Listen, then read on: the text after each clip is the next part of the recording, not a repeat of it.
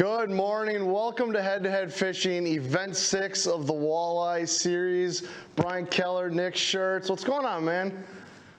Here we are, Event 6, back on the bay. Back on the bay, West Shore this time. It's the West Shore, so Wisconsin waters only, middle of the bay, West Shore. Now, what are we going to be looking at weather-wise today, Nick? That's always the big question these days. We were expecting to have some calmer water today. Right, yeah. We had a little bit of a surprise we're hearing from Kyle, and it seems like even though they're calling the wind like a 3-mile-an-hour right now, it's definitely, well, I was talking to Kyle, he said it's like pushing 20. It's not. And we were seeing some videos coming in. It looks like these guys are fighting some waves, fighting some wind, making runs to where they're going. It sounds like 6 of the 10 boats are kind of in the same area, so it'd be kind of interesting to see how that all plays out. Yeah, hopefully this little wind is just kind of an anomaly. It looks like a really good forecast today, stable weather. You know, the only thing that's working against these guys is the alewife thing. We talked about it last time on Green Bay, thinking that it might come into play, and everything's like shifted 2 weeks back this year. So it seems like now we're going to kind of get the brunt of that. A lot of these guys are talking about inundated with alewives. Gets to be tougher to catch those fish sometimes when the whole bay is like a big old country buffet, and they're just lazy. It sounds like they're kind of fishing a little more south than I expected this time of year. Do you think that's going to play, are they trying to get away from those alewives? Because typically those alewives don't move that far south. Yeah, I mean, initial reports is that a lot of guys are fishing around Ganos, you know, and it's kind of standard water.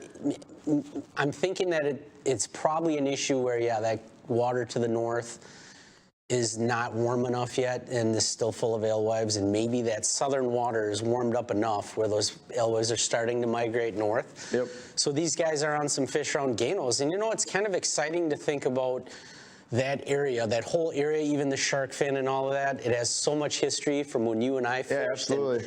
We used to be able to go out there and pull fire tiger anything because all these fish ate perch, and now what's happening is the bay seems to be filling up with perch. You see online, social media, all these guys catching perch all over the bay.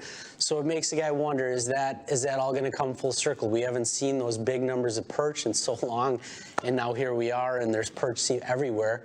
So, you know, maybe something like that will come into play. Maybe these guys are getting on some kind of a walleye bite where they are feeding on perch. It'd be very nostalgic if we saw a bunch of guys out trolling the shark fin today.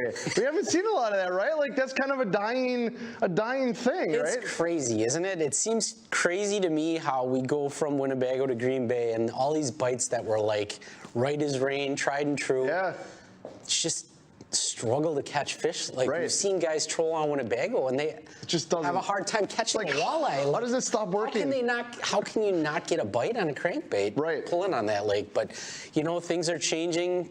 Technology, fishermen are changing with them, and we get to capture it all here, so it's pretty cool. Kind of interesting, though. Sometimes it's a little cyclical, especially if those perch are coming back like that. It could turn into a open water type deal again. I mean, right? You never know. Yeah, you never know what's going to happen. We've had tournaments we thought were going to be slow that turned out to be real bangers here, like the last one in Green Bay, where they cracked 130 pounds just about. That's just insane, isn't it?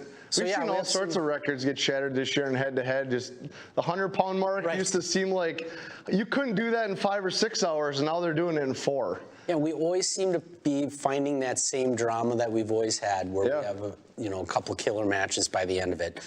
So speaking of the drama of the head-to-head, there's a guy that's fishing today that we didn't really think was going to be here today. Do you want to talk a little bit about that? Yeah, so going into this season, looking at the schedule, talking to the guys, I like to try and stay in touch with all the anglers, and Eric McCoy had reached out knowing that there's a tour event for the NWT this week, and obviously that starts tomorrow, and they're up in, you know, Lake Huron out of Alpena, so that's quite a ways away from here, and Eric's here today.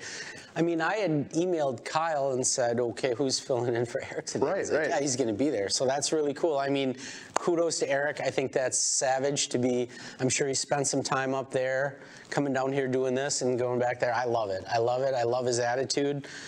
I mean, it's just everything about it. He comes from that fishing fan. It's always like say the guy wants to win, Kevin Jr. When I hear him talking, I hear his dad talking, you know, and it's just those guys are both in the hunt for Angler of the Year on NWT. Eric's in good shape, you know. Obviously, him and Steve are leading the weight total by a lot here.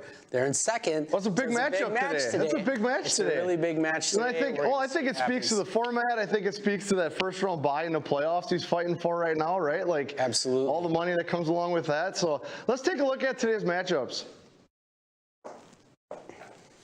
So our first matchup, we got the 7-seed Katowskis taking on the 10-seed Mootzes. This is the matchup Nick was just talking about. Don and Yoder taking on McCoy and Labs. That's our 1 and 2 seed. I mean, Don and Yoder undefeated, right? I mean, this is a big deal. This is that 1 seed kind of duke 'em all matchup here, fighting for the playoffs. This one's gonna be huge for these guys. It's like Don and Yoder have been dialed all year. It seems like it really feels like Eric and Steve have too.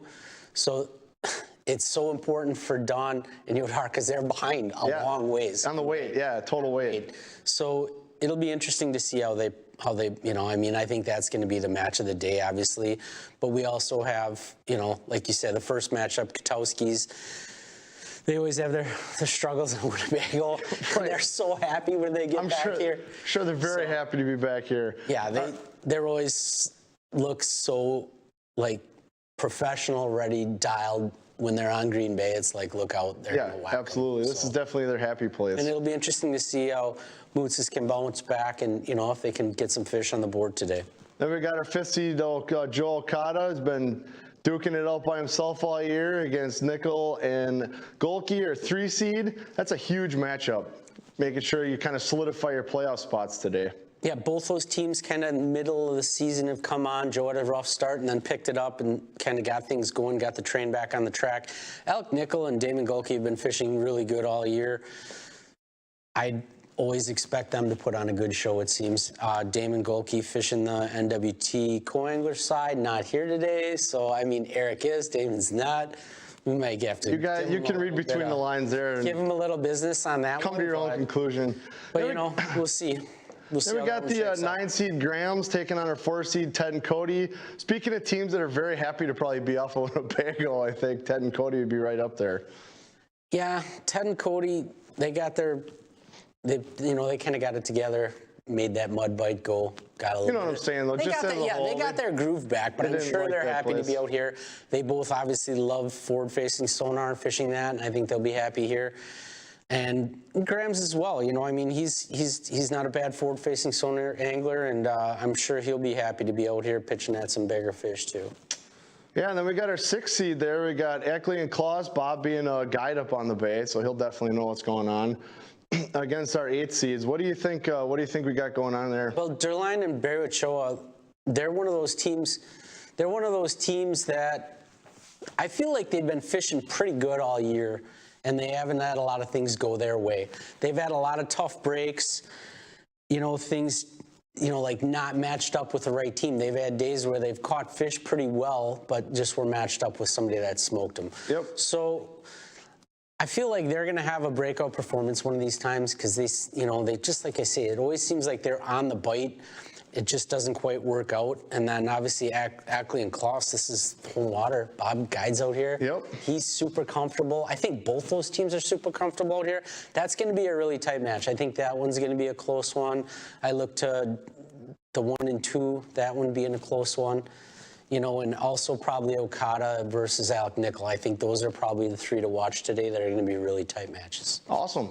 All right, well, let's head out on the water. Let's look at some of these pre-match jitters and take a look at that weather. That's definitely not the same as that sport mode weather forecast. Doesn't look like 3 miles an hour right now. Not 3 miles an hour. You probably don't need that screwdriver out then, huh? Get nervous? Just like a clean boat, man. All right, I'll get the night crawlers. Clean boat.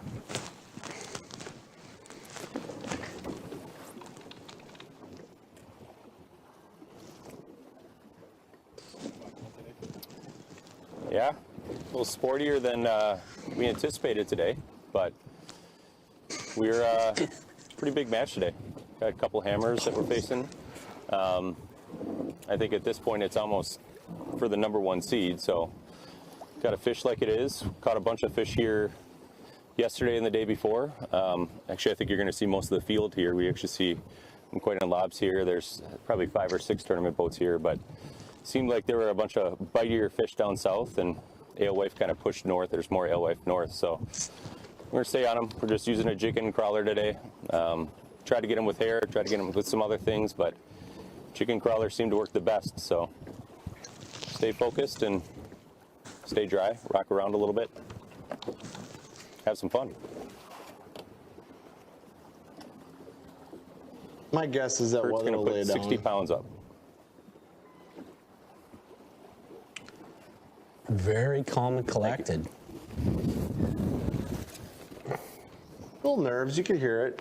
You know, He even he said that he seems goes like for- he's ready for business to me. Oh, I agree, but there's a little bit of that pregame jitter deal. Well, there's so much on the line. It's okay, you know. Like say if they drop one today, it's not the end of the world for them. They're going to be in good standings going into the playoffs. But you know they want it. You know they want to retain that top spot. So it's going to be a great matchup today. I'd want that first round bye more than anything. Right. You want to slide back? 3-mile-an-hour wind out there. 3-footers. Right? It's gonna be a fun day. A little sportier than I was expecting out here today. So got a little bit of walleye chop, but looks like a lot of boats are gonna be in the same area. This one means a bunch to us. Puts us, if we can win this one, and it'll put us up into the first place. So Yeah, should be a fun day. fun day. Nice walleye chop, and be fun being right next to each other, see what each other are doing. So keep the nerves going all day, basically. Right. Yeah, looking forward to today. Just when it lets down just a little bit would be nice, but thanks for Eric coming back. He was in Michigan yesterday fishing out on Huron, and left at noon, get back here and come back, and then he's gonna have to bolt right away after to go back and do another event. So be fun. Yeah, should be a lot of fun. Nothing else will catch fish. Right. Some sort of fish. Hopefully they're all walleyes. Right. Be plenty of sheephead around today, I'm guessing. 3 minutes to go time.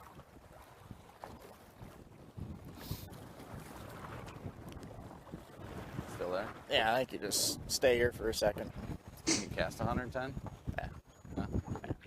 I got a lot of practice the last couple of days. Okay. I won't move. Everybody's favorite, the sheephead. They get no respect. 30 feet to the They get no right. respect. That spot. I think they're like bull redfish out there. I love it. I go fish for them on purpose. Do you really? Or you just Sometimes. Sometimes. I have to, because they're basically right on top of that hump right now. Today is going to be interesting.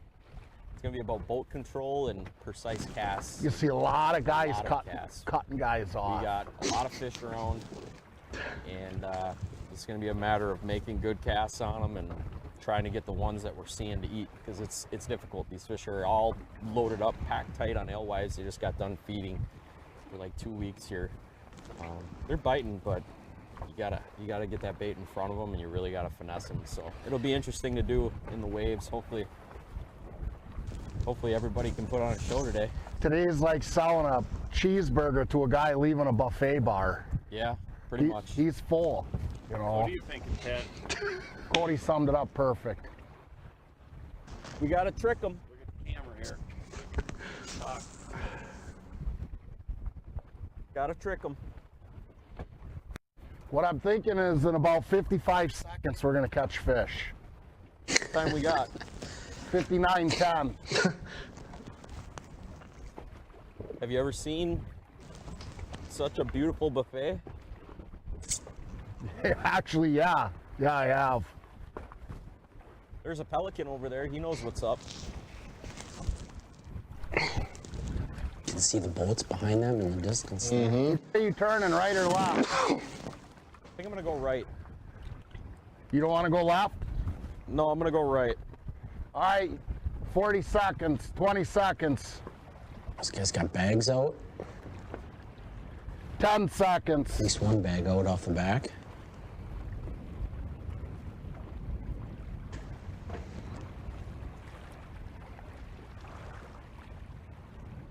Seven.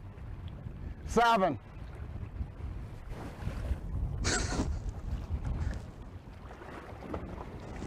Seven.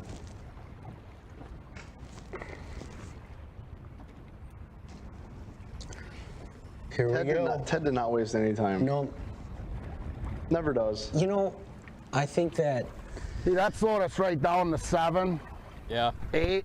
I would take the chop over calm. So, you know, it may help the bite out a little bit today, as long as it's not. It's fishable for sure. It's yeah, they're not capping where they are too bad. So Following that hard looks again. a little worse.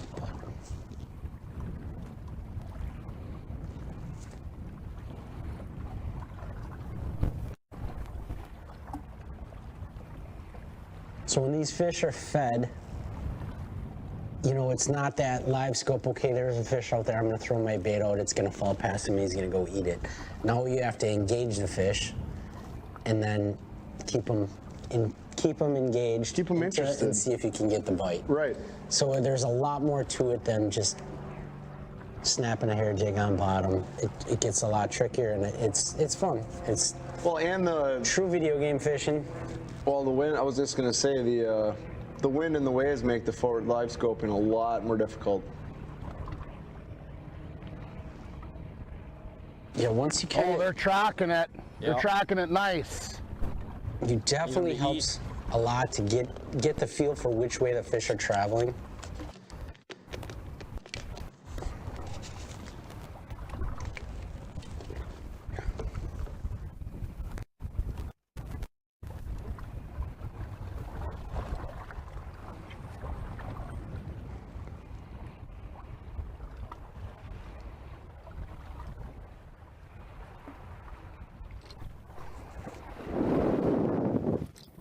Those fish swimming around looking at those worms like that's not one of those big silver cupcakes. Yeah, right? Where did all the silver cupcakes go?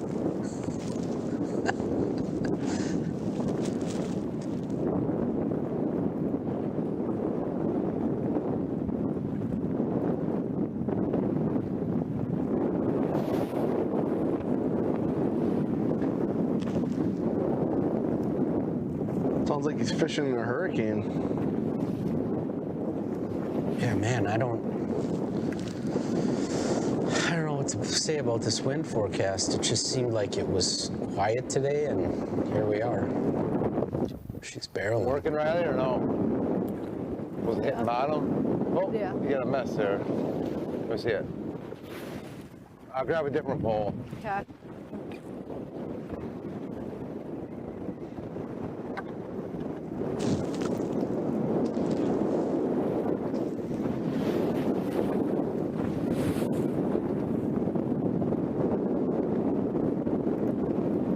Sean Graham's cool and collected.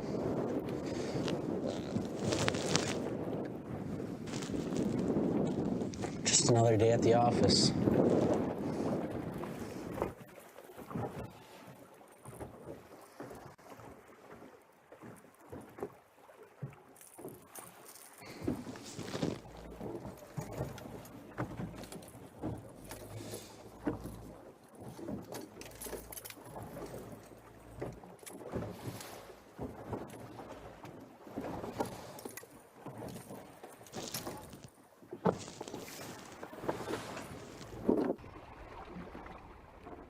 Oh.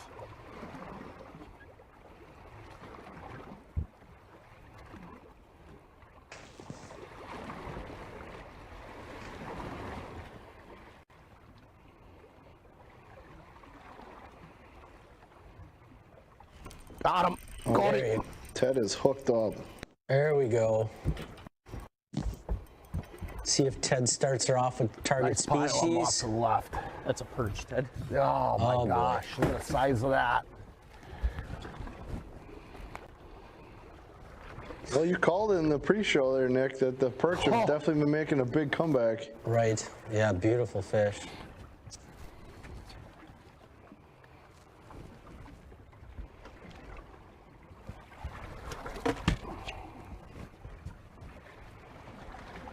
Let's That'll hope get we- the heart going. Let's hope we don't commercial fish them to death this time around on the bay. I'm not afraid Well, to if the say perch it. are gonna feed, the walleye are gonna feed.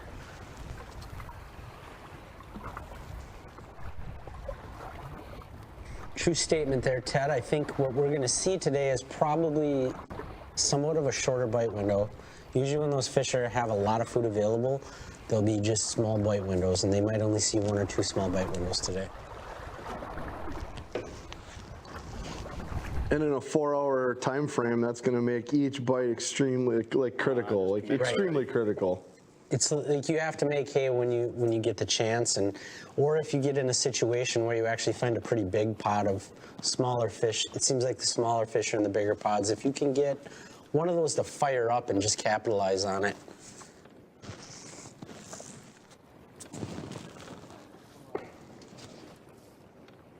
Right on. Welcome to bumpy Green Bay. Got a little jig and crawler action this morning.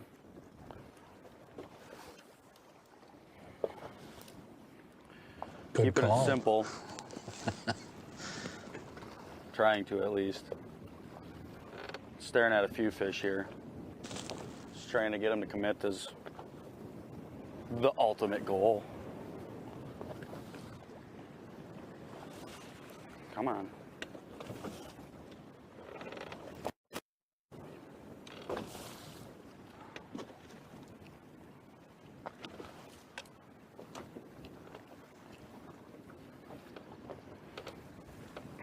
They're a little shy this morning. I don't want to be famous yet.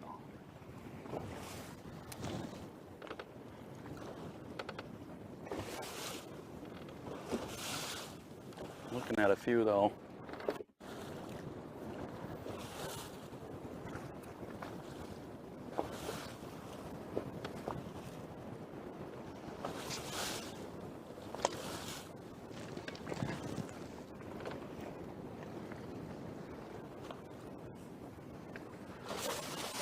Everyone's gonna have to make adjustments today.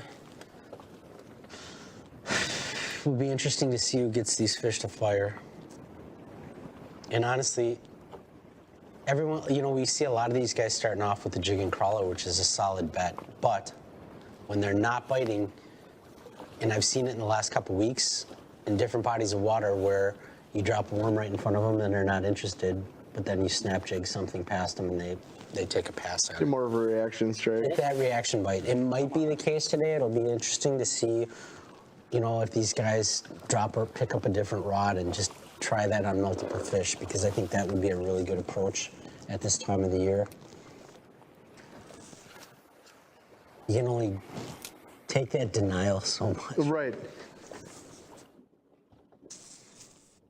You don't seem to see that as much on the walleye side as you do on the bass side, right? Like the bass side will be like, oh, there's some fish. I'm gonna throw A at it. Nope, that didn't work. B. So I mean, they'll go through 5, 6 different rods throwing at that fish. You don't see that as much on the walleye side. Yeah, I think that's one of those things that in the evolution of this, guys are still figuring out more that, the light bulb comes on for one thing and then, they forget real quick, Well, here we are with Joel Moots today. I think he's fishing with his son today. But, Brian, it's probably a real good bet for him. He's in his comfort zone out there. He doesn't want to live scope in the waves. He's obviously comfortable trolling, and we've seen with your dad and Larry that's very effective. You can win matches. I think it's a great call for him to just go fish your strengths, man. I mean, you can't tell me you can't pull worms around on this bay and catch walleyes. I just won't buy it. I would agree.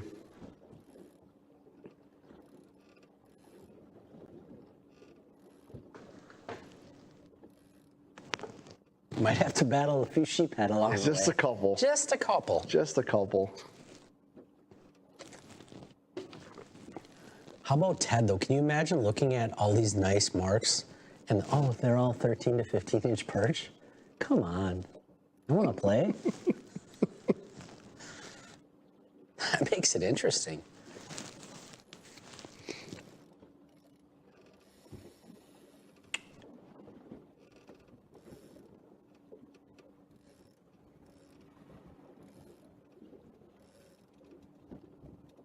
seen the shots of Joel putting the boards out. I did not see if he was running cranks or worms. I'm thinking, Seems like a worm time of year, but you well, don't know. yeah, I would agree. It's really hard to say.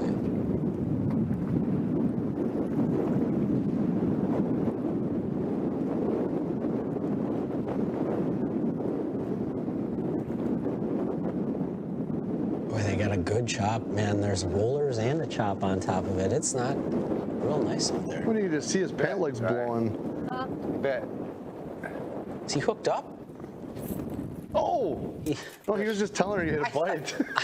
He was saying bite. I got Like, yeah, I thought he was saying fish, and I couldn't see his rod from the camera angle. I'm It's like, did he interesting just say how fish? it's interesting how long you let him take it. He's calling his shots, I guess.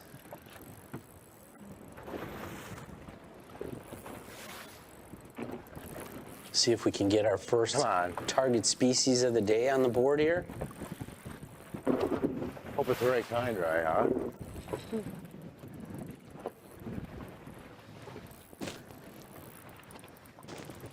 Feels like it. Nice It's a fish, walleye. nice It's fish. got to be a pretty nice one here, staying down.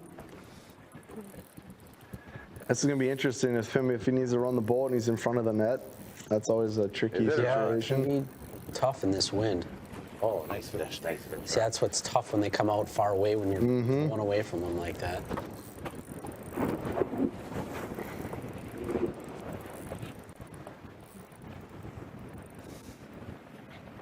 Kind of at that water temp where these fish are really on fire too. Get out there. Get out there. I'll bring them to you. Get underneath them and lift. Underneath. There you go. Yes, There we go. yes. Good job. In the boat. Nice walleye.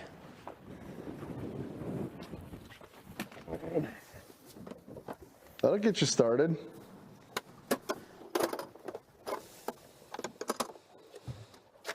Oh, I love to see the father-daughter, father-son, any of those teams catching fish. It's a great experience, and you know they definitely got the blood flowing right now. Oh, yeah. Getting on the board right away. Didn't take Sean too long to get a bite. 0. Inside of 15 minutes here.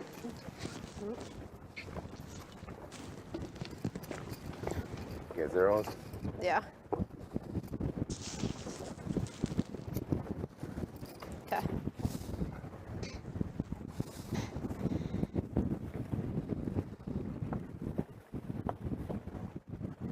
Might have to go down there and help from bouncing and go towards the back.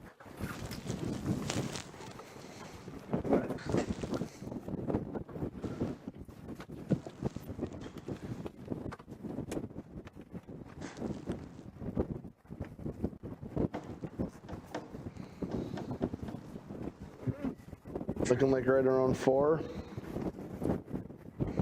Solid fish, 4-pounder. Lock her in. Try it.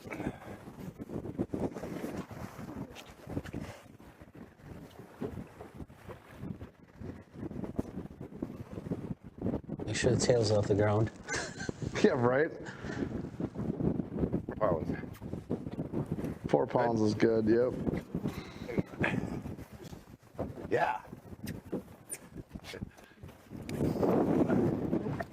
Slow down. She either spends a lot of time in boats or she's got incredible balance because she doesn't even wiggle. Right. I noticed that when she was up on the front netting, like, you know, it's not flat. It's absolutely rocking out there. She looked totally steady that whole time. Yeah, they did a great job with that. Good, nice work.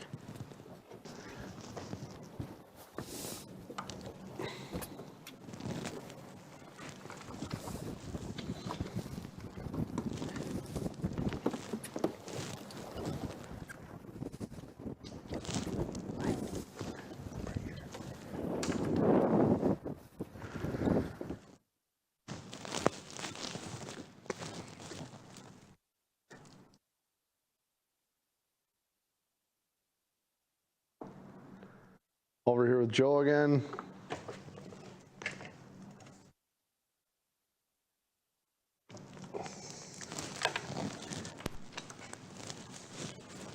Joe's hooked up. Whoa, geez, Joe, don't go in. Oh, I don't don't know. Did that look right to you? It was awful. Yeah, it looked a little. It almost looked like big perchy. Kind of. Rod tip was pinging awful hard there. I don't know. I don't know what to say about that. That's good.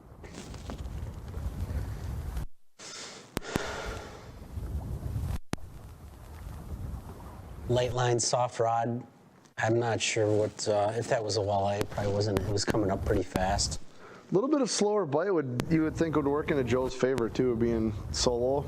Yeah, absolutely. That's a situation where he can keep the pace, where he's not trying to keep up with two people guys. Yep. catching fish.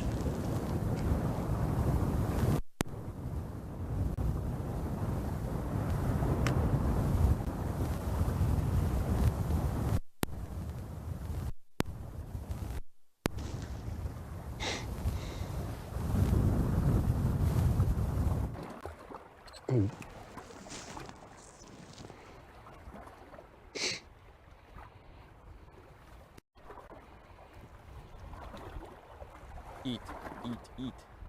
Cody laser focus. Sounds like he has one engaged right now on the front of their boat. Got him, Ted. Oh, Almost at the pick boat. your right foot up. Where are you?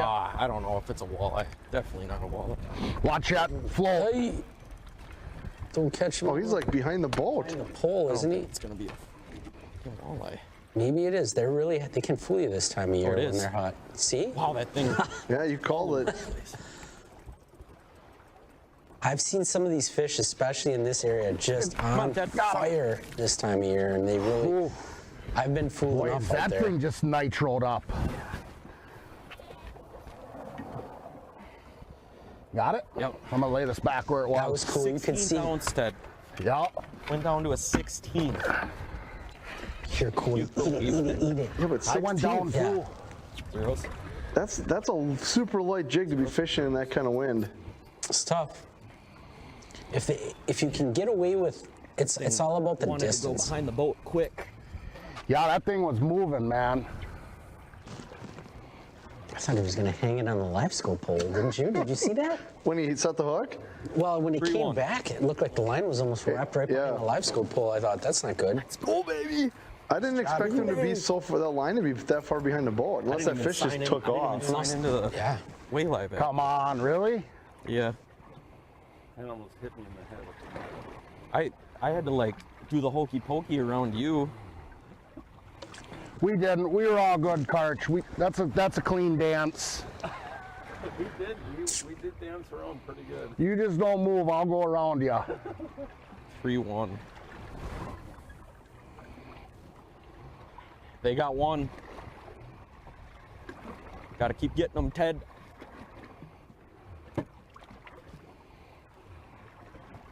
Just a slow, lazy floating fish and wanted that 16th ounce. See, Yep. last summer I saw a lot of instances where trying to slow that jig down in the slow fall, I switched to straight mono just to try to get that crawler to hang a little bit more. And you know, you got to mess with your jig size, line size, match the mood of the fish. Sometimes you got to go the opposite way. You got it. Fish. Sean's hooked up again. This is going to be interesting. Could be really interesting. Sean's got his fish fired up. 2 quick ones. 2 Oh, within nice 10 teeth minutes mark. here I if he felt gets a target species here. Definite. Get out there, get ready.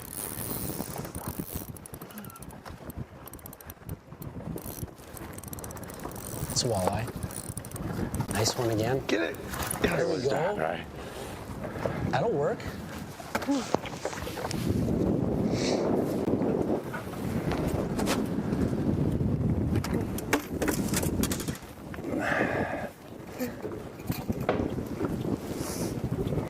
Not many junk fish out here. I'm surprised right now.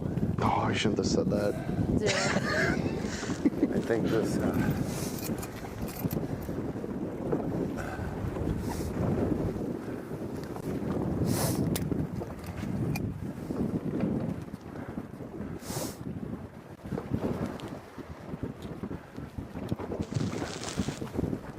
Nice. 210. hard to get that scale to lock in this water.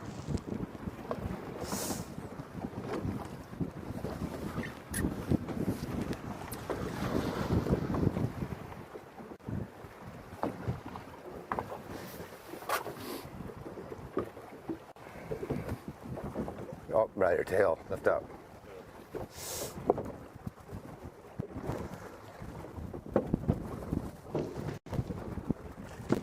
$2.9, you want to call it or what? I'd say 210. It's at 10. Yeah. It's hard in this wind.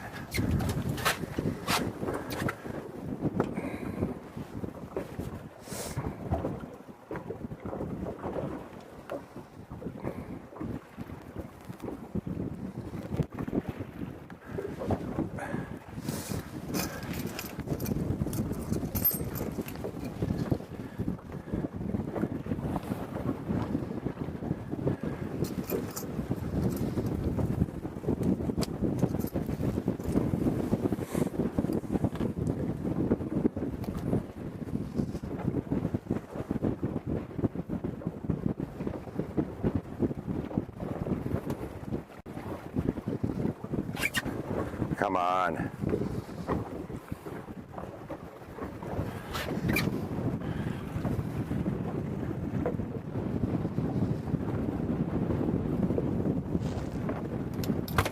Calling it. 210.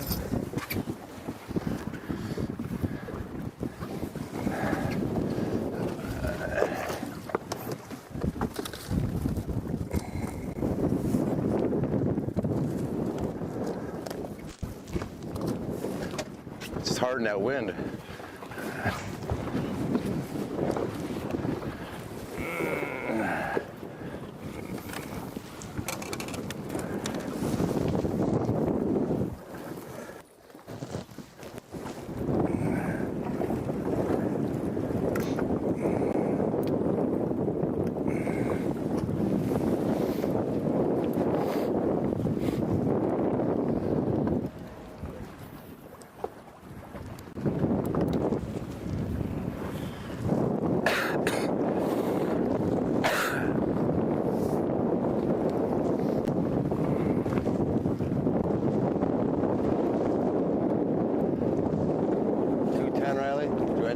Yeah. How we doing? Good. Huh? Good. Zeros? We have 3 something.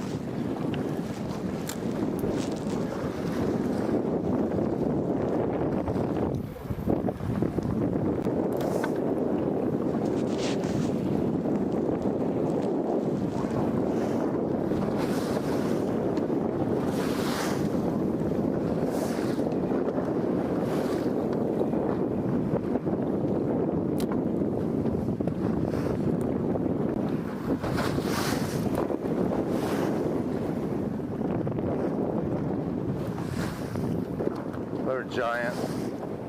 I want to call it a giant. Sean's still looking at fish here. It sounds like he has no shortage of targets here, which is going to be interesting today. Put 2 solid ones in the boat already here, and we're not even a half hour in, so they're in a good pace for a good bag today. See the jig in the night crawler there.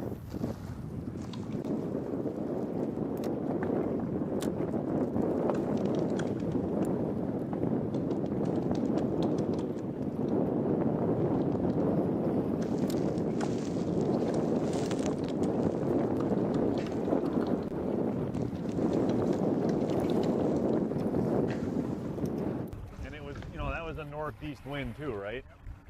Been blowing like a mother, and this guy's asking me all kinds of questions about running cranks and spoons and crawler harnesses all out on Lake Erie, but I'm like, a 15-minute phone conversation with the guy, and I'm tucked up underneath the windshield trying to hear him decent, like.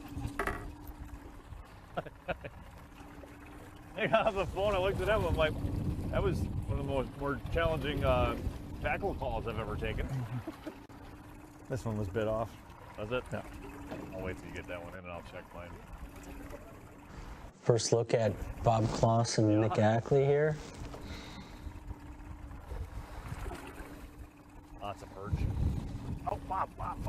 Also trolling here. Hooked up.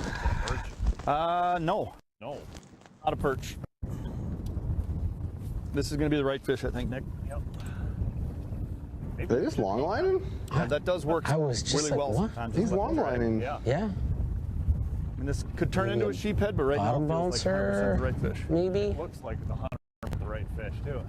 Is kicker running? Like, are they pulling? The one we had yesterday was I don't know really what's going on feisty. here. We talked about going old school. I guess so. That is old school. It is, right? It is not. It is not. Boo! Farm animal. Yep, bottom bouncer. Yep. There we are. Look at all those zip Long ties. line and a bouncer. When was the last time you did that? Stop it!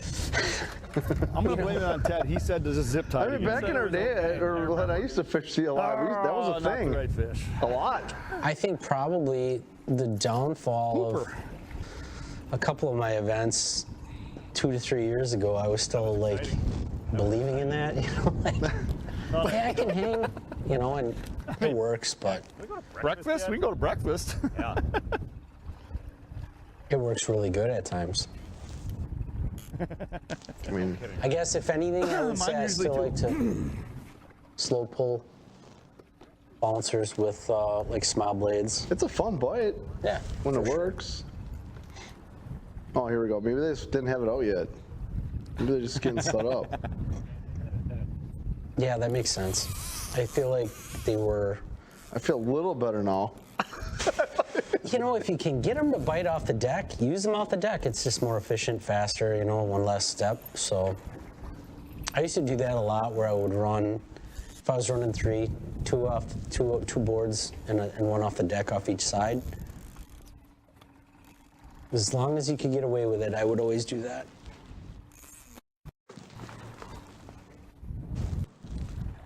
You know, if you think like where Sean Grams was fishing there and getting some bites, he did not appear to be making long casts either, so the fish are tolerating the boat being pretty close.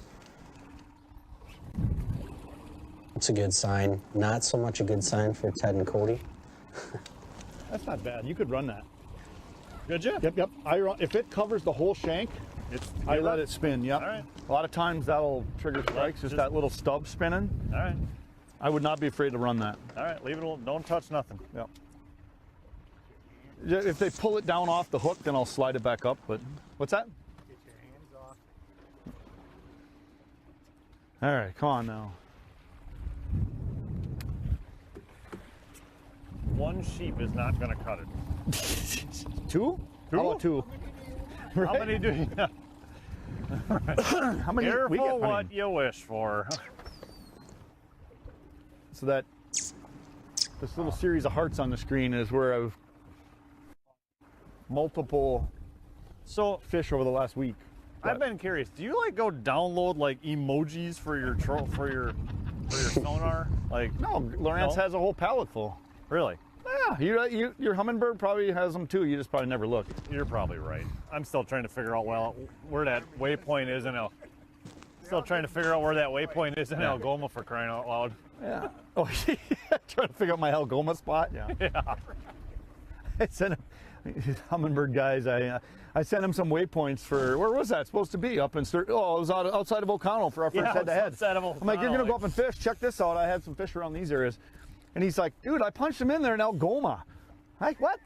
Well, because the different coordinate system on the, the birds are set up from the factory with different coordinates. I said, you got to change your coordinate system. He's like, what? And the guy I'm with looks at me. He's like, could he be messing with you? I'm like, 100%. No, it's a coordinate system difference. 100% could be messing with me. Right? It's actually not hard at all.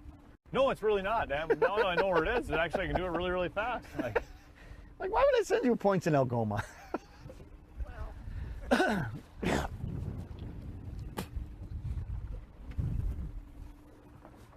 Then when we were salmon fishing in Algoma. Well, we're out of it. Well, and yesterday we're talking about waypoints out in the mud here, and he's like, yeah, I got one over here that says Nick A. I said, that's not Nick Algoma. That's literally for the mud fishing,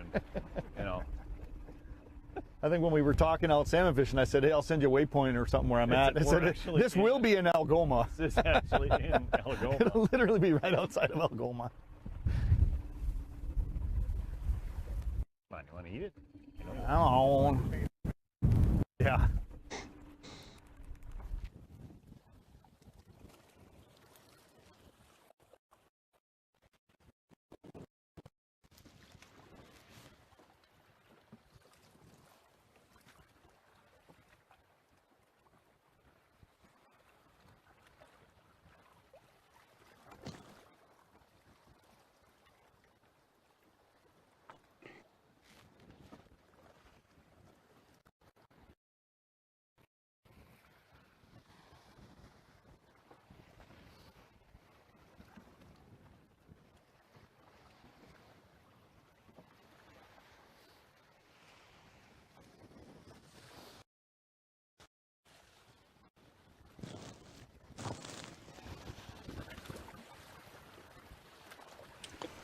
So we got our first look at Ackley and Klaus back there trolling with one sheep head on the board, which isn't on the board. And here we go with Brody Barry Ochoa and John Derline.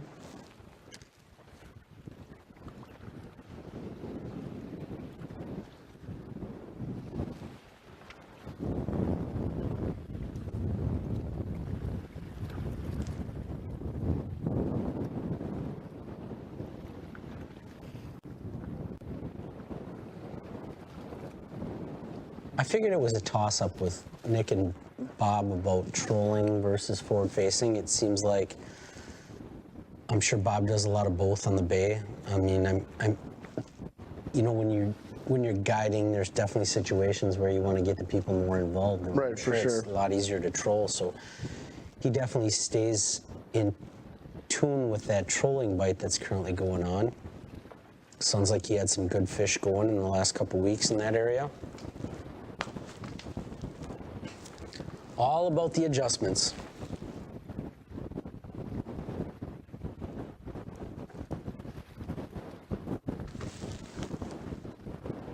Brody and John always seem to be favoring the forward facing and staying in their comfort zone with that. It's plenty choppy out there.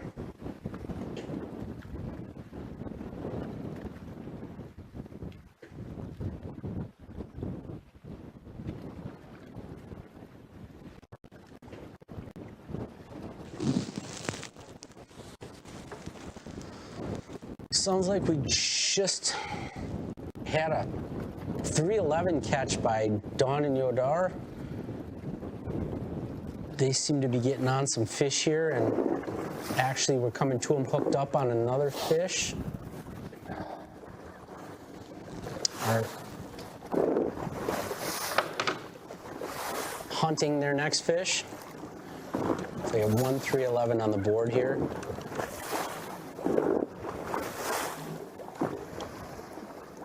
You're right of them. Yeah, I'm to the right.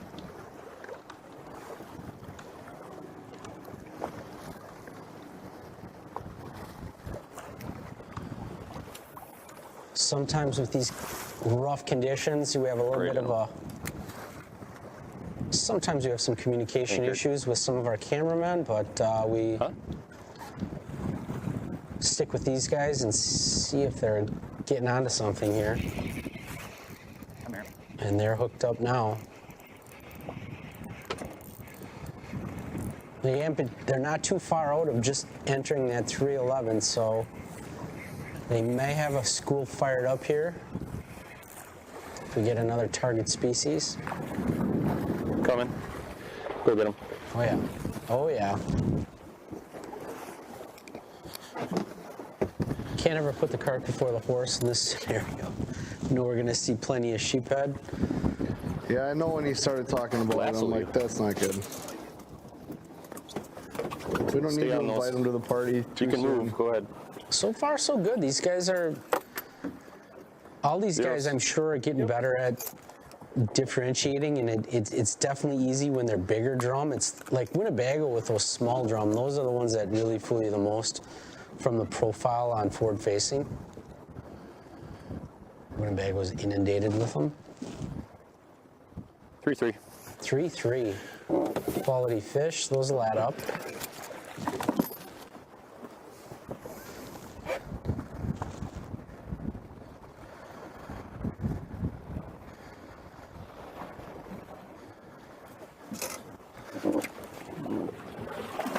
No lollygagging in that boat. They know what's on the line. They Right. want this bad.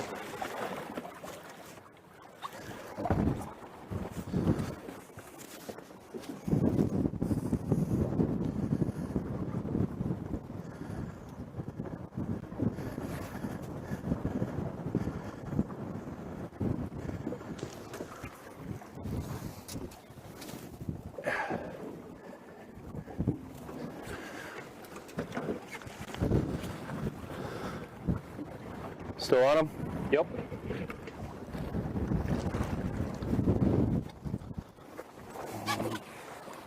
$65 to $80. Oh, you got it.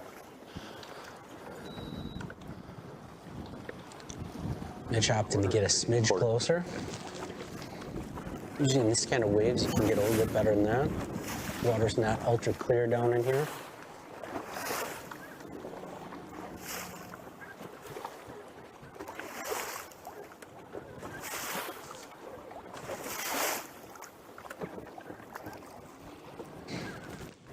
A lot of our tournament boats right in the same area.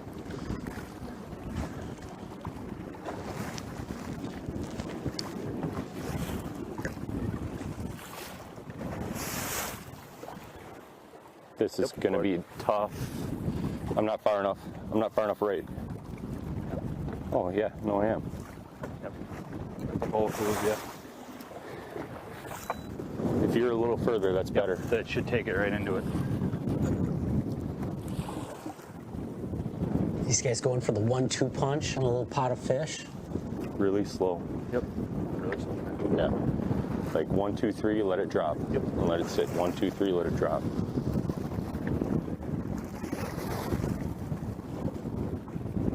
Just a finesse bite.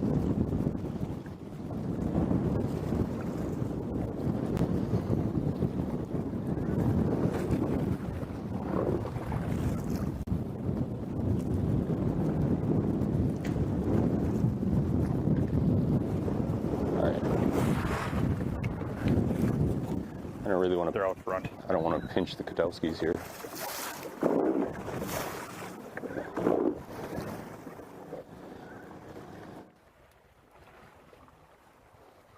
Even the sheephead.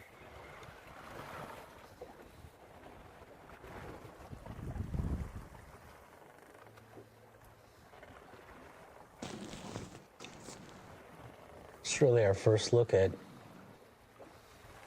Steve Labs, Eric McCoy. Haven't been able to trick one yet, Brian. They haven't. They've got two. Huh? They've got two. Who? Donnie Yoder? Yeah. For how big? They're at 6 pounds. There's one. Uh-oh. He sounded real concerned. Yeah. Didn't he? They got two. We better get going here. Here's one. Feels more sheepish, but. Or a sheephead. Walleye. Yep, that's another one of these. Feels like a sheephead, but it's a walleye. Well, you said earlier that everything's very feisty water temp wise. Yeah, when we get to this water temp, this part of the bay, these fish really fight hard. It's actually a fun time to catch them when they're. Yeah, stingers in the. Oh. Trying to identify whether we have a hook inside the mouth Part or considered the corner. Perfect. stingers in the jaw.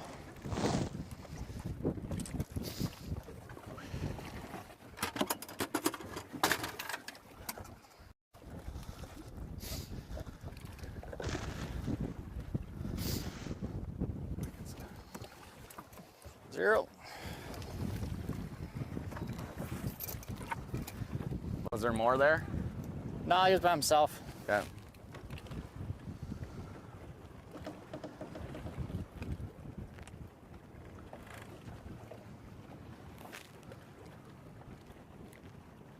Two 8.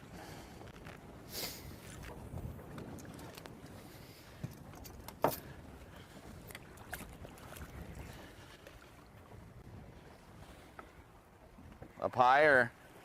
There's a foot off bottom. good target range for snap jig and a hair jig or anything, plastic or hair jig. Brian, one thing that's nice when it's rough with the snap jigging is you have way more control with a heavier bait. Right? We got one following me right here. It makes it a lot easier for your presentation. It's just a matter whether or not they'll eat that.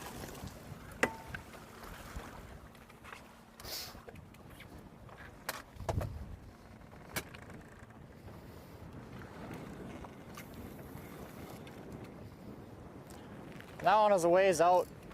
It was a ways out? Yeah. Did it look just like a round ball or what? No, just one of the vertical lines way out there, 85 feet.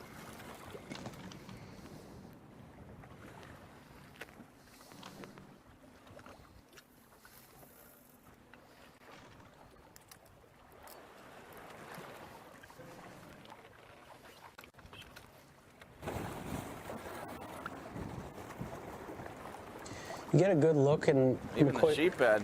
Steve Labs, Eric McCoy, how they're There's two right under the boat. positioning the boat almost like three right. troughing those waves. Right. So Right there. it's just a really easy way to hunt. You can see he's got his paddles down, so the boat's not drifting crazy fast. Just good boat control, good way to hunt him down in this wind. Have you ever used those paddles? My new rig that I'm putting together right now from Cedar Lake Sales, my DV22 Camus, I have two paddles on that and basically set up for the same situation, mostly sharpshooting on the Great back, I had Lakes. to let it drop back down and you got waves. it. Should be a little nicer. Hang on, hang on. Yep, yep.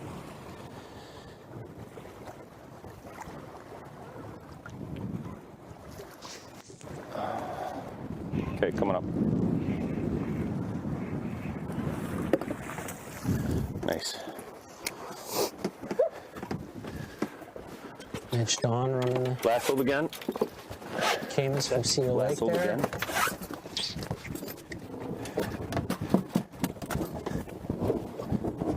Not long, but chunky. Just feels like he's comfortable and in control here. Dialed. Kind of got the bite. That's a fat one. That one's been smashing some alewives.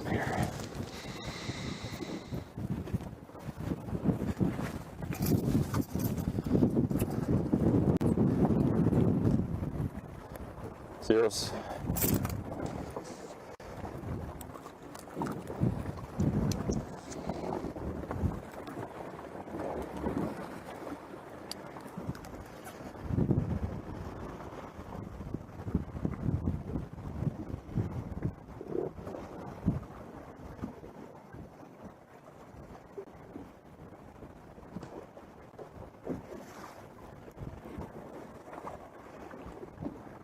Smack dab is 311. You good with that? I'm good with whatever you. I'm going 311. Oops, sorry.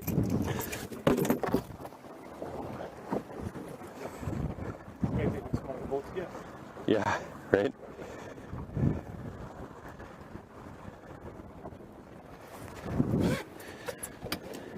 You still on them? They're way out there. Go get them.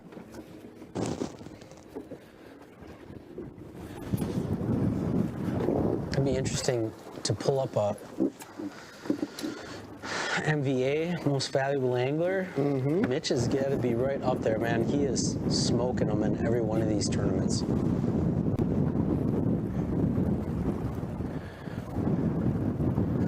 Just a few weeks away from putting all those stats together.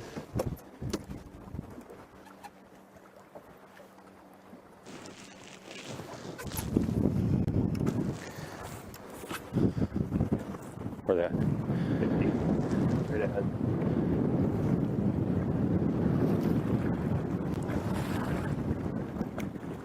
So we saw two nice fish by these guys, and then one answered back from Eric, and right back at him. A third quality fish. Putting together a pretty good first quarter for these guys. If they can keep it up, they're in good shape. I don't know about that cast. I wouldn't be comfortable. We'll see. No? Down to the bitter end, though. Definitely not. It's that boat, you know. I think we got to find those pods of 3 or 4 together.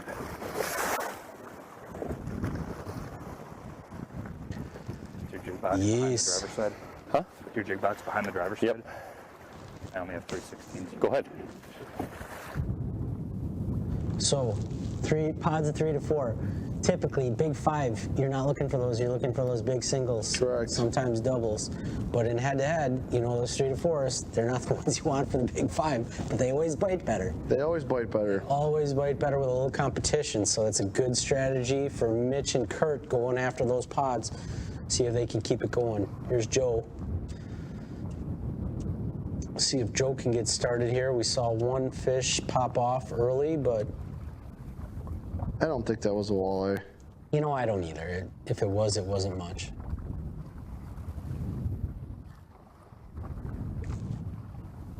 Seems like it's calming down a little bit out there.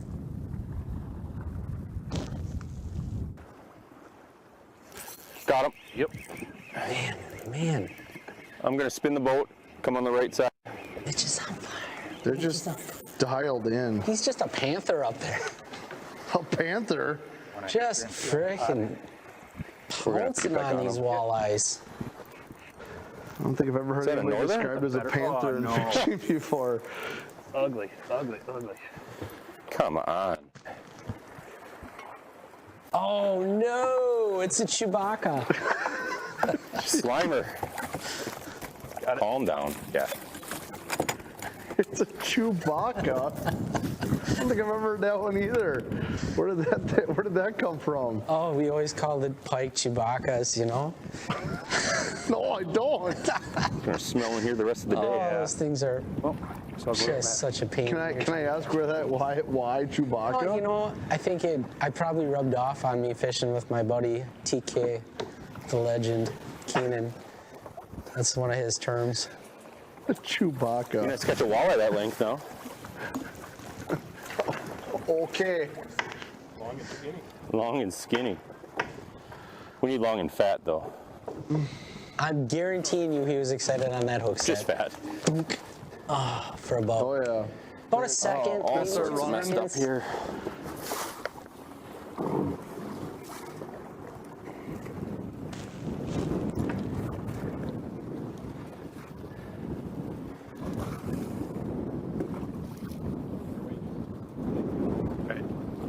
You need one? Eventually, I got time though.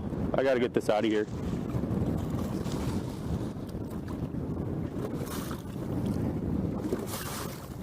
You got me all sorts of tangled up in here. Thought we were going to see fish number 4 for these guys. A little bit of a setback.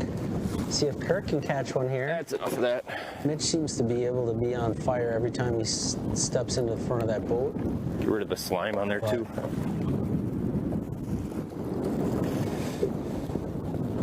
You just saw Kurt go back and change his jig size. He was definitely started out with a different size jig than what out there. Mitch was using. And you know, you get 3 or 4 bites, it's time, right? Yep. Good idea to experiment and each try something a little bit different. Definitely you see different reactions based on fall rate, but it's time.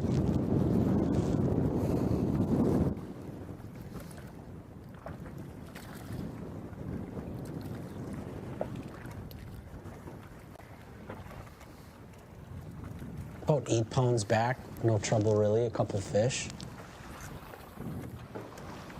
Just getting things going, and these guys seem to always, there's a swing and a miss by Eric, but these guys always seem to really smell blood in the water once they get it going, and they are like a freight train once they get them figured out, so a lot of match left. So Larry in the chat wants to know if anyone has ever said why Okada is still fishing alone. It's 100% his choice. Yeah, I mean, Joe just decided when he signed up for Starting this to see a that bunch now. that's how he wanted to do it. Looked great. And I know for a fact we tried talking him out of it.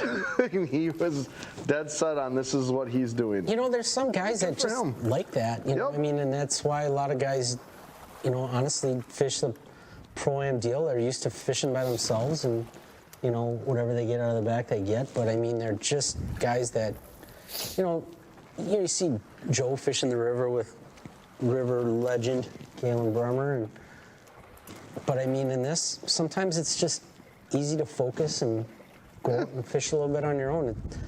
I mean, I can attest to the fact that it's peaceful sometimes just to fish by yourself. And some guys like it one way, some guys like it the other way, but yeah, completely Joe's choice. And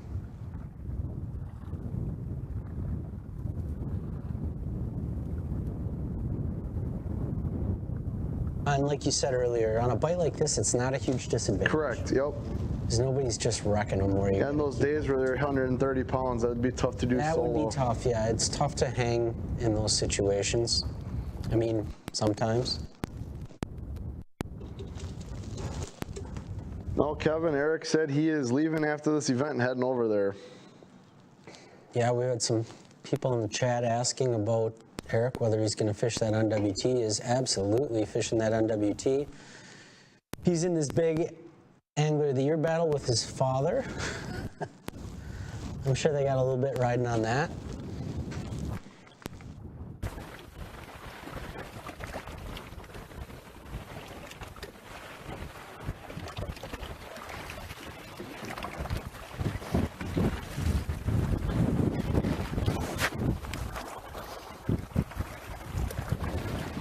Just a testament to that new era of younger guys and how hard they go, man. Yeah, that's crazy. It's impressive to see how much these guys, so many of them can just stay in that weekend after weekend after weekend after weekend, you know, week in, week out, hammering tournaments. Yep. I love to see it. I love the fire. Run. Barry Choa hooked up in the front. See if they can get their first walleye on the board here. Perch. It's a giant perch. Second time we've seen that today. Can we weigh that? That's a good one. Look at that. Yeah, I think he hammered it. Just a handful. You're getting really excited about these perch, Nick. I kind of want to go out there and perch fish, Ryan. I'm not gonna lie. It's literally like the third thing you told me this morning. Like, I want to go perch fishing. You know, all my life, I've always been a multi-species guy. I just like to be on what's biting good. And if you get on a good bite of those big perch, man, that's a big perch. And stuff. Big juicy perch. Pretty colors on that one. No, there's a penalty. Oopsies. He knew it as soon as you let it go, too. I think it's 2 minutes. Jumped out of my hands. I tried to catch it. 750. Lines are out. He jumped out of my hands. Totally tried catching it. He jumped out of my hands as I gently tossed it.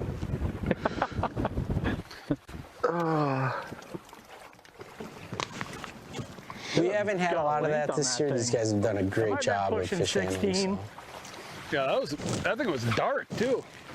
Huh? That was dark. The fish did have a really good color. Yeah, the fins were really orange. I wouldn't know. That was really cool looking fish. Dude, I'm watching them big ones. They're falling it all the way to the boat. They're starting to get more active though. I think they're gonna fire here in a minute. I can't believe these aren't getting snagged. I'd probably snagged maybe 2 times, but I was able to get it out. Are you getting any zebra mussels? You might not be down, especially with this wind blowing, because it's pulling your line.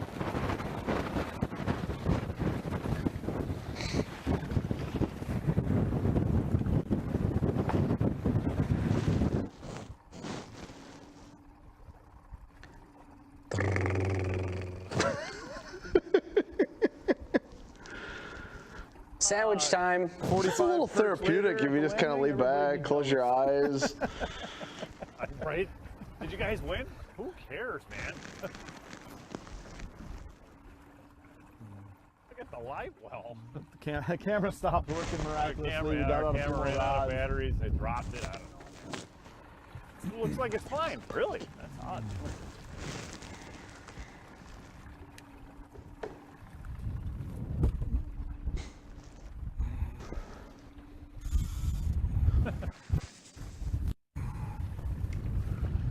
We're back on Bob Kloss and Nick Ackley here. Pretty sure that's the one that one of those. A couple of expert trollers.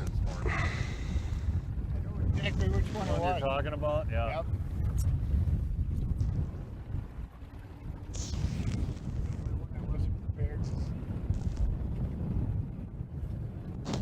Just when you think you see it coming. Yep. Pretty sure I almost gave myself a Joe Okada just caught a 5-pounder. They were doing some mic maintenance, let's call it. Microphone maintenance. It's uncanny how many times if you switch out a battery or something like that, where somebody catches a fish. But well, that's a part of being live, right? Like, We'll this is a big edited just production, flip this then you corner. just see the standings later. You know what I mean? and we'll absolutely. yeah, we'll run up and Or we could watch the weigh-in and have talk about it. maybe we'll try coming in from that top side and running through this top edge once. All right. Well, I'm pretty sure we had one there. It was right there. I don't know why you didn't edit. It was right there. Well, Yeah, but that was a long rant. right? The stinking zip tie is slowing you down. The good news is They drag a lot of water. good news is we never saw it. Well, Right. is that good or bad? I think if we saw it, it'd been more disappointing. Maybe. At least there was good news.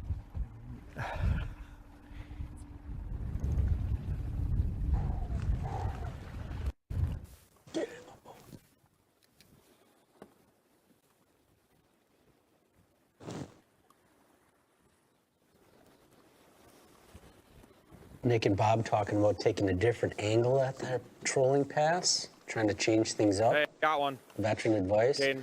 Elk nickel, fish going, Got fish going. He's got one eating it. Giving him a lot of time on that night crawler. No kidding. Get it! Got him. Boy, right over the boat. Jeez. Our first look at this boat today. You know, sometimes if you have to feed them like that, it's hard to, you know, they run with it quite a ways. Mm-hmm. And you want to make sure you have that vertical, you know, that you're not. And he's off. Straight in. That's a good one, too. Just said he got off in the net. Good fish. These guys might not be in the pack. I'm not Hey, sure. get up there and scope. Get up That there. is a heck of a fish. It won't be long, but just enough. See if we Dude. spin around. I'm not seeing Hey, too many he other was up boats. high. I was just looking. He turned on and came so fast, I knew he was going to commit. Zeros. Hey, calm down. Not a real thick one, but boy, that looked like a really long fish, didn't it? Mm-hmm.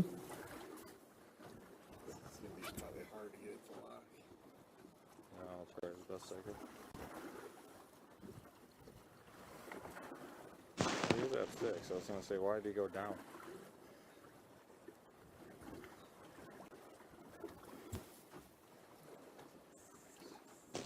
Six, 5, 6, 6. But then it bounces up more too. That scares me. It's gonna be tough. Like he could be more than what they're saying. Oh, maybe he's a little. See, you keep getting that 6, 5, 6, 6, and it bounces back down to 6, 2-ish.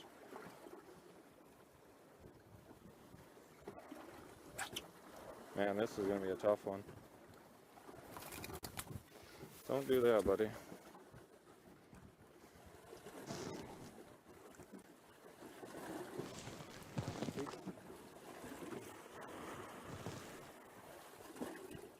Keep sitting there. 6'5" to 6'7". Yeah, 6'6". Yep, Just lock. there goes. 6'6". There we go. Yeah. 6'6". Beautiful fish, green bait beautiful. walleye out here in some rough conditions. 6'6". Snuck a 6-6 in that first quarter. Take the lead back over Okada. Definitely take that. I feel like they're out, based on the camera there, it looks like they're out deep a little bit. You know, I mean, obviously Alec from Sturgeon Bay area does a lot of guiding around there. This is West Shore only from the center over, We're up but by it a pound appears and they're 6 out ounces. in the Okada's mud. got a 5-pounder. Wouldn't you say? Seems like they're out in the mud. I would agree. A little deeper than I that. was trying to look on his live scope there. It looks deep. Right. Ted. Geez, hang on, Ted. Ted hooked up one of those hot walleyes. Back up. Can't see. Can you see him? Yeah. These guys, Need one to stand in here with the grams. Coming up on the end of the first quarter here.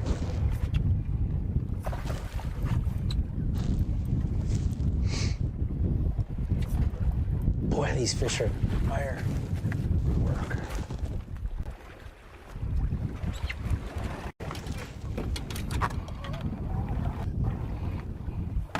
Nice work, Tad.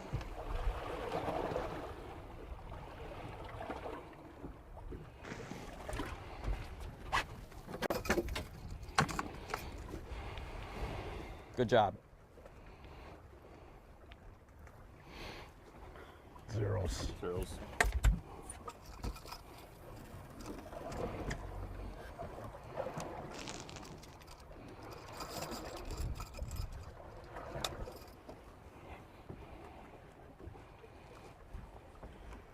Looks to be a 3-ish maybe, something like that. Hair jig? No. 3.8 locked in at. Good call, Nick. It's almost like you've seen a few walleyes in Nice your day. belly on that one. There we go, Sean Grams. Keeping it going. He's feeling it right now. He's keeping the pressure on these guys. Yeah. I like it. Runner, huh?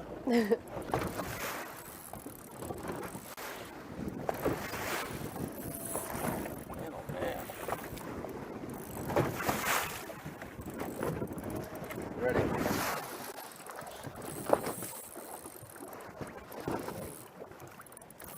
You can just tell these fish are juiced.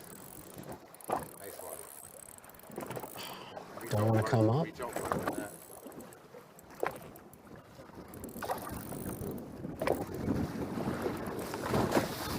Get it! Get in the boat. There you go. Nice work. That a girl. Another good fish, too.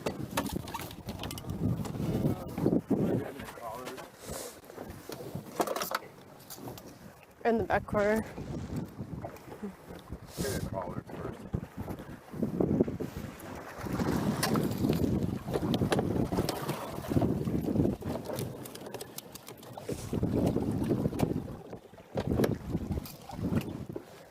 Team Grams keeping the heat on Ted and Cody. This one looks like it's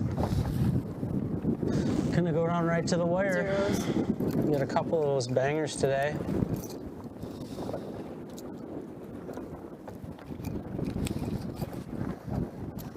Taking the job right or what? I guess. Here. Okay. Keep the tail up.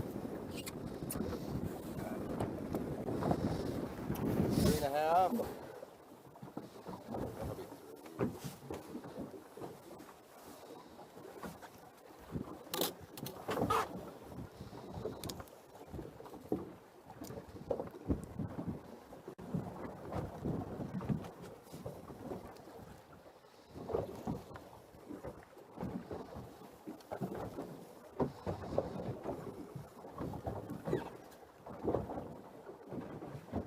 Starting now.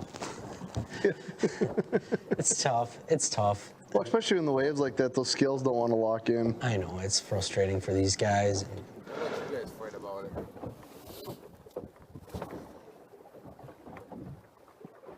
Has all over the place, truly. I've seen 3.2 to 3.9 and a lot of 3.57. I don't know. 3.6, 3.7, color somewhere in between. 3.6. 3.6. Yeah, I was gonna say 3.6. I like 3.6. Good call. We saw as high as 3.9, as low as 3.2.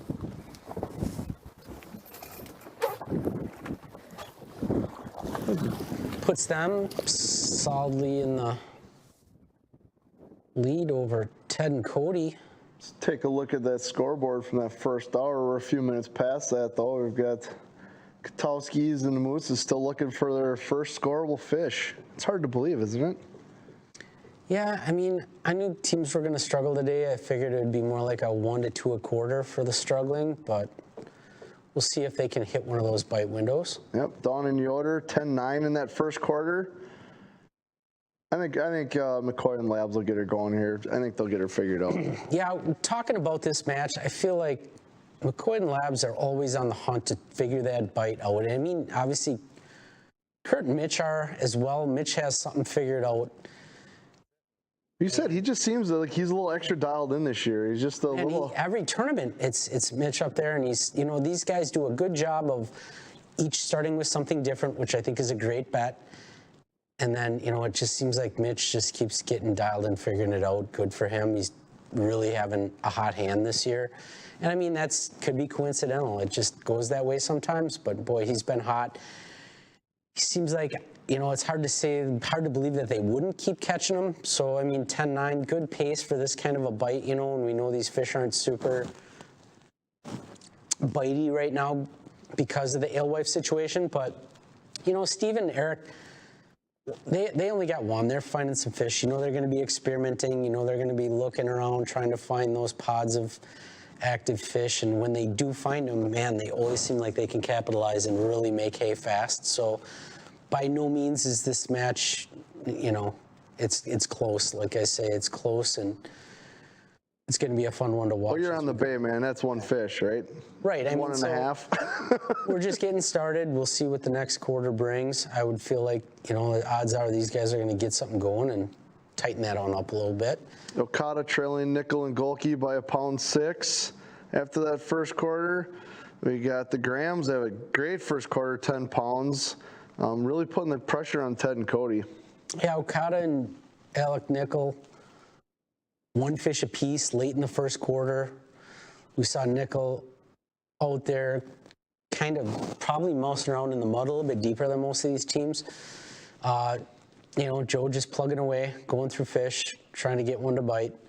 And then, yeah, Sean Graham's, he seems comfortable up in the front of the office today, just plugging away, short pitches, jigging a crawler, put 3 quality fish in the boat and keeping the pressure on Ted and Cody, you know. So, I mean, those guys, if they thought they were going to be able to cruise through this one today, they're going to have to start catching them to stay in that one too. So yeah, absolutely. And then our last matchup, there's 6 and 8 seeds down there, still knotted up at zeros. Not a whole lot to report.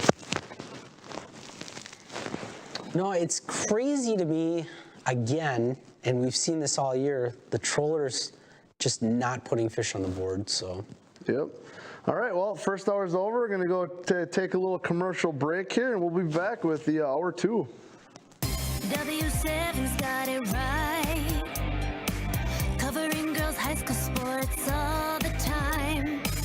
100% free, 100% live. W7 for the girls.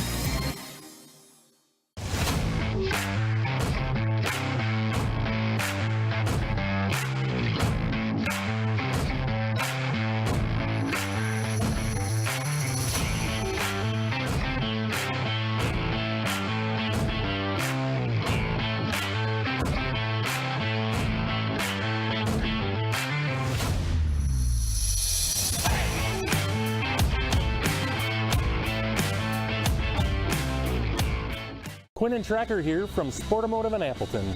Shopping for your next watercraft is easy as Sportamotive, your trusted partner. With Tracker's no hassle, no haggle pricing program, you'll get your best deal this spring. For over 40 years, Sportamotive has been your authorized Tracker boat dealer. With our award-winning service department and winner of the Mercury CSI Award for over 14 years in a row. Sportamotive in Appleton, your authorized Nitro and Tracker boat dealer.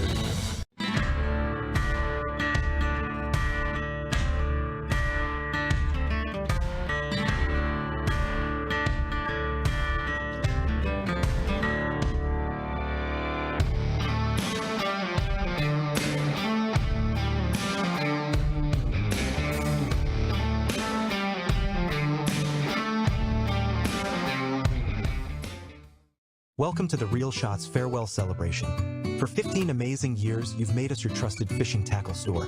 We've loved being a part of your fishing adventures, from the quiet days on the water to the thrill of the catch. Thank you for making the Reel Shot your home away from home. 15 years of laughter, learning, and unforgettable moments. Here's to every cast, every catch, and every story shared. Everything must go. Enjoy 35% off store-wide and 50% off on arrows, bolts, and hard baits. 50% off all ice fishing gear. Get the gear you love while supplies last. Thank you for being part of the Real Shot family. We'll see you on the water, where the memories live on.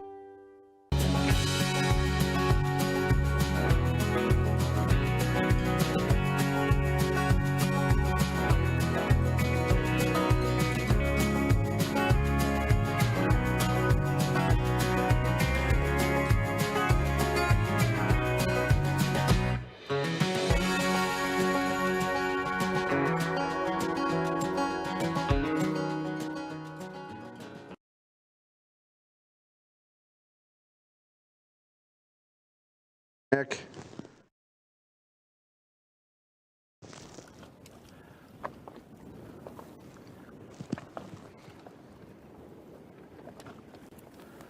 Back and live with last year's champs, Nick and Andrew Katowski, trying to find that first bite.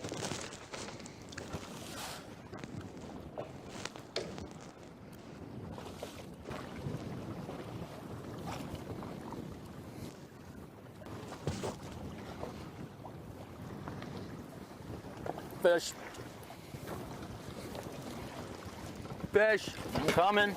I got one. Pay attention. Get the net.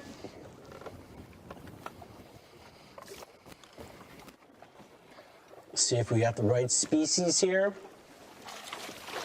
Okay. Nice job. That's a start. See if that is right. Yeah.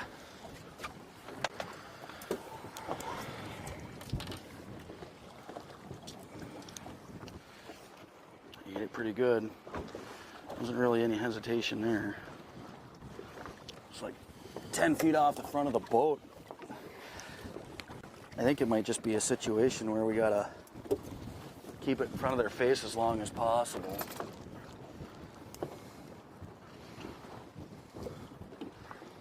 Zeros.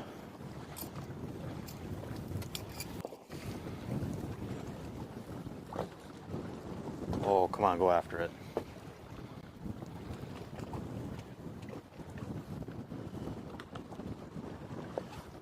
Holy cow.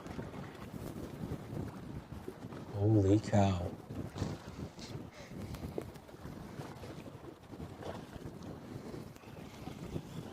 Come on, mark it.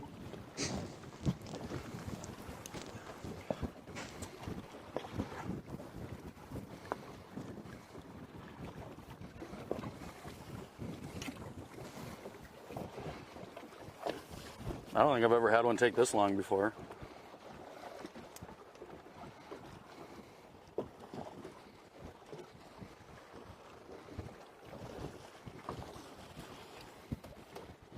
Can I retry it? Call it. Call it? Yeah. Just call it. You have I'll go to. 115. Yep, that's all you can do.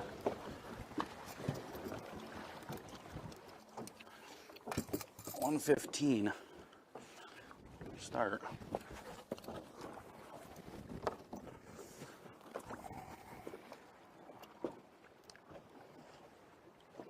That's what I would have said too.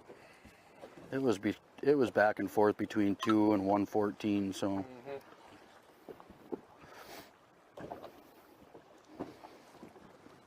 All right.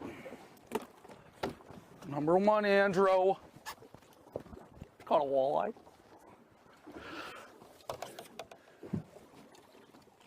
Oh, yeah. Come on, Mr. Starling.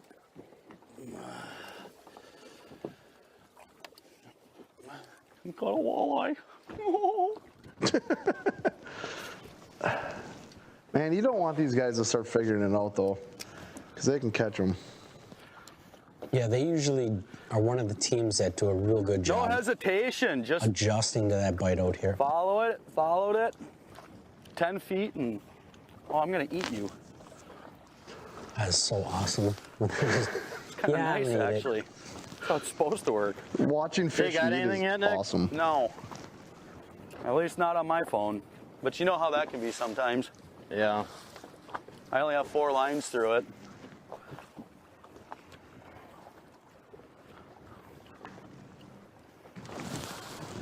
I know I didn't drift that far, but holy cow, where'd the fish go?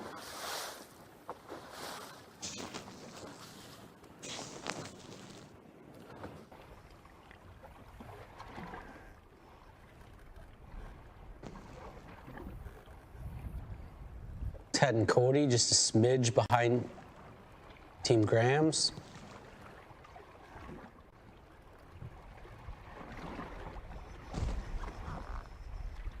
Eat. Right on it. Got him, Ted. Cody's into one here. See if. Lift your left foot. Good job. Got the target species. Looks good. Fired up. Fired up. That'll tighten this one up. Yeah. Well, you really got to work for him. Not Yeah, as easy right now. Good job, Cody. Good job. Yeah.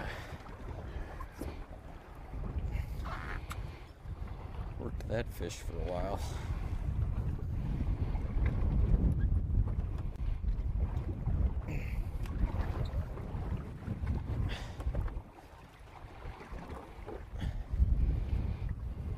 I got all sorts of tangled up in the net here.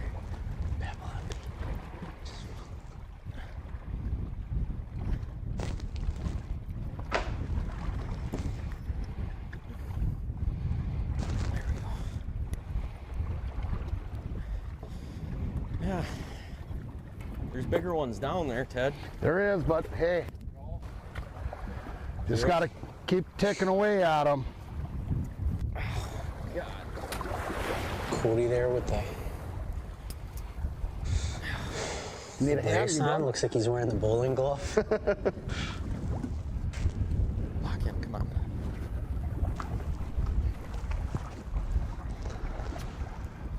I have it centered, come on.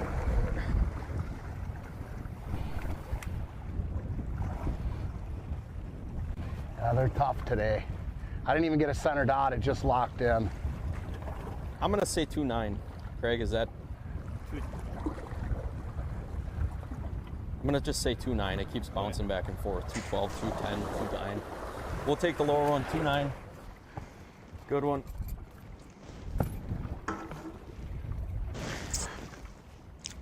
At some point, you just want to get fishing again, right? Do the best you can.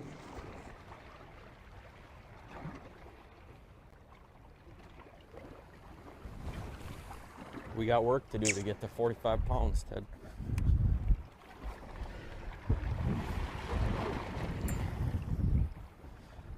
Can you get a flurry? That's what it always seems to boil down to here.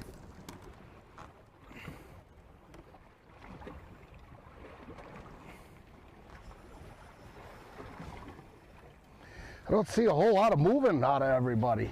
No. See a lot of anchor locked fishing going on. Drive myself nuts. Spot lock, I think. And these guys can only see the weights of who they're competing against. They can't see everybody else's weights, so. Yeah, I mean, they're right there, basically tied If with every single one like that could eat, that'd be great. Team Grams.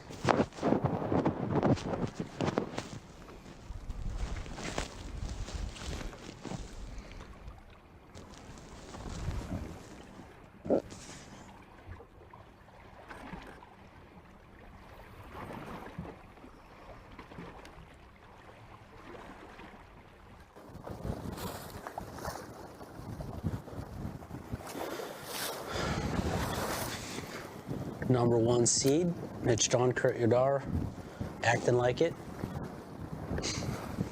Absolutely.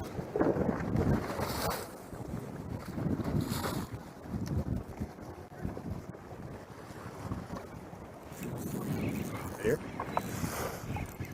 Mitch is up again. Close to the boat again. Man, right at the boat.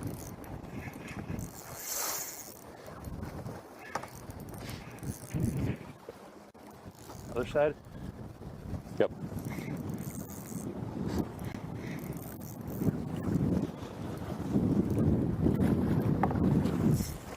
Dandy.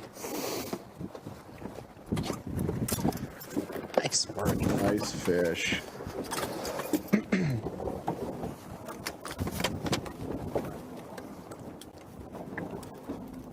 Excuse me.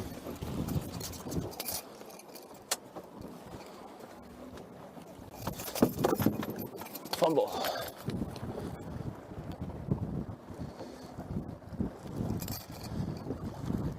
Zeros.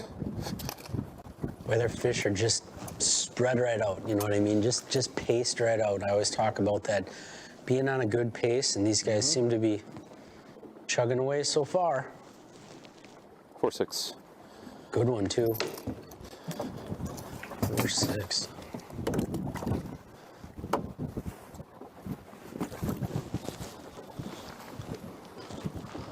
I don't know if it's enough to make those guys sweat, but it's getting there, you know? Yeah, it's a little early for that. It's early for that, but 4 pounds 6 ounces. they're going to make them catch them. There's no question there.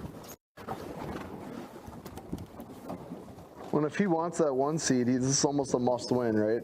Because he's going to fall way behind with the loss as far as the total weight, full season weight.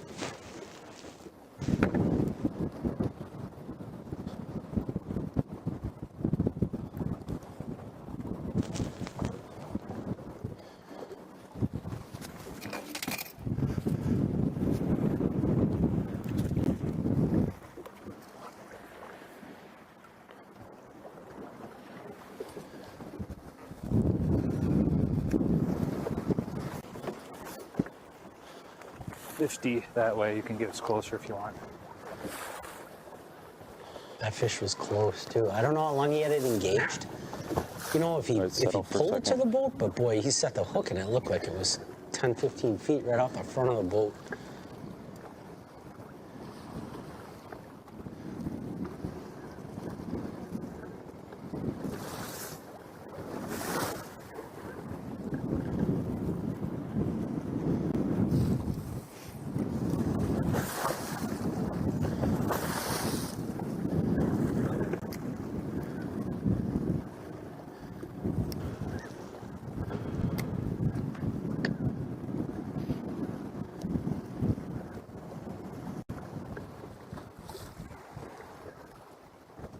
Take a look at our H2H guide directory at Die Hard Angling out of Sturgeon Bay, Wisconsin. Thank you for help and support head-to-head fishing. Yeah, Alec Nickel been just hammering on salmon, perch, smallmouth, just about everything. 50-foot circle. Fantastic fishing charters on the Green Bay. Fin Fanatic. Fin Fanatic. Bob Klaus also getting in on a little bit of the multi-species action. Both great choices to get out there and get you some fish on the bay. You can pull that cell phone out and take a quick little scan of the QR code there. Send you to their websites, get all the information. I got turn.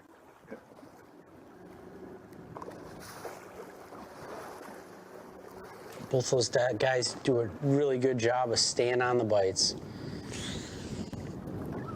I mean, I feel like Bob's probably been doing a lot more salmon and perch fishing, you know? Again, we have boundaries here. A little bit of a struggle on the walleyes today, but we'll see. I've been fishing. My dad basically grew up fishing it with my uncle.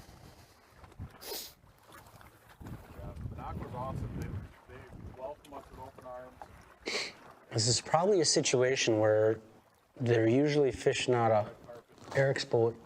I'm betting today they're fishing out of Steve's boat, and Eric left his back up. That would make sense.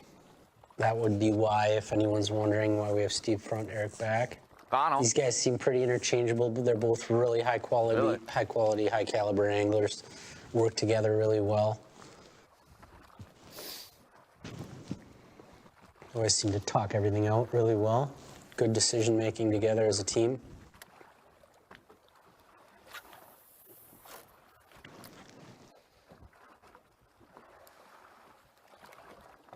Eric's crabby at these fish for not biting right now. He's doing a good job of hiding it though. I know, because I would be.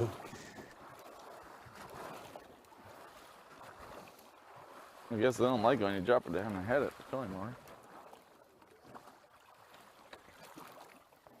Tell you right now, yeah, I mean, if they're casting, they're seeing them. Correct. Oh, yeah, absolutely. And they are stubborn.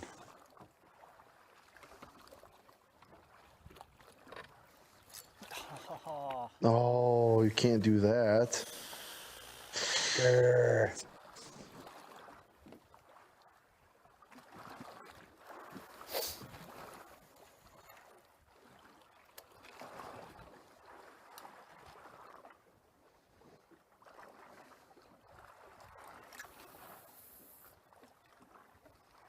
Rougher water can actually be a better situation for the shuttle in the back because a lot of times you're drifting as opposed to hunting on high.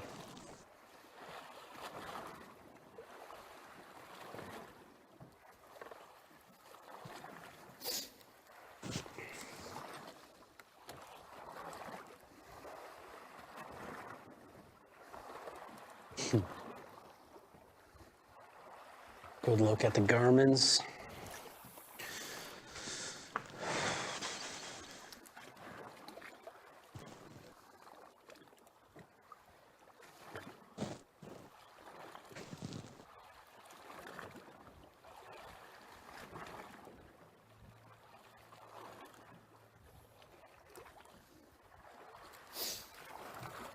Fish. Steve's hooked up. I have no idea what it is. I wasn't even watching. Feels good though. She's getting sheepy. There's a walleye. Sheephead. Sheephead. Getting sheepy. Sheepy. Like awfully garbage can lady. We have not seen many today, so you're due for a few. I got them. Yeah. Not using that one anymore. Huh? Not using that one anymore.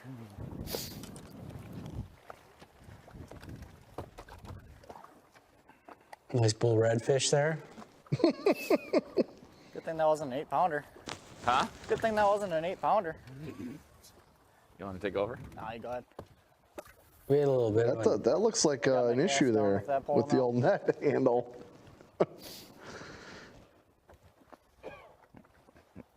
You're awesome. Nice. First one I've seen do that. What the heck? I've never seen that before. Must have been too many big ones earlier in the year in that thing. Net casualty for these guys. Hopefully they got a backup. Yeah, that net is a DOA.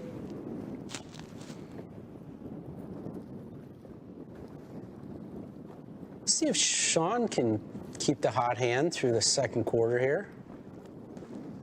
Somebody's making a little bit of a run, maybe just a drift pass.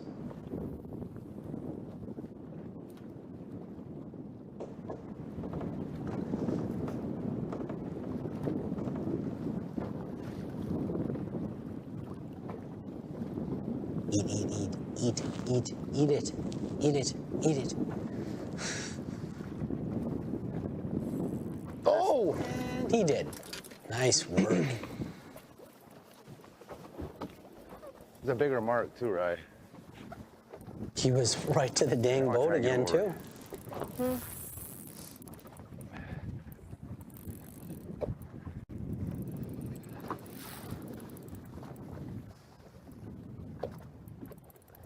I wasn't gonna jinx myself again and tell you a bit.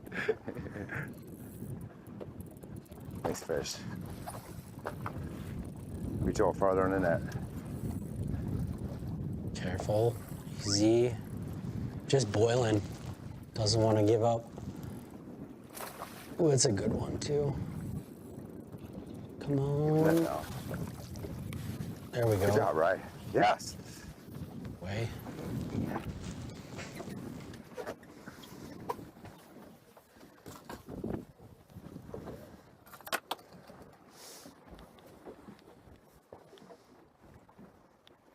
He's like on the same pace as Mitch Dawn. Heroes. He is. Sean Graham's Mitch Dawn hot MVAs today.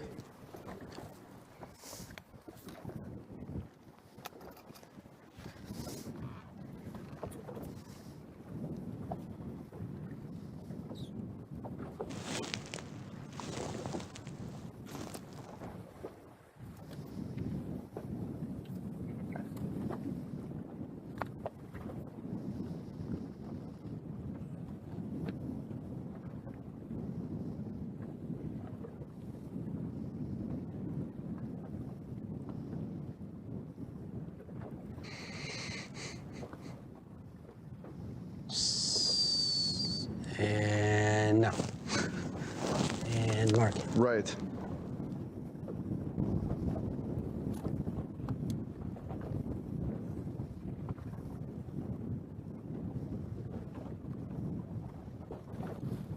Three.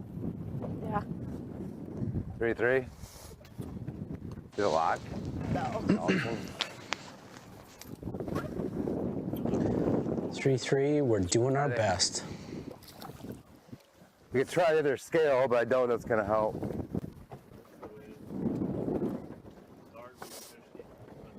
Huh? Well, that's the wind. But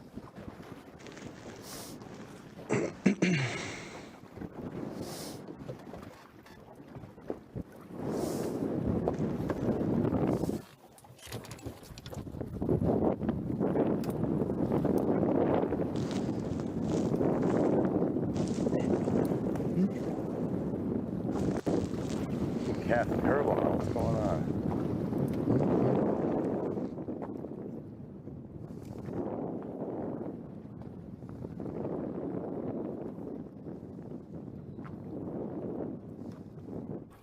Again, keeping the pressure on Ted and Cody.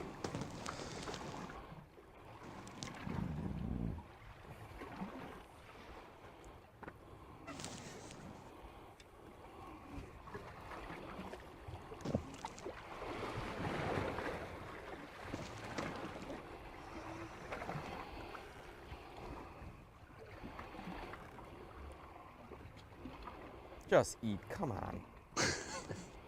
We're seeing today. Just do it. We're seeing some decent fish catches, but nobody's just going off. You can tell these fish Got 'em, just Ted. are not. Hang on. I'm over here. I gotta get the sim. Right to the boat. Right to the boat. It's exciting anyway. Looks like it's got some shoulders on it. Buster was feisty on it. You see that rod bend? Rod just tackled all these fish, just hot, really good fighting fish. It's like fighting a bass. Good. There you go. That's a good one. Good fish, That's Gord. what we needed. Good fish, Gord.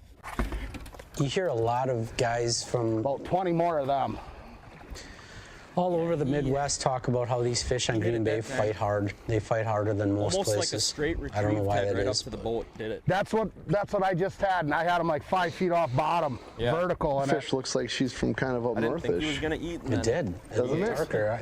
I feel like they did just recently made a move. And maybe they pushed north a little bit, but I didn't know if they were just making the same drift or if they. I mean, they couldn't have moved that far north, but that just fish looked more. It did. It did look really gold, but we've seen a few today that. Good fish, Boats are moving around so much. Good fish. Pretty. Really pretty walleye. You all right? Yeah. Lefty. Pain, but we're good. There we go. 4-4. Chunky fish. Good job. We need all of the 4-4s we can get today. It's gonna put them just about tied. Nope.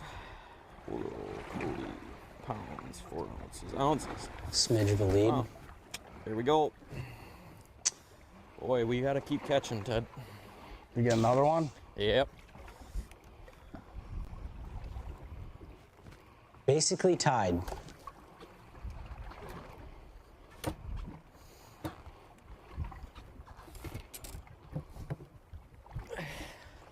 We keep catching 4-pounders though, that'll help. I feel like it's easing up a little bit. You look at that chop out there, it's backing off just a smidge.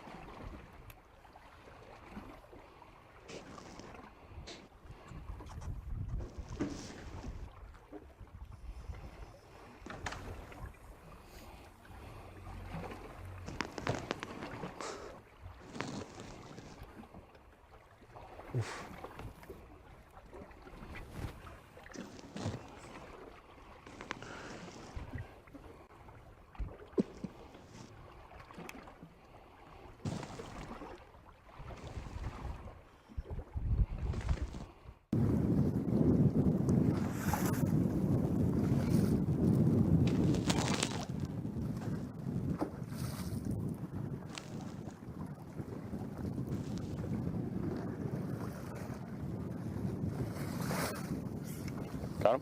Yep. There we go. Kurt says, it's my turn to contribute. I'm done netting for you. I'm done netting for you, Mitch. Oh, these fish are really hot today. It's awesome. It's fun catching them when they're like that. They're like weed fish, you know? Yes. That optimal, like 70, low 70s water is like when these fish are supercharged. Under the and record. You got it. You sure?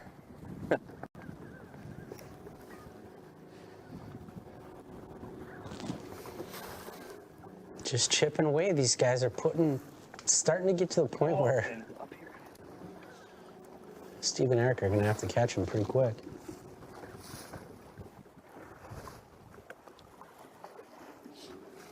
Zeros.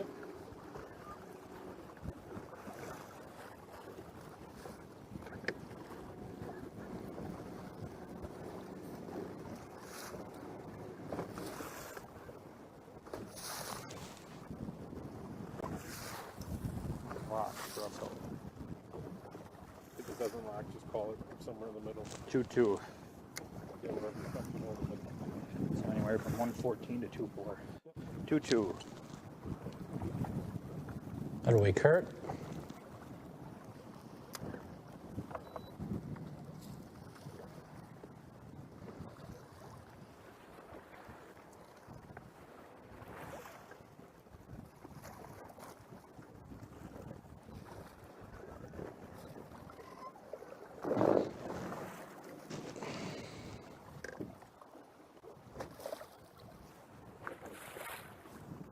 You want me to log it? I got it. 2-2 recorded.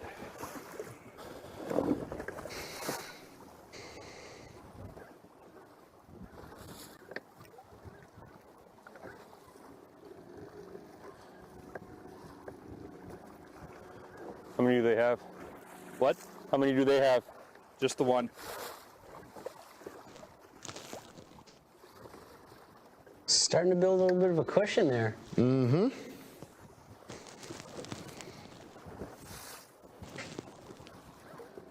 It's a good position to be in if they can keep them coming.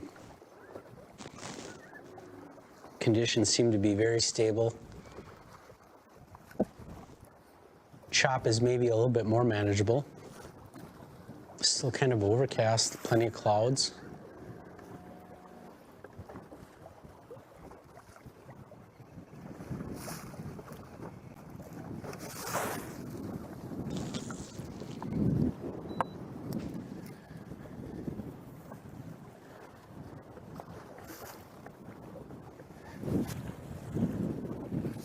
Literally 150-foot radius we've stayed in. Wow. I like it. That's on a travel That's time. pretty impressive. That's really impressive. This one's kind of They must have a pretty good school of fish in relation one. to That a one was piece of skinny. structure or something. I'm assuming. That open water fish don't typically sit in a 50-foot area. Girls like a big worm. Figuratively speaking. A lot of times with the wind blowing in, it's probably the leading edge of a bottom change, bottom transition.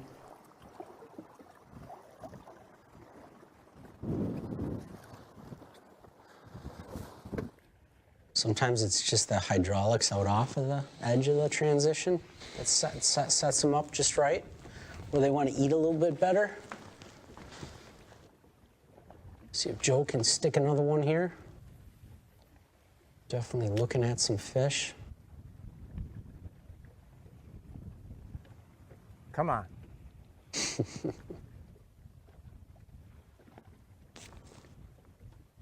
Eat. Oh. Oh.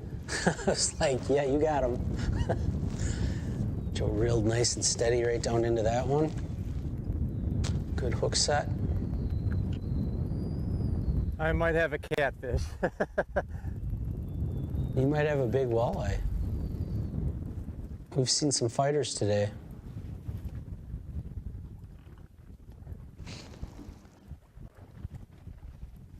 It's got some shoulders on it if he thinks it might be a cat. He's been kind of trending towards that lighter mono and softer rods, so I'm just saying, like, Joe knows the weight. Oh, yeah. Like, he knows the weight. I'm telling you, this is the time of year when big walleyes fool people. You said it's a walleye. As I was saying, that's the time of year when these big walleyes fool people. They're like, this is a sheephead for sure, and all of a sudden, big walleye.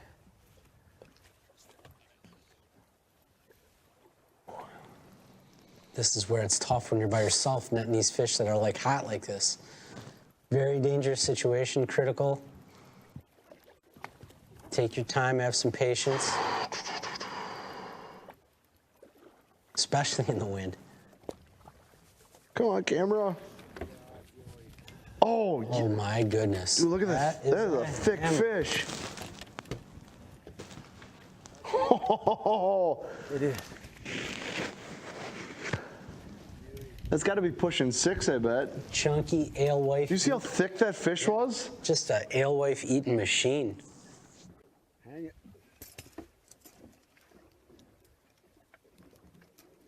Nice back straps on that one. Yeah. Fish is thick. Was that 5.5? A little too much glare. Yeah, I can't really see it. It's definitely 5 something.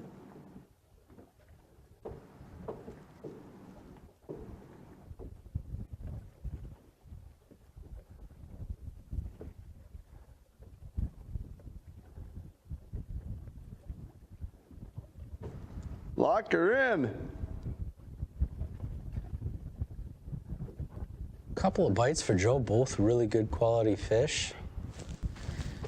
I'm seeing a lot of 10s. I would just call 5'10", 5'11". 5'11". Locked in. I'll take it. 5'11". Beautiful fish. Yeah, 2 quality bites for Joe puts him in the lead.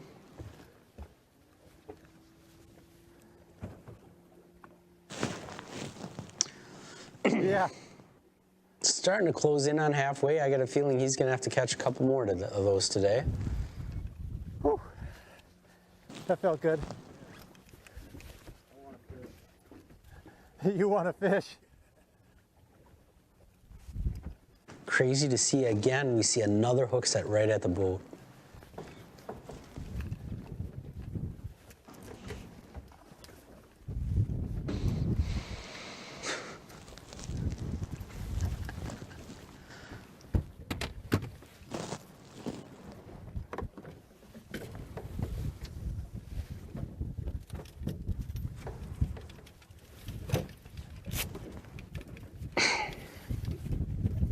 Like Joe had a post on his social media about a brand new boat going Okay, out. let's find another catfish.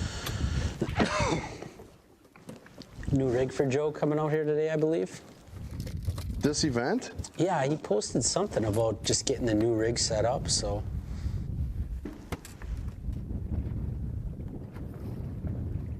That's kind of dangerous, you know. You've been through a number of boat rigging events. Yeah, I'm currently in one right now, and no, but sometimes that first couple trips out is more about breakdown or break-in, and yeah, making sure less about fishing. Get the gremlins out. Yeah, there's always a gremlin in a new boat. It always seems like there's gremlins in the wiring. I think we're getting better in general. You know, these dealers, you know, like guys we work with, sponsors here. Sportamotive, Cedar Lake Sales, just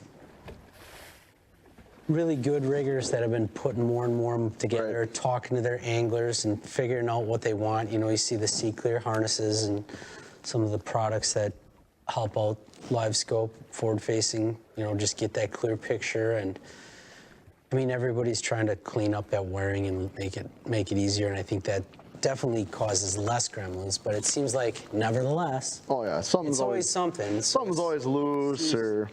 It's make you want to get a few days on the water at least before you jump in an event on that rig for the first time. But it's pretty straightforward fishing, you know, when you're just solo live scoping. How close? Andrew. Very far out. Hooked up in the back.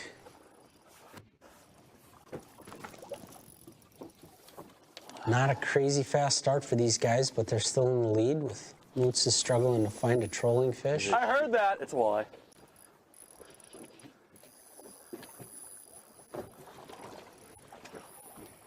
Boy, just digging.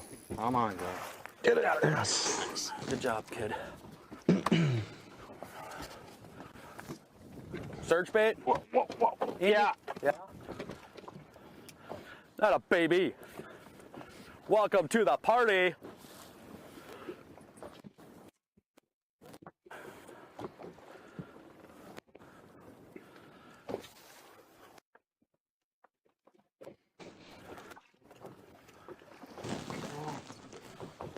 Oh, help.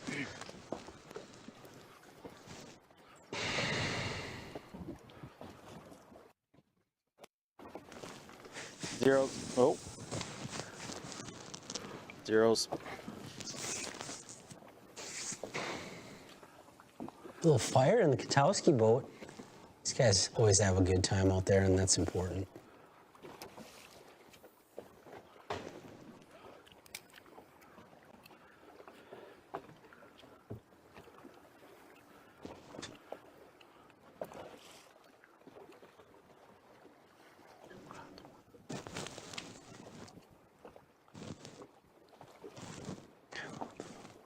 I saw that right, didn't I? Pretty sure I did.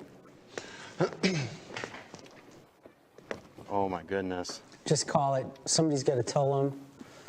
Just call it.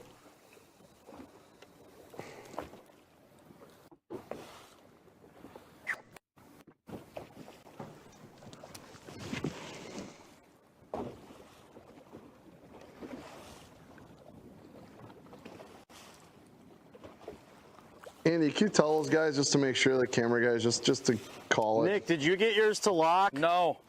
Oh, 313. There you go. Boy. All right, we don't need to waste so much time. It's not good for the fish either. Right. There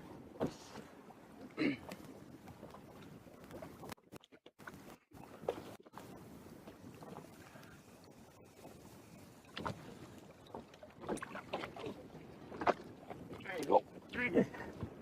313.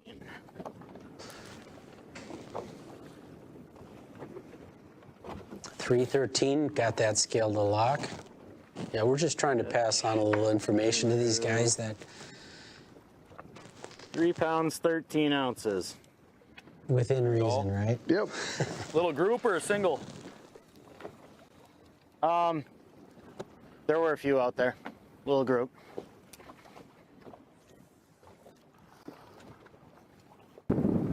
Bet.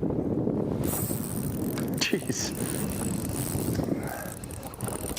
Sean's having himself some fun here.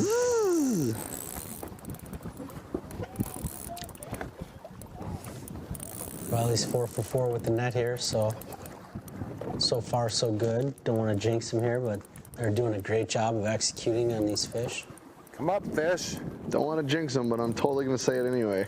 Yeah, you know, he's doing a good job. He's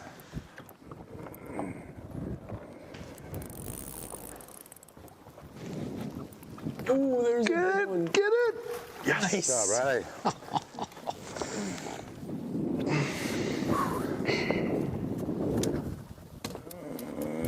All decent fish too. None of those like. No, right. We're not seeing a lot of those sub nail that 18, one. sub 19-inch fish today at all. All That's- quality. Thing back there. Up on the right. The black one, yeah. There's a ton of those fish in the system right now. It's almost surprising we're not seeing more sub 20-inch fish. But I'm not going to complain. Camera shy. 2 pounds.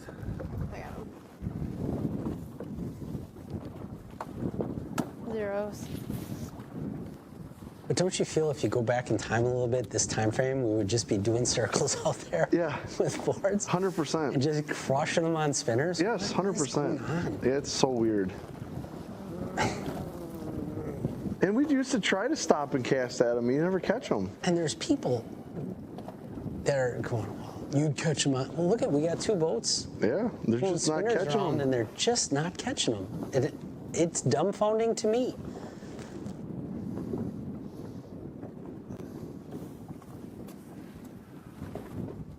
I would definitely see where throwing at them, you're going to be more consistent, right? Because you're pretty much always throwing at a fish, right? But for the trollers not to catch anything. I think it's fun. Is the hard part. I think one of the funnest things is when you think about how we would have those days where it's not crazy rough, where you can really watch that tattle flag, and you see one almost like picking, messing at it, and you feed them and mess, and you can see how sometimes once you engage one on forward facing, how hard it is to get to trick them, and then you realize that that wasn't all for show. When you know, I can remember times where I'd free spool one. Engage it, wind it fast, free spool it again. You just mess with those fish, and it's the same principles when you engage them on forward facing, trying to get them to bite. And when it's calm enough and you can really focus on that tattle flag, you can totally do the same thing. If there's enough fish out there, you can get them to engage, you can catch them. But I don't know. I don't know what to say. I'm surprised that the trollers aren't catching them. Yeah, just anything. Especially with a chop. Because that bait's, you know, going to be up and down, tumbling beautiful, and I don't know. I'm surprised. That last fish for the grams was 214.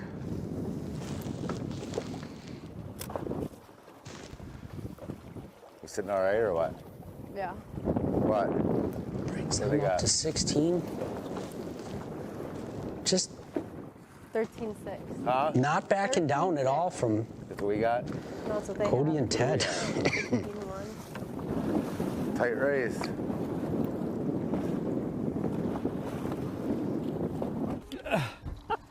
It's a Here we go. Here we go. Yes! Oh, God. Well, your board's tickling a little over there, Nick. Like you got a wall. I mean, it might make a pound. Better. I thought we were done with Winnebago. I don't know, man. We'll see. Know, man. Oh, brother. How's this thing work? Very excited. How's this scale work? Oh, all right. Zeros. I'd like it to be known right now that at the very least we are having fun. These guys are probably just as dumbfounded as we are. It was like right at a pound. Oh, settle down now.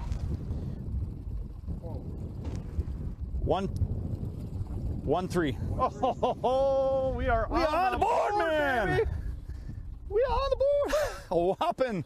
I had to say something about small walleye. It never fails, man. Nick, you got another perch over there? What are you doing? Well, that makes up for the couple that we lost that we think were good walleye. Well, they're biting somewhere. All right. What's entertaining about all that? When I don't know if I got a walleye on, then I actually keep them hooked up. I lift them all the way out of the water and everything. Well, we're not doing anything crazy here. Well, I guess we are kind of crazy. That's it. So we're doing a little technique that I use a lot when I'm guiding out here, and it can put fish in the boat fast, and it's put some fish in the boat more for me. And you got a rod, yours. Fish. Ooh, Double. Look at that, I got a plug. Kind of a double? Kind of. That counts. Okay, let me get this board out of the way. Yeah. You good? Sorry to interrupt your monologue. Yep, my monologue. Yeah. Make this one a walleye too, Nick. I think it is too. Let's zoom way Okay, I'm here.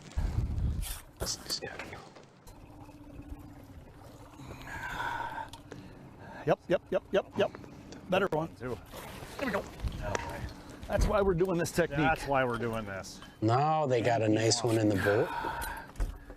Nice job. Settle, easy. Oh, we didn't record the other one yet. I'll record that. I got it. It's already in. Oh, you did? Yep. Okay. They got a 1-3 in. A little better fish here. Gives them a solid lead over Zeros? Caroline and Barry Ochoa. Got him. Nice fish.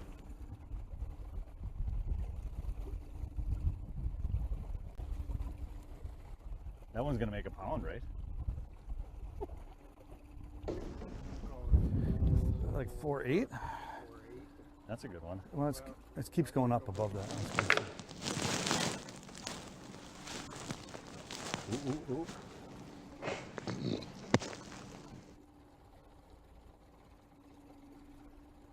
4.8? Keeps bouncing 4.8. up 4.8. That helps move the needle a little bit. Gives them a little bit of a cushion. A lot. Wait. 4-8. Yeah, it's good call. I'm gonna go for it. That was not what I wanted to do. Just trying to. Here we go. There you go, guys. That's what it's about. See, they do eat. New catch. They do eat worms. 5 I mean, pounds, 11 ounces we are currently sitting at. Sweet. you know, obviously they can turn it around fast if they get that bite going. There's a fish. Bam, baby. Katowski's starting to figure a little something out here. Just stay spot locked there. There's a few of them out there. Ouch. Nick and fish handling do not go hand in hand. There we go. Chat with us a little bit. So, bite seems to be really slow. It might be picking up here later in the morning as we go, but that was just a jig and a crawler. It kind of seems like to me, presentation needs to be extremely subtle. It's 2-3. If you got any type of sway or wave or rock in the boat, they're not like committing to it. The more control that we have with our baits seems to actually get them to commit a little better. 2 pounds, 3 ounces. So as the breeze lays down a little bit, I'm hoping that we can trigger a few more bites, dial it in a little bit better. I think we got a little bit of something figured out here with death jigs and jig and crawler and search baits, so which we're very familiar with using. Very good breakdown from. Oh, Joel's hooked up again. Dude, look at the size. What'd Joe say? He was gonna go looking for another one of those catfish. Catfish, yup. I think he found his next catfish. This one might be a We just saw 1-3 by Don and Yodar, so they're still plugging away. We're gonna stay with Joe here on this big fish he's got on and see what he has. I haven't heard Joe's mic yet. I don't know what he's thinking here. I can't hear Joe's mic either. He's getting a net ready. It's not doing a whole lot, you know? Just staying down. Mm-hmm. Oh, that's digging.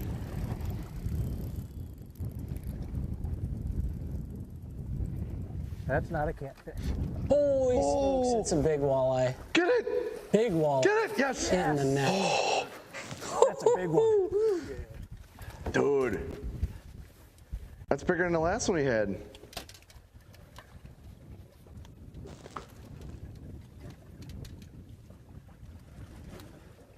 Look at the belly on that fish.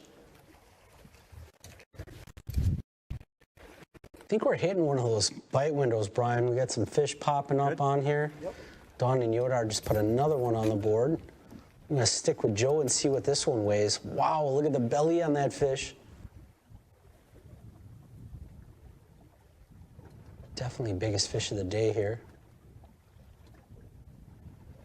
What is that, 7.6? Like 2 I inch. saw 7.12, 7.11. Tails on the net. Thank you. Yeah, don't do that. 7.12 is middle I ground. called the 12. 7.12. 7.12. Beautiful fish. Hold it up for me. Wow, that is a beautiful fish. Big old slob. Kaploosh. Right. Boy, you taking big chunks out I was of gonna it. say, that's just an uppercut punch right there. I think so. Huh? I think so. They look long anyway. Coming These guys got some work to do here. Eric's He has not ran yet. thinking he's got another scoreable here. I'd rather have him do it They down there need than one. up here. They need one to stay in this thing. They're 20 pounds back. Color. Oh, good. Yeah. That's a walleye. Big one, too. Nice fish. Real nice fish. Dark. Get it! Get it! Nice. See, I know what you're saying, but man, he turned away from the net. That's a tough call. That's what we wanted. The problem is It is off! when they make those They're still. Yep. Dude, it's off. Look at the shoulders. When on they that make thing. those 90-degree turns and they're hot like this, if you go and you stab them, you can just bonk them right off. So, I don't know. I think they're on their backup net too. It looks like a little crappie net, that little small poop on that thing. Less margin for error. Wow. Zeros. That got my blood going. This one's gonna add up. Another quality fish, two in a row. Look at the bite window situation. These guys had just made a run too. Come on. I'm gonna start fishing again if you do that. Yeah, you can. Why doesn't it give me the... It's just with the waves. Well, it got me shaking.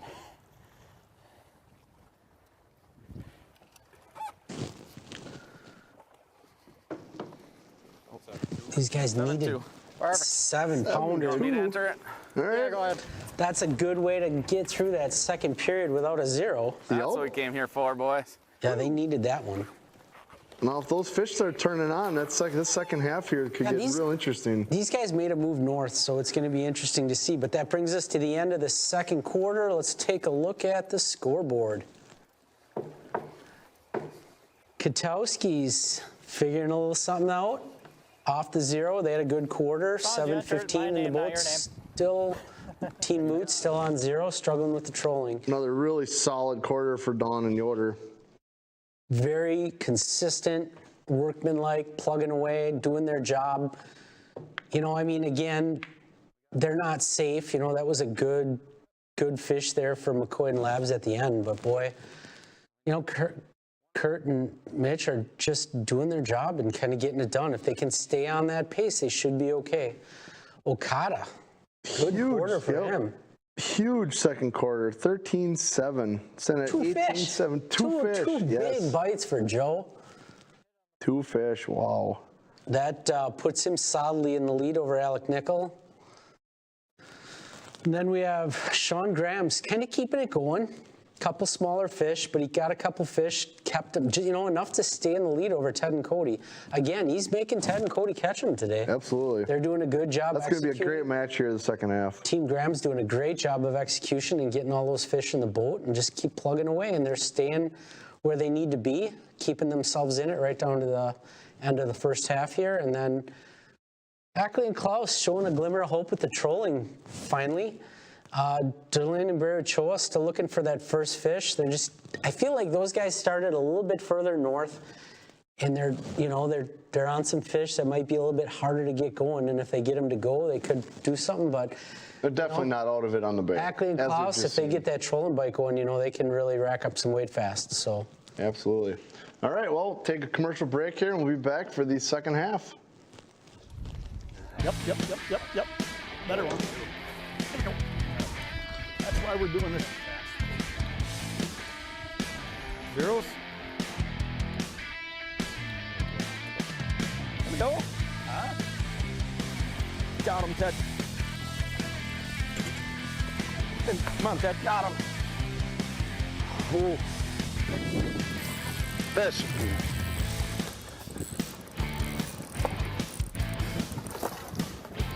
Very well done, right?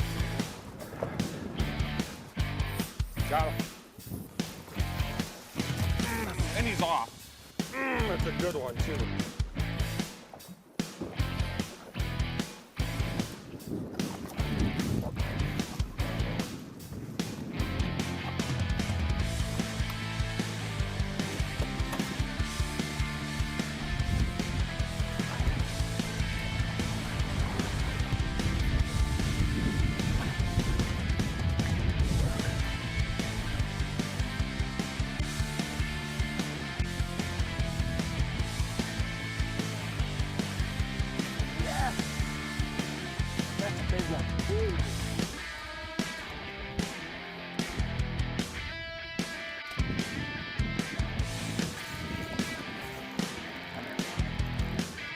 Still get him.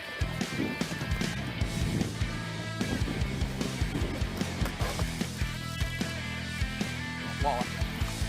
I don't know, you gotta check. It might be on here.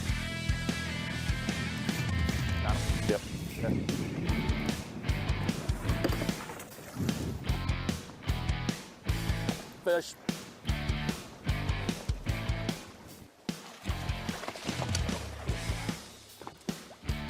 Nice job. 115. Start. W7's got it right. Covering girls' high school sports all the time. 100% free, 100% live. W7 for the girls.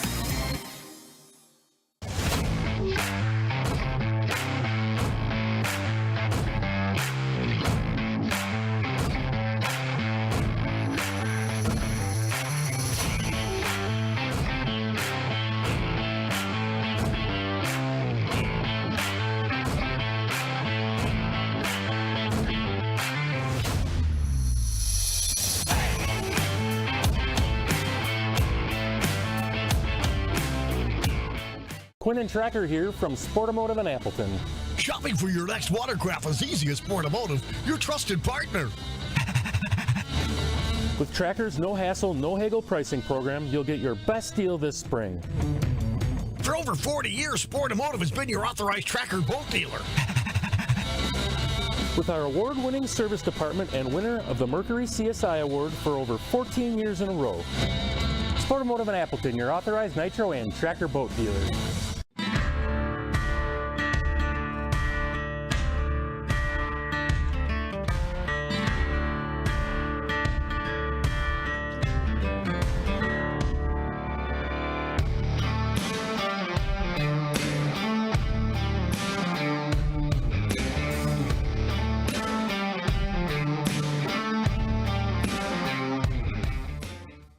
Welcome to the Real Shots farewell celebration. For 15 amazing years, you've made us your trusted fishing tackle store. We've loved being a part of your fishing adventures, from the quiet days on the water to the thrill of the catch. Thank you for making the Real Shot your home away from home.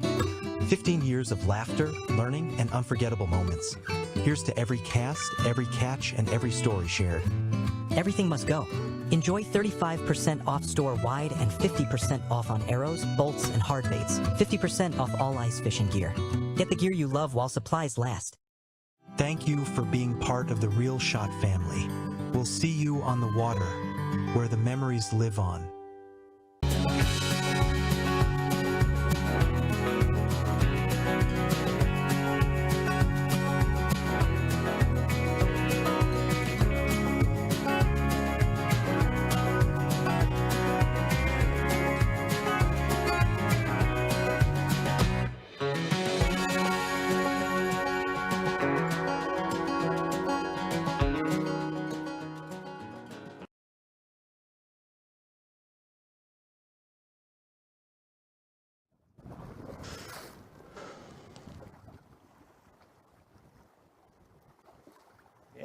Yeah, I'll watch that one.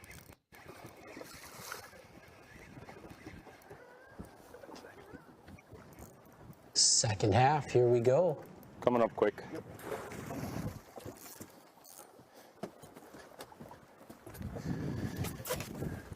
Sorry.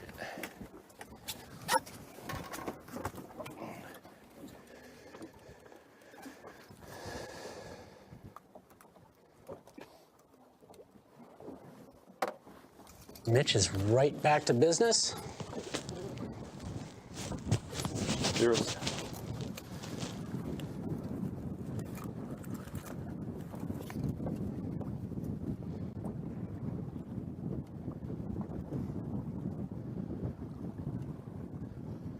Two.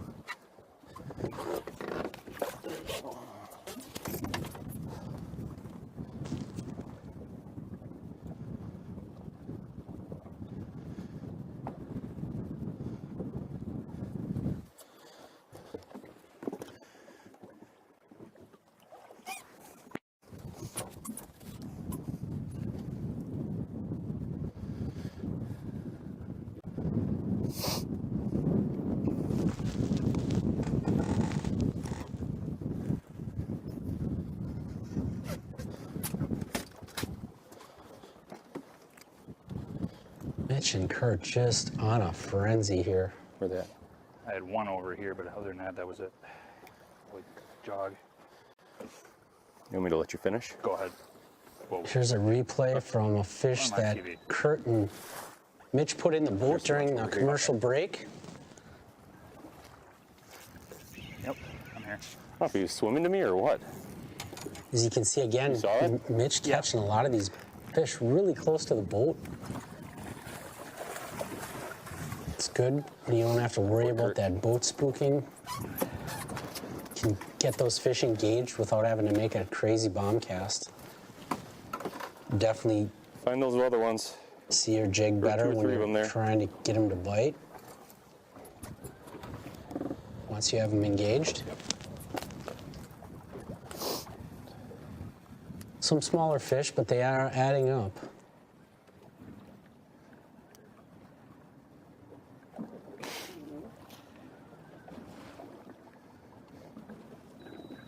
$2.13.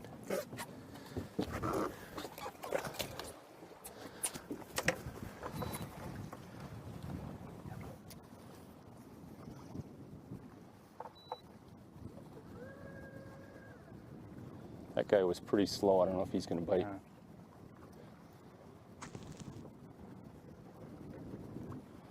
He went down, but that was pretty slow.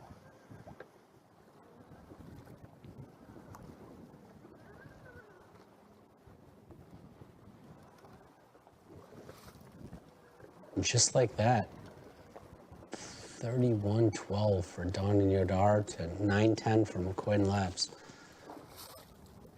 Without that 7-2, they'd be really in a hole right now. Thankfully for those guys, they got that nice quality fish right before the half.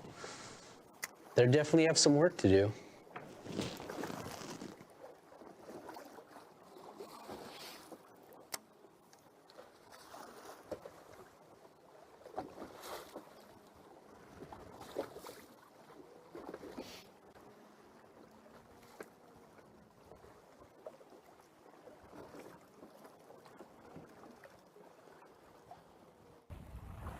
Fish. Got a giant right there behind. Eric McCoy trying to chip away at that lead a little bit.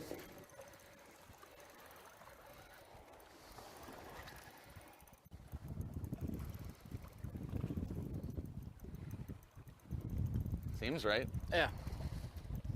Looked right. Just trolling more. Yeah. Not doing the circles. That looks like it's going to be a walleye. Yeah, it looks right. Yep. Nope. Hot potato. In the boat. Off the net. It's 2 in a row off in the net. Get 'em. Yep.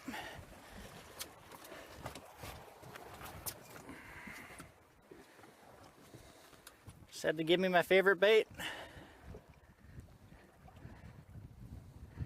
Zeros.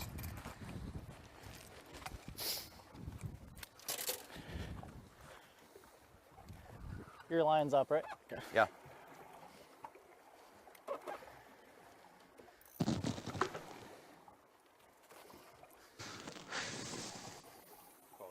Three. 3 pounds. Pounder. There, now we're getting into them here. At least Eric is.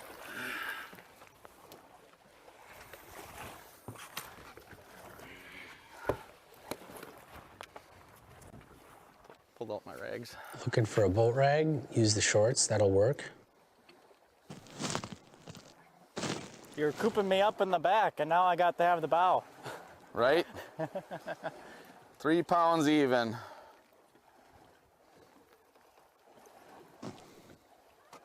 Holy man, they're on them too. They're up to 26-13. We're down 14 pounds now.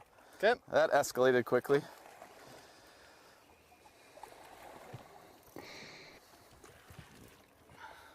Telling me I need to put a hyper hammer? Yeah, throw your hyper at him. I got a big one out the side here.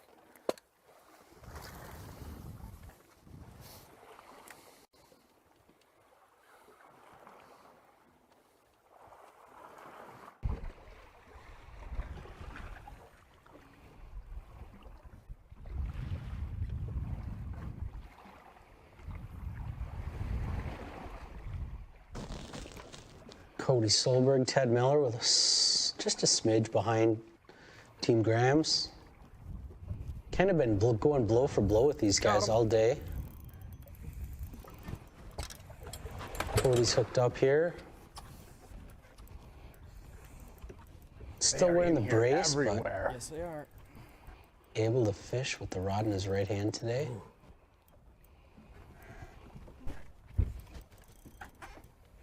It's a decent fish.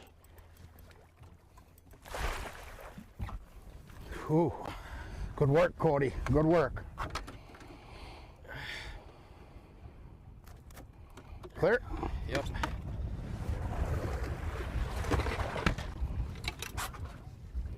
Ow.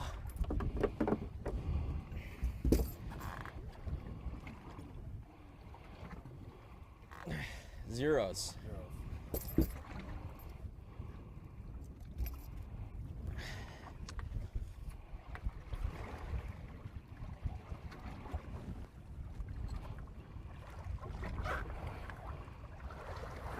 Taking 3-1. 3-1. 3-1 is enough to take the lead back.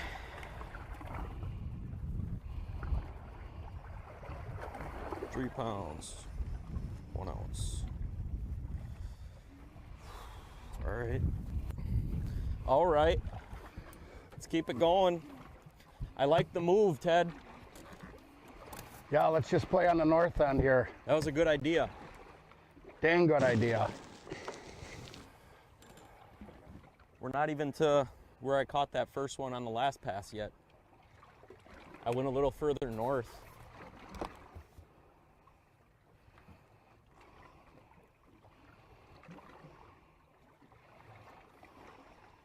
Crazy, you get away from all the boats and all of a sudden you see a bunch of suspended fish.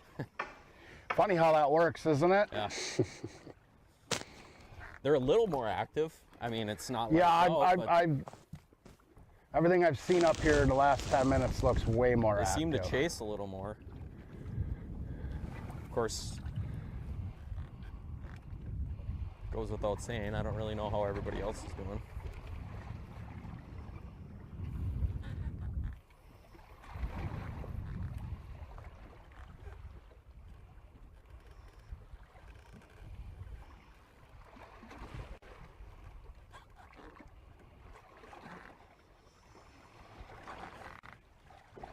Right on me.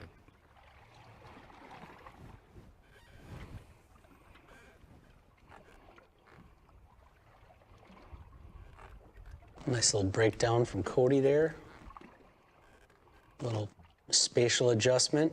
Find some fish out of the pressured area a little bit. Come on. Seems like the wind's backing off for these guys a little bit.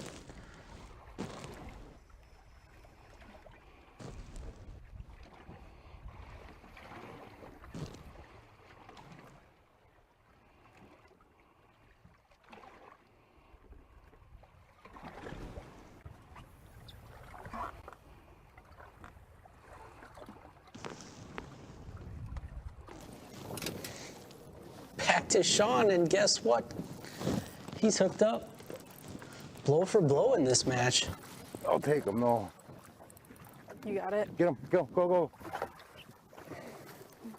No, I want to flip him again. Oh, it's like you said you'd take them.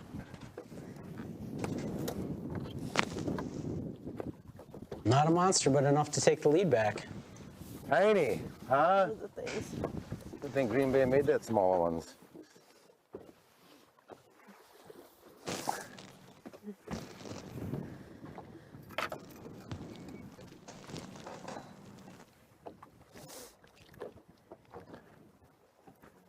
Zeros.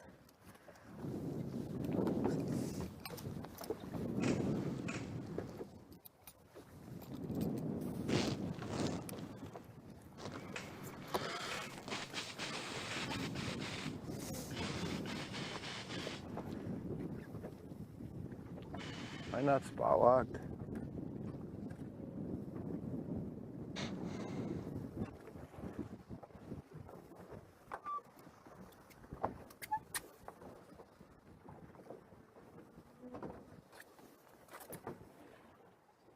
Make a pound.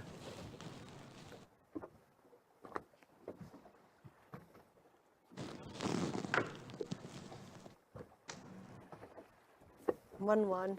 No. 1-1. Almost a dink. I didn't think it was that close, but it was enough. It's all right. Gives them 17-2. Snatched the lead back from Ted and Cody. That match is going to come down to the wire.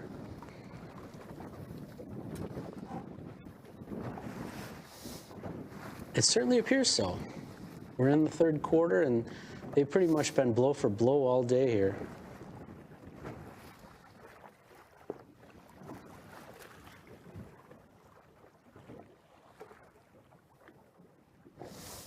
Honestly, I think that all three of the ones that I called out are going to be down to the wire today. It's almost like you've been doing this for a while, Nick.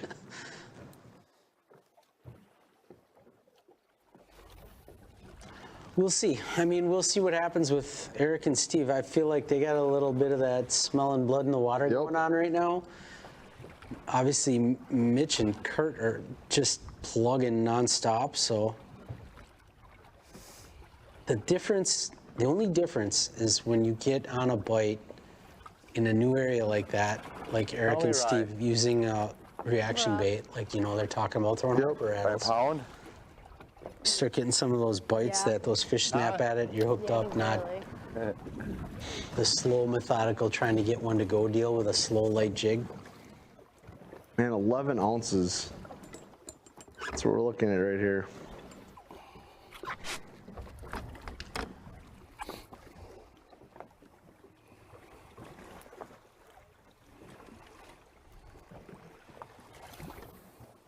Just steady, reasonably good fishing for both these teams. You know, they just won't catch fire, but they're steady.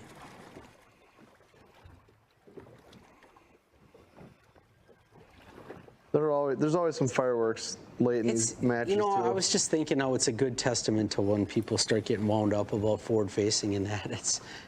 It's not just a catching tournament, you know what I mean? The fish don't eat like that every day. Right. And you can look at hundreds of them, and sometimes it's hard to catch a few. You still get the comments on the old book face, though. Oh, yeah. I mean, about catching without the cheat box, you know. All over the country. It's crazy. You hear about some of these events, and like talking to Max Wilson about how the last one that, well, I believe it was the NTC or something over there on the, I don't know, it was actually the MWC, maybe on out on Mobridge, and man, he said, you know, you get 1 out of 100 to bite. Yeah, right. And that's painful, and you know, it's a different level of grind. Absolutely. Yeah, you can see them. It doesn't help if they're not eating. I didn't think it was still alive. It freaking bit me. Bruh. Hurts. Got bit. Now it's gonna clone me.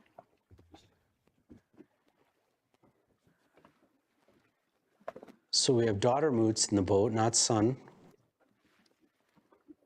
I didn't have a confirmation of that yet today, which child we had in the boat. That's pretty cool he gets to do that with them. Absolutely. You know, and tried to get it going in his comfort zone with the trolling, and that wasn't happening, so.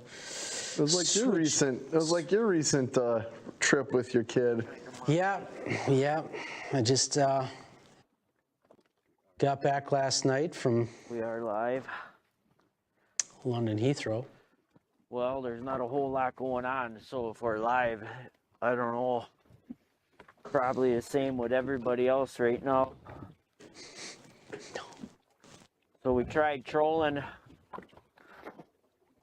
in about 18 to 14 feet of water for some suspended fish. We marked a bunch of them. We're just following right behind the bait balls, not really wanting to eat nothing. So now we're trying to just pick off a few here and there. hopefully we can get a couple of them. They seem very lethargic right now, or they're just not hungry with all the bait fish that are in the water. So we're just gonna keep plugging away here and keep trying. That's all we can do.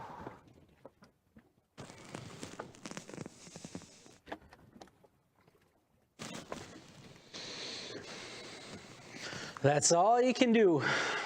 Keep plugging away.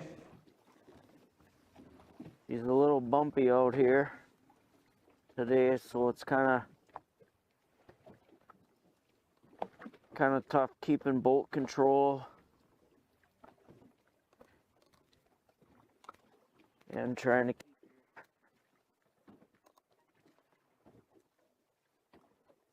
your electronics pointed in the right direction where the fish are. This is an example of, yeah, if you haven't done a lot of forward facing, it can be tough trying to start in the wind.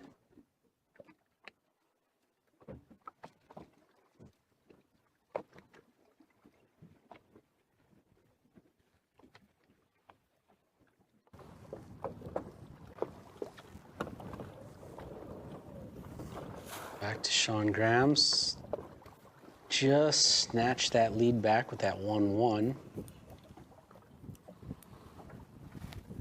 I don't get the feeling they move much either. They kind of seem to be just kind of locked in on one little area, plugging away, kind of like Don and Yodara have been, just kind of plugging, sticking with one area. Maybe they're even in the same region because we see some of those competitor boats right in the horizon there. Get right. Oh, he's calling out his bite. Get the net. Dude, he's feeling it today. I love it when people call for the net before they set the hook. He's feeling it. Oh no. Take him. Sean looks so comfortable up there in the front of the boat. He just hasn't had things go their way that much this year, and it looks like today's the day for the fish to cooperate. Ooh, scary. Almost fell out of the net.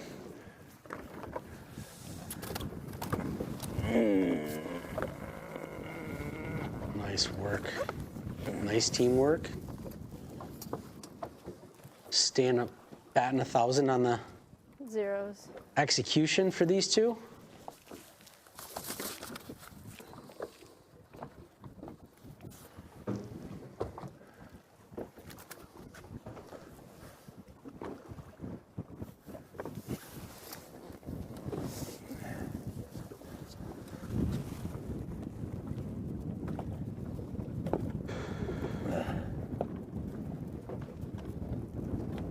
There's definitely a different element, you know, when you're just going out there to fishing with the kids and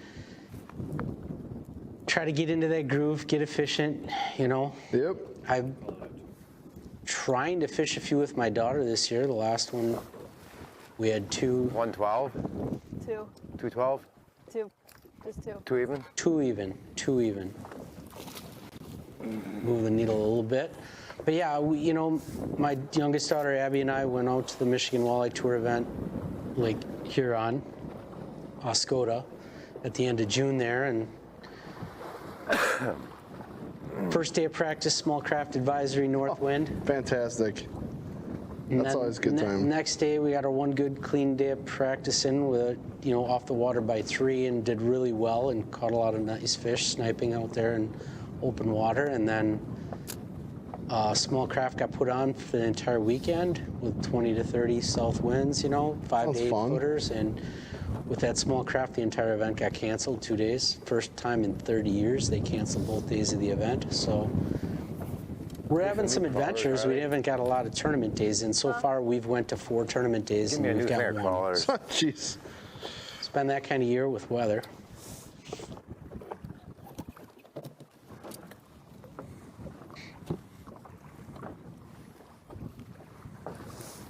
There you go. Sit them there. Yeah, you can rid of this definitely one see then. it's flattening out a little bit. Throw that dirt in there and put the cover on, throw it in the cooler. Put the dirt in there, you said? Sportomotive weather conditions. Cover on, put it in the cooler. Temperatures come up about 4 degrees since line's in.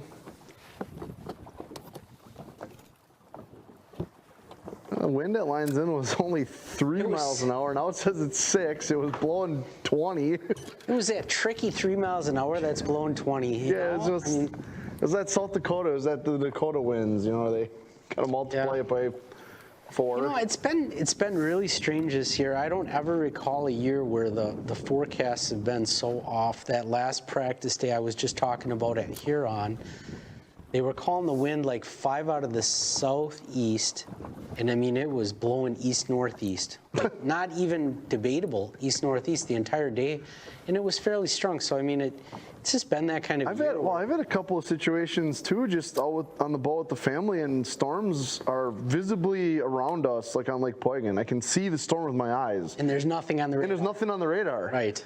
I've seen that too. Like 3-4 times this year. I'm like, where is this? Over with Joe Okada. You know, again, you see the skies are cloudy, nice, overcast. It's a great looking fishing day. It just seems like it's been stable. The waves are still good for catching and, you know, under control. Joe's got another nice fish on. Rod's just tacoed. Man, this guy's an assassin if he gets it figured out.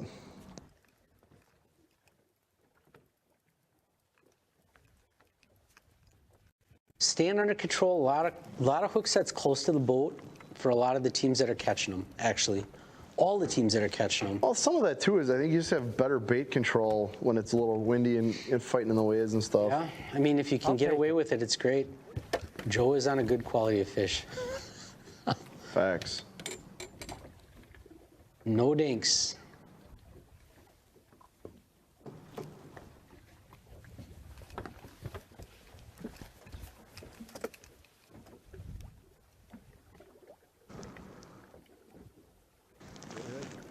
Should be able to weigh a little more efficiently now. I think so.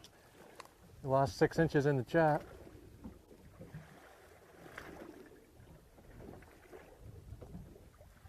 Three six. 3.6. I'll take it.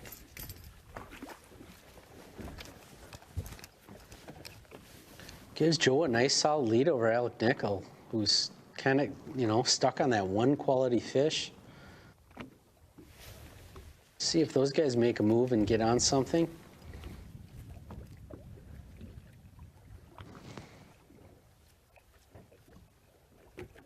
You know what's cool is we got this whole complex to ourselves. Everybody else is on that other one. This works out okay. Exactly.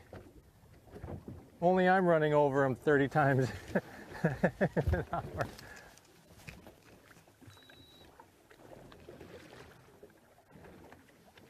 I have that somewhere. Figured Kyle knows. He does. He told me. I just don't It was 100% a fish. remember where I got it sent. Yep.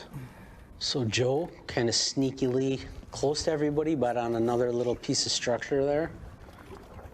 Uh-oh. I got one too. Yep, you got one too. Double Go up. ahead and grab yours, tighten it up, make sure that fish is hooked. Spin that reel handle. There you go. I got it. Come on.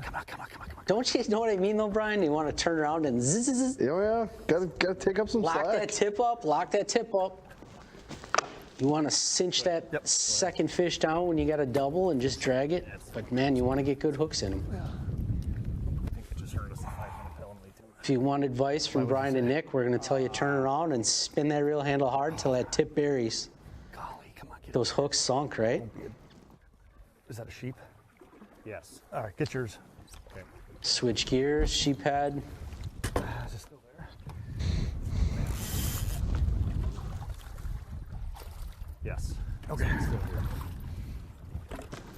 Oh, are you kidding me? Did you break it? Yeah. Figured.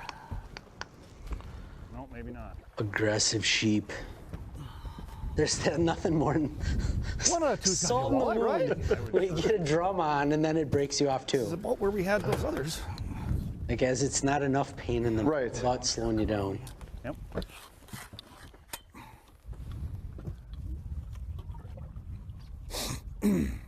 Yep.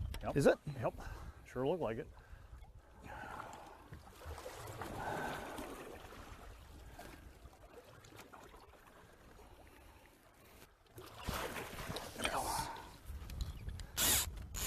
One out of. Nice. At least we got one. 1 for 2 out of that double. I'll take that. Still got rods in the water fishing. Give him a piercing. I see that. Right through the lip. Right through his lip. They'll be happy to see that their competition is struggling right now.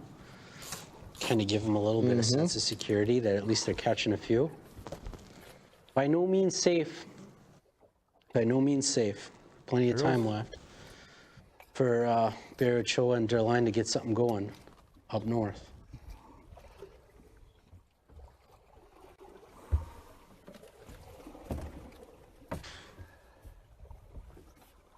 Looks to be a 3-pounder-ish. 213? Yeah, right there. Oh, there's a little thing even.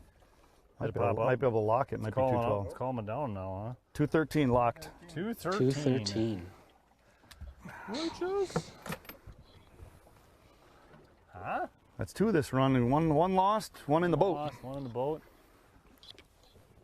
Oh. Guy's got some rod holders on that boat. Holy smokes. He's ready. He's set up. He's ready for battle. Pretty I think he does some salmon fishing too. So. Guy, you know that? Whew. So I gotta re-rig this thing. I'll re-rig this before we go back up. Okay. And I'm gonna put this back out. Was Brody still at 0? Yes.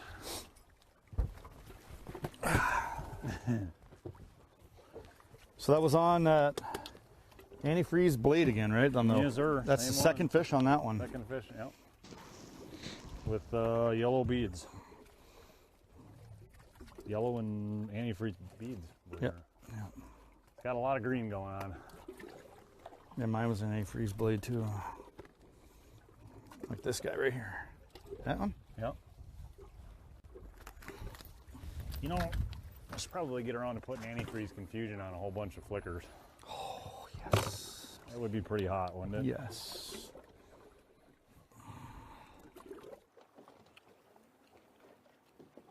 Those are some colors I haven't heard in a while. Yeah.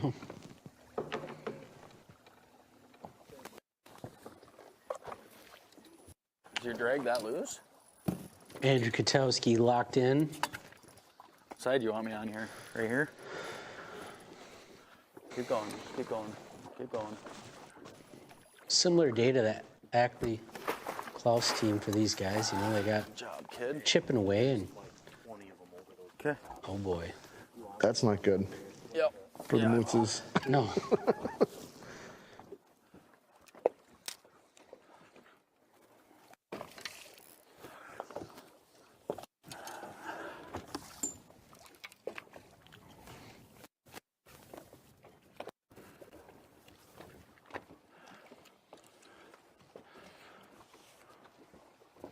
Take a step to your right, Andy. You know, he's not wrong. Oh, he's not.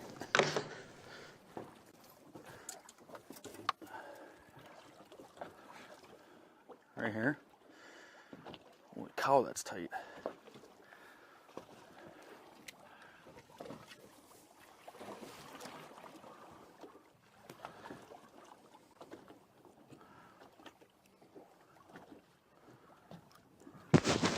Here we go. 2 pounds. Oh, Come on. 2 even.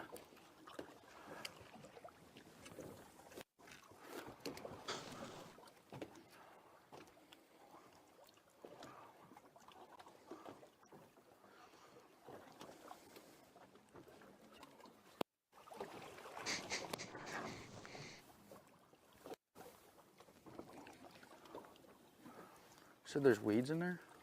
Is that what I'm feeling?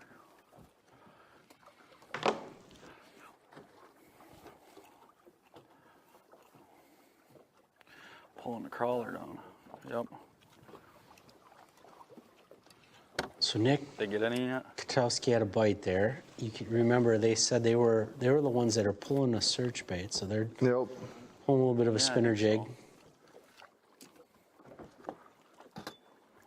Death jig. Lots of brands out there now. I thought he said he was using a death jig. Yeah. Okay. I mean, you know what I mean. There's. Oh yeah. You got the Kalen Search, it's the Walleye Nations Creations.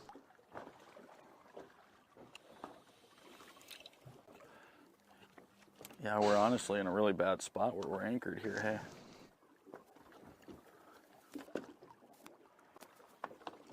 Got that memo. I do not like your sonar.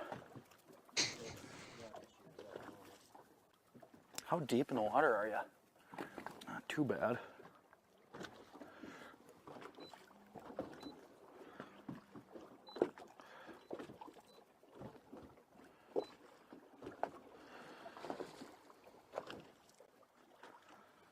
I mean, it is really shallow back there.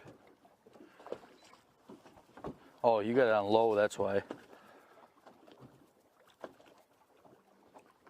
Right there, same spot, 45 foot. Zing! Pitching wedge.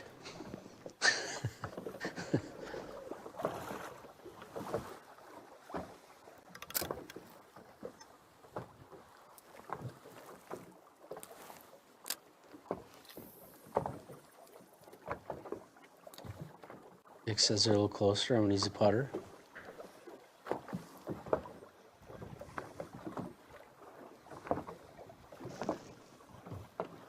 Now it's actually looking downright nice out there. Gorgeous. I think we got Sean calling one out. And a hook set. Boy, he's got it today. He's got it. That was beautiful.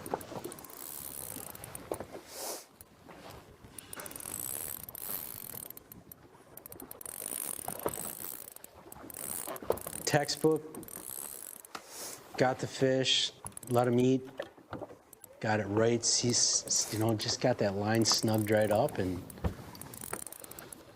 nice back end. Keep that down. That's why he's been Good job. 100% on execution today.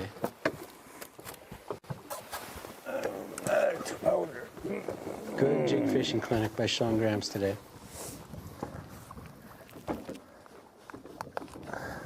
Zeros.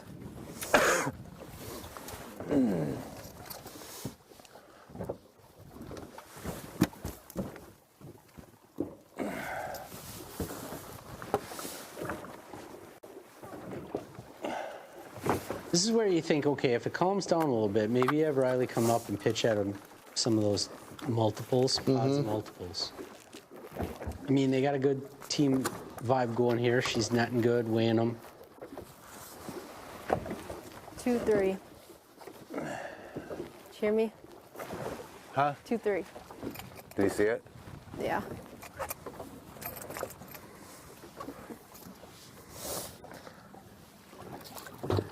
All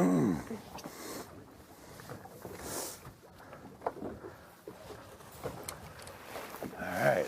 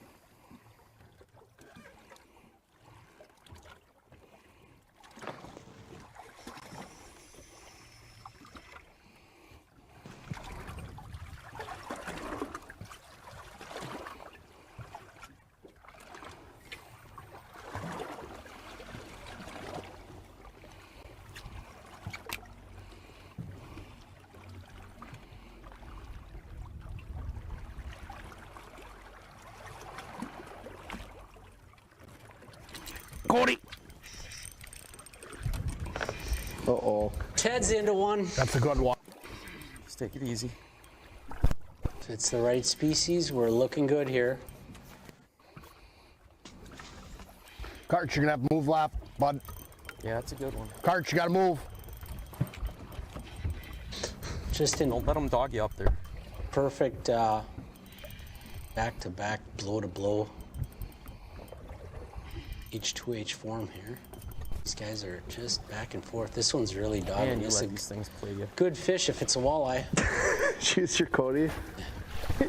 Man, you let these things play you. Yeah. How do you really feel?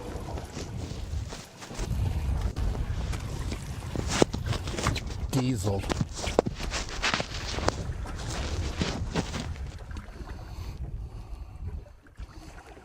Oh.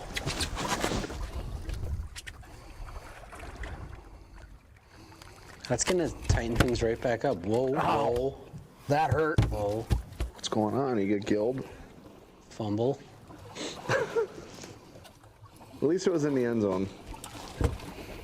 Those 4-pounders are always the ones that are just small enough you think you can grab them by the gill plates, and then you can't, and then they zeros.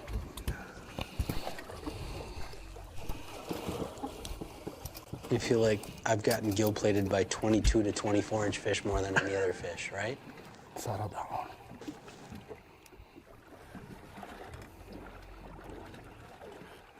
Four two. Yeah. 4-2. Locked in 4-2. We ain't got time for pictures. What was it? 4-2. 4-2. Nice. So that's gonna put them at 29. Keep her rolling. See what the reaction is here. Really? 21.5 to 20.9. Need fish. Really? Yeah, really. Hammer down.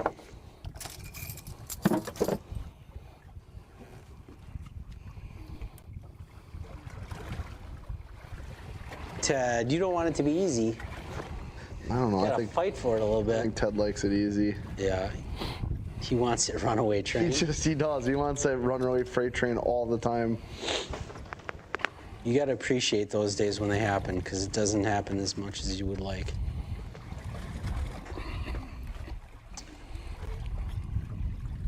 You know, we had a lot of comments even early on and about when Eric and Steve went off, you know, and they did it twice now. But I mean, everyone thinks they're gonna do that every week. Yeah, and that's it's just not, it just doesn't not work that way. practical. These are so stupid.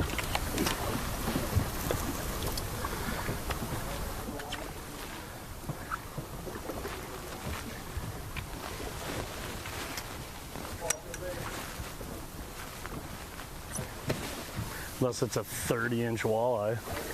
Kiss you right on your lips if it's a 30-inch walleye. Why don't you catch that 1.9 there? You caught the event one. Finally in the mouth.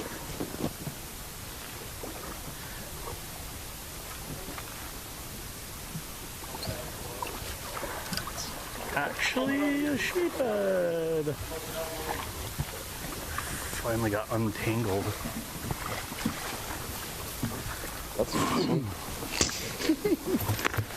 I get this other one back out. The tail looked a little wide. What'd you have this one on? I didn't even look. What board was it? Second one in. 95.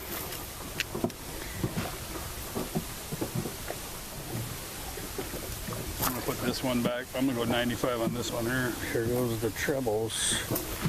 You know, you can't get them. Try something different, right? Nothing wrong with that.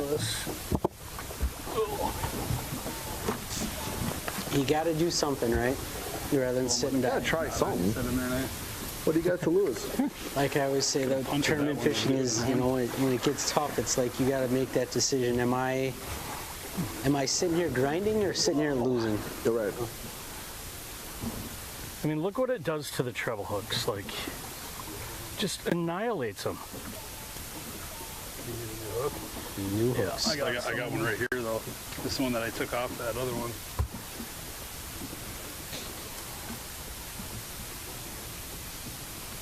Where's it at? It's right here.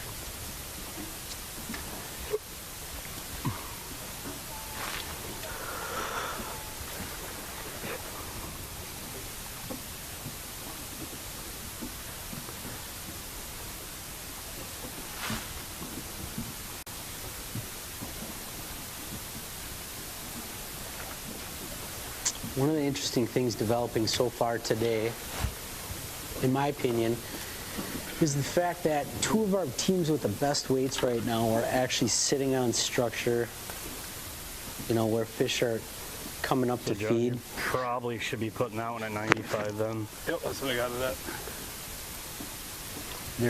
They're fishing in the spot where the fish are active and coming and activating. And I think that's what's separating those guys apart right now. It's a fun time.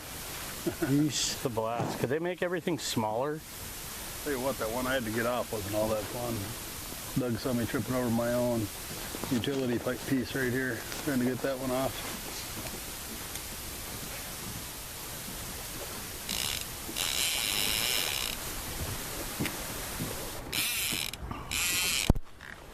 Of course. Backlund Klaus keeping it going here. Looks like I got it. I got it.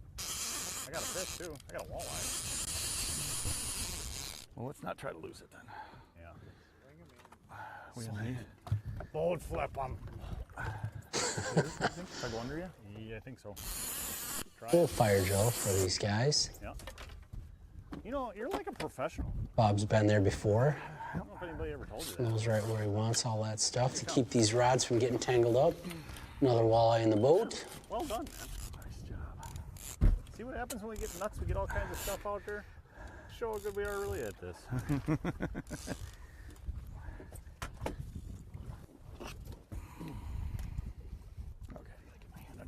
Oh, stop it. Ow, you bugger. Oh, settle down. I'm going to let you go. Easy, easy. I'm going to let you go. Now you're going to, how are you getting bleeding all over? The hook is right in your lip. Because he's doing...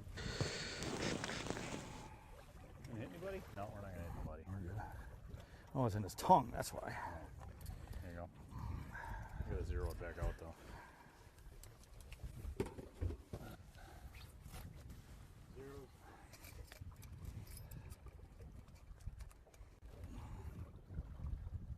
Coach Anton just sent me a message. That's cool.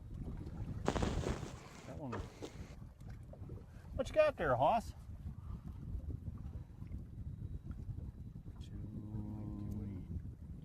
2.9. Ooh, oh. Ah. Well, Oh. come on.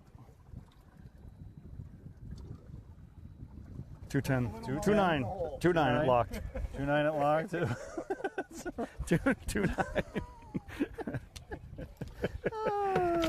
That one's on a little smiley blade. Poor little guys. And we're gonna get her back. 2.9 on a smiley. Go girl, swim. All right.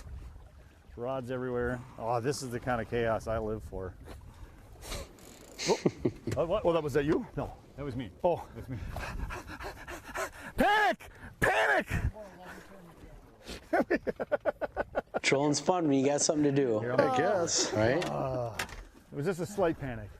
Slight panic. Before we My keep bad. going, how is your heart, by the way? So you're like, good, bad, otherwise? I heard a rod! Getting jumpy. Turn that stinking clicker off. It's getting jumpy. Oh, man.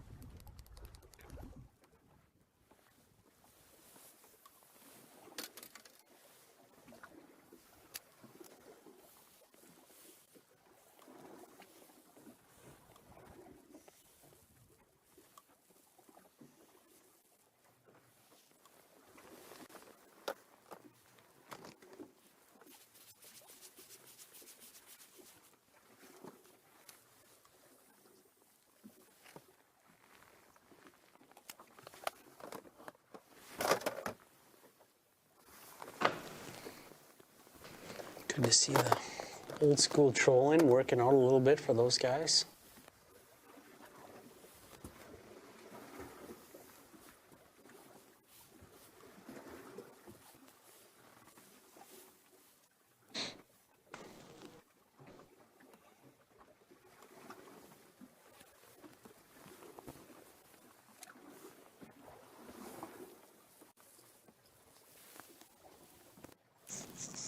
There's a camera shot of a camera guy filming a catch right here.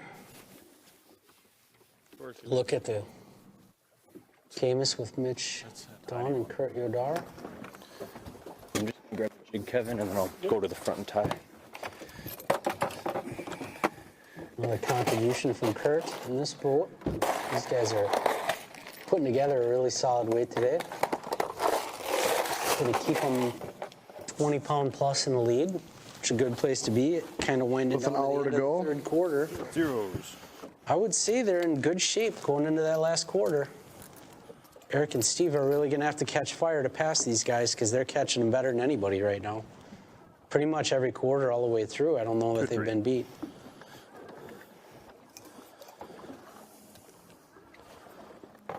A few smaller fish in this period. Yeah, it did seem like the average size kind Their of average size dropped a little bit. Like everybody's did. Yeah. We kind of saw those big fish go off right at right before halftime. It's amazing how it seems very, uniform across the board. 2-3 submitted. Can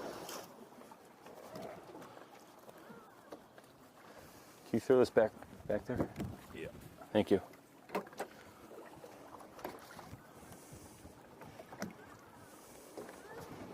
$34, $12, $20, just about a.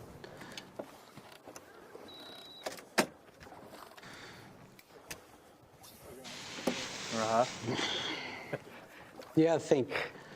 I mean, if you look at it from a pace standpoint, McCoy and Labs 12-10 in 3 quarters, and they're down 20. So they got to catch more to catch up in this quarter than they've caught in the first 3 quarters combined. Well, hopefully they're not listening to you. It paints a good scenario for Dawn and Yodar because, I mean, at the end of the day, it just doesn't look like there's any chance that they're going to stop catching them. Joe Cotta plugging away. Here we are with him, and he's hooked up. Decent. 4 fish, and, all good quality for Joe today. Another good one, it sounds like, here coming into the boat. Nope, not quite. It was a swing and a miss. Oh, he jumped over the net. 2 swings, 2 misses. He's just. That's a tough deal when you're by yourself. There we go. There we go. 3rd time's the charm, Joe. Good quality fish again. It's been a while, huh?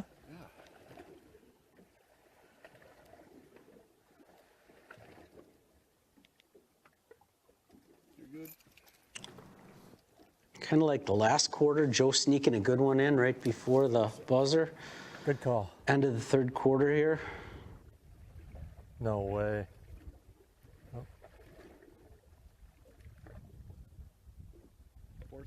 4-3. Little by little. 4-3. It's about 26 pounds for Joe. 26 even. Putting Nickel and his replacement today at That might have been Caden Hendricks. Well, yeah, they're 20 pounds down now. I mean, that's a. Those guys just haven't been able to do anything wrong. That might have been the dagger there for Joe. One fish there for those guys. Joe's obviously put 3 consistent quarters together.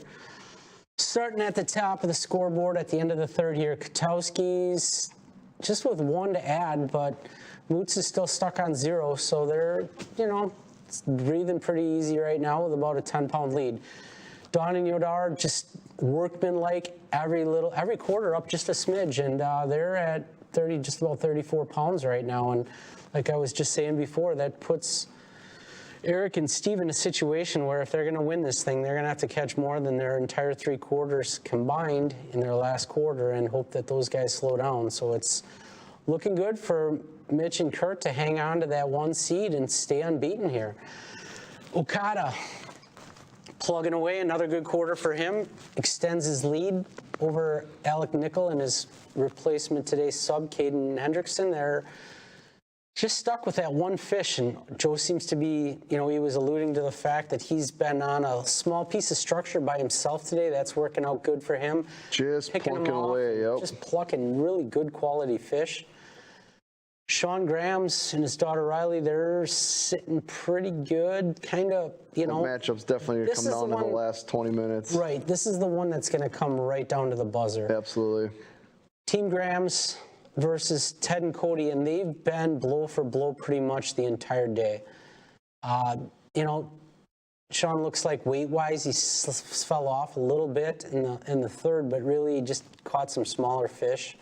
It's been pretty steady with the fish count all the way through all 3 quarters. But he's going to need to keep catching them. This one's really going to come down to the wire. They're less than a fish separated right now. So that's kind of one of our tight ones to watch here. And then finally we got Ackley and Klaus, who've consistently boxed a few on the trolling program in the last 2 quarters. They're sitting at 11-1 now. Sadly ahead of Darlene and Barry Ochoa, who worked at the jig and bite for a while. Couldn't get it going, and then they switched to pulling cranks. So far, haven't been able to get anything going with that. But, kudos to them to just keep plugging away and trying some different things. They're trying to make adjustments. We'll see if they can figure something out. Because they're one team that, kind of like Moots's, if they could figure something out, they could get in it quick because they're only a couple fish back. We'll see what happens in this last quarter. Absolutely. All right, let's take a look at the commercials. W7's got it right. Covering girls' high school sports all the time. 100% free, 100% live. W7 for the girls.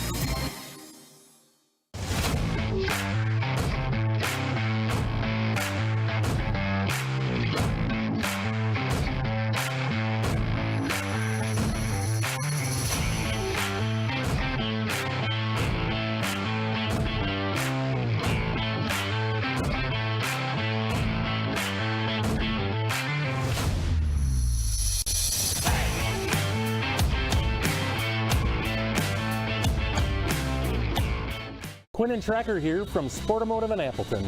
Shopping for your next watercraft is easy as Sportamotive, your trusted partner. With Tracker's no hassle, no haggle pricing program, you'll get your best deal this spring.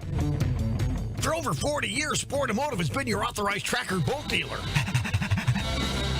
With our award-winning service department and winner of the Mercury CSI Award for over 14 years in a row.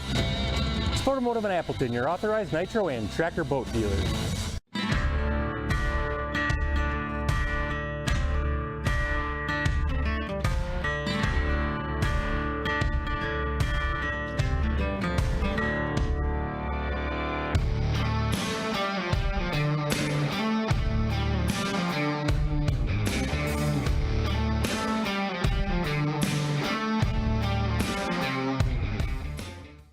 Welcome to the Real Shots Farewell Celebration. For 15 amazing years, you've made us your trusted fishing tackle store. We've loved being a part of your fishing adventures, from the quiet days on the water to the thrill of the catch. Thank you for making the Real Shot your home away from home. 15 years of laughter, learning, and unforgettable moments. Here's to every cast, every catch, and every story shared. Everything must go. Enjoy 35% off store-wide and 50% off on arrows, bolts, and hard baits. 50% off all ice fishing gear. Get the gear you love while supplies last. Thank you for being part of the Real Shot family. We'll see you on the water, where the memories live on.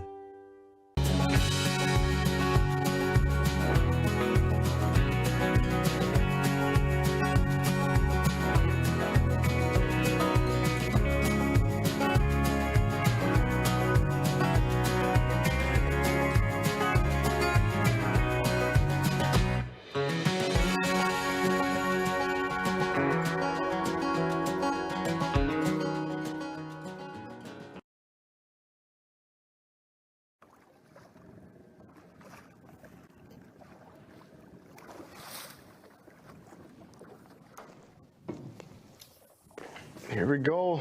Last 53 minutes of event 6 on the Bay of Green Bay.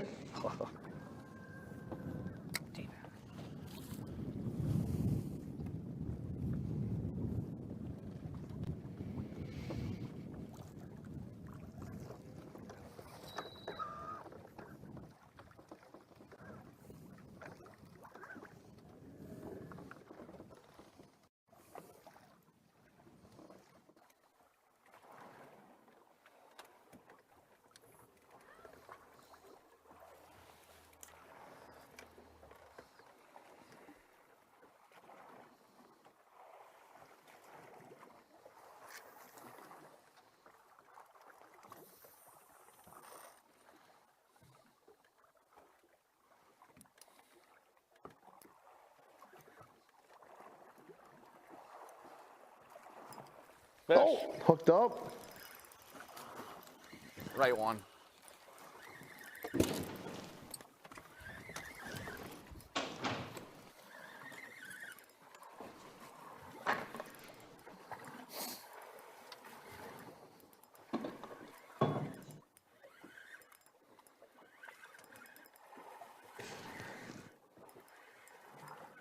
Oh, nope. That is not the right one. Could have swore that was the right one.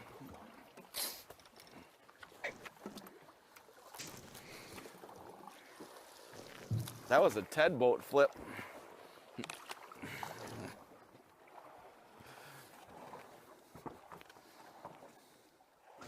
Fish.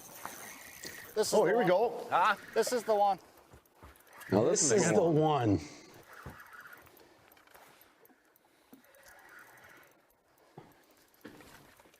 Find one of those giant marks to take some big chunks out of this. That's one way they could get back in the game. I mean, isn't that the only way they could get back in the game? Boy, you know, if they start catching fish like that. Here we go. That one. I saw him, and I almost didn't come back for yours because I could see him out there. I'll weigh it. Yep.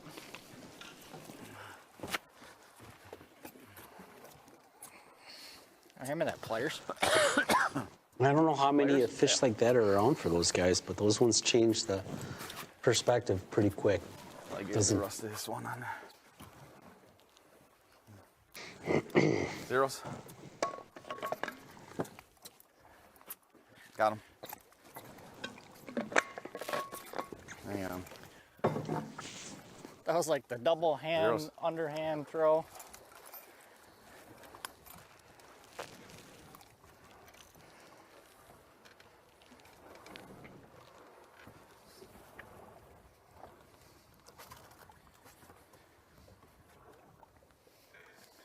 Or 11. There you go. It's got to pick up the pace here, like a lot. A few more of those. Yeah. I thought that fish was a little bigger when it hit the It net. looked way bigger on live scope. It looked bigger from the camera view there, I thought too. I thought that fish was going to be quite a bit bigger than that.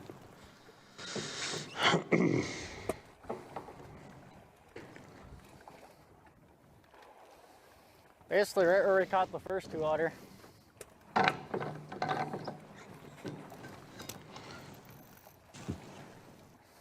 Okay, 16:10. Got an hour to do it. A few more of those and we'll be getting business.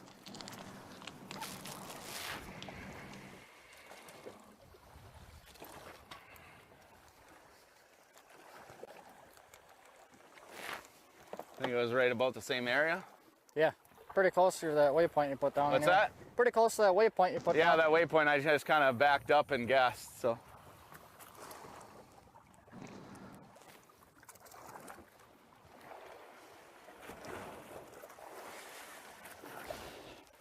Got two high ones up here, but I can't see my bait with all the alewives.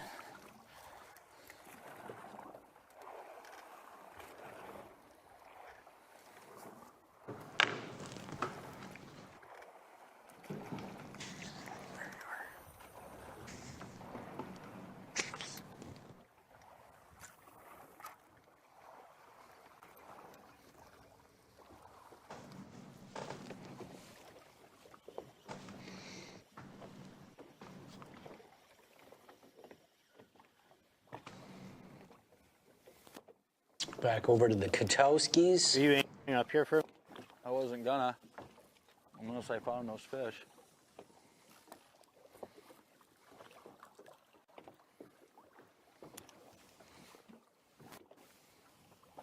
I've got a pelican story I got to tell you about.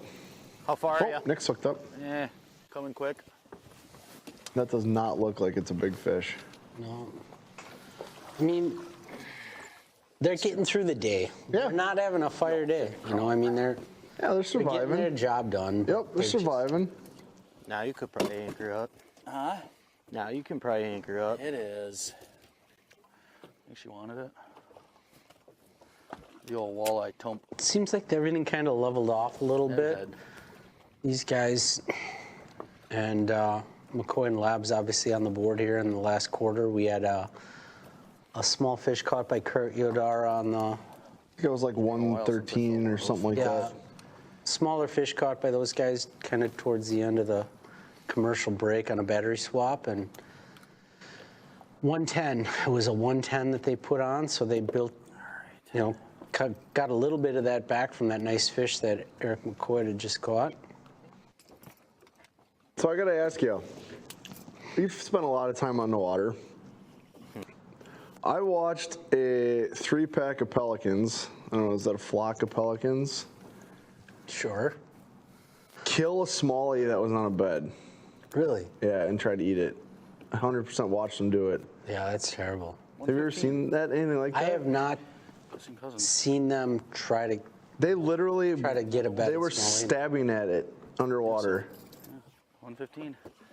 They killed it. Did you intervene or no? I tried. Yeah. I was there late because by the time I got over there, they were trying to swallow it. Boy, oh boy. Yeah, those things. And then of course, you know, it was pretty dead. But it literally, like, I watched them stabbing at it underwater.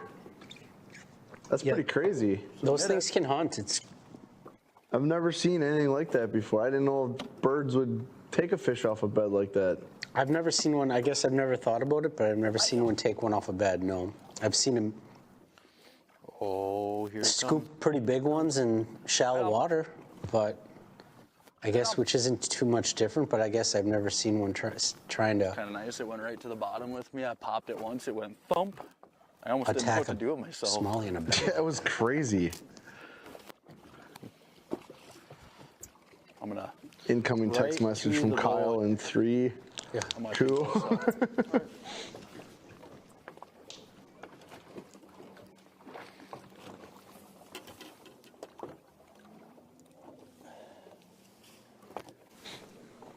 Based on how it's gone for Moots today, these guys are in pretty good shape.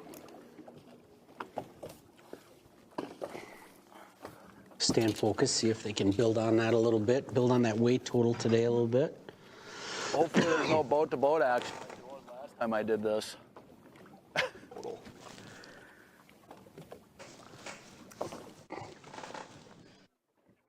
They catch half their season total. 40 per.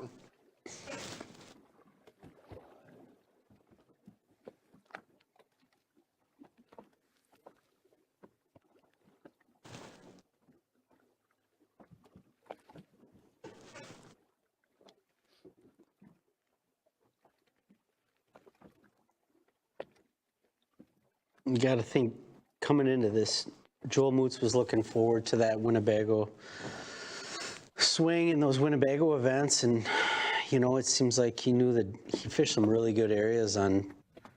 Obviously, he's a troller. You know, that's his strength, and that's what he likes. And man, just didn't get the weather and the timing right for that trolling bite. Struggle, big struggle on He's Winnebago. grinding it out. Yep. Well, that's all you can do, right? Making some memories with the kids and getting out there and giving it a whirl. You know, I mean, I'm not gonna lie, it's different. You know, I had one tournament day with my daughter this year, and we zigged when we should have zagged, and I felt like a more stressed than I should just out there having a fun day with my daughter, but. Switched gears last week for the 4th. Took a little irrational trip over to England and watched probably one of the most I don't know, concert of a lifetime, a little Black Sabbath and Ozzy. I didn't even know that was going on. Ozzy's last live performance with all the original members of Black Sabbath. Their first show was 1968. My son Ben and I, we got to travel around Birmingham a little bit and go to the Crown where those guys played their first event as Black Sabbath in 1968. Check out the mural they made in town. Quite a few tributes to the band and Ozzy. Very cool. Over in England, it was like kind of like a trip to the heavy metal Holy Land. Great show, though. Definitely once in a lifetime. Once in a lifetime show, and I thought, well, it's kind of like up north. I had a couple nice days last week of fishing in, some good live scoping on the Wisconsin River system, Lake Mohawkson. Got on a really good walleye bite. Caught a bunch of walleyes on Minocqua chain one day in a short time frame, and then you start getting around the 4th, and man, it gets ugly busy out there, and it really doesn't hurt my feelings that much to shift gears and go do something else for a little bit. Wait till all those people migrate away from us, and then get back out on the water.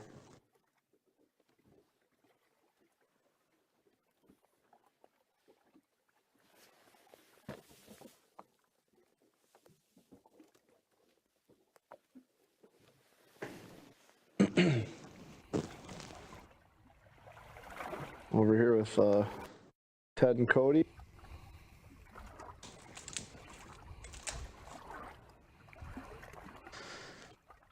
This is our match. This is our dog fight today. Nothing's come easy for Ted and Cody this year. Last year it seemed like everything went their way right down to the end. This year it's a little bit of the opposite. A lot more adversity to deal with. They've hung in there and had another pretty good season.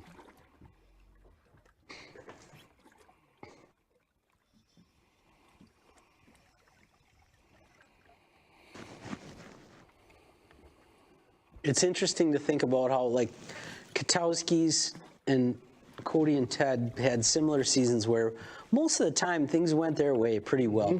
And, you had that team of Mitch Dawn and Brandon Ruffalo, and they got them every week, but just always ran into the buzzsaw. Yeah, they just didn't. Nothing ever went their way on that end of it. And this year now Mitch is having things fall the right way for him a little bit better. And very consistent fisherman though, doing a good job.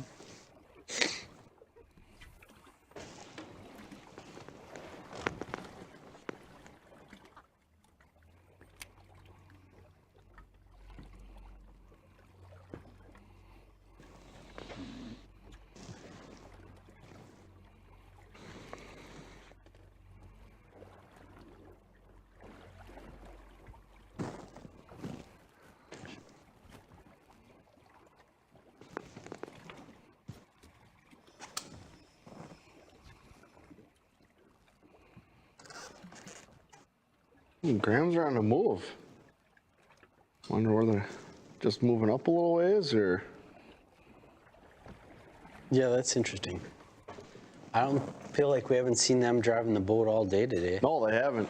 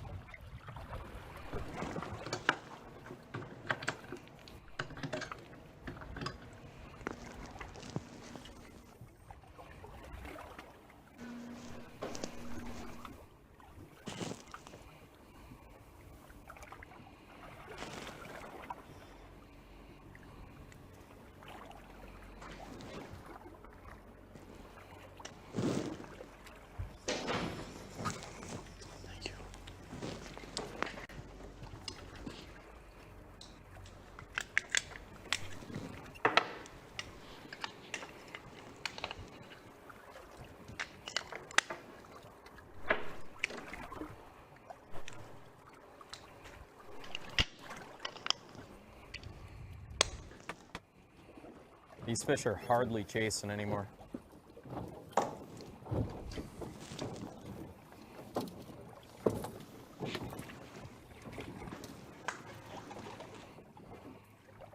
Been dying, fish dying for these guys, it sounds like. I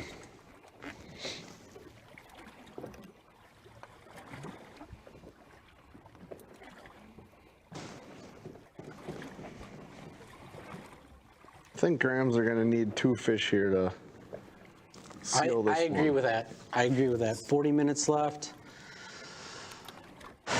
They're up 8-6 to fish, or 8 fish to 6 on the count, you know, and they're less than a pound lead, basically at the same weight.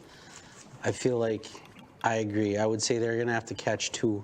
Whoever can catch 2 in this last 40 minutes.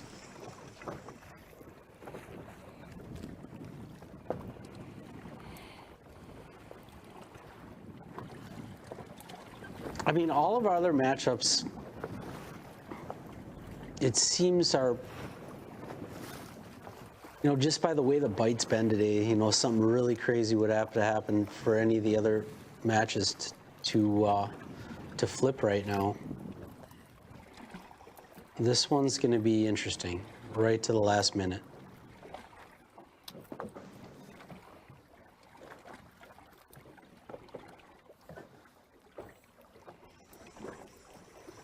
Just eat, man. How? And, you know, let's face it, when it gets inundated with alewives in the bay, I've seen it a lot tougher than this. Oh, yeah.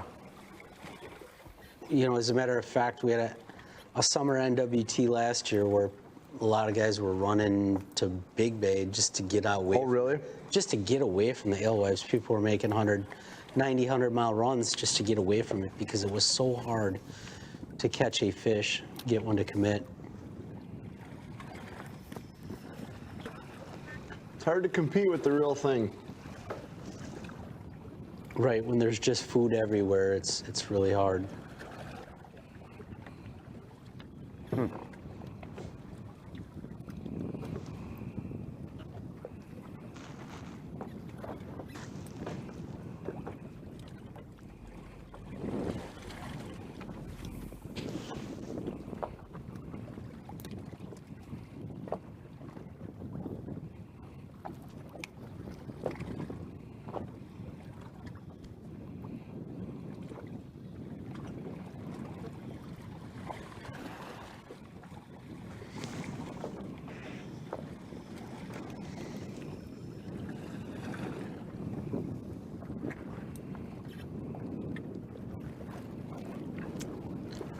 Just looks like this last quarter is going to be a grind for both these guys. Mm-hmm.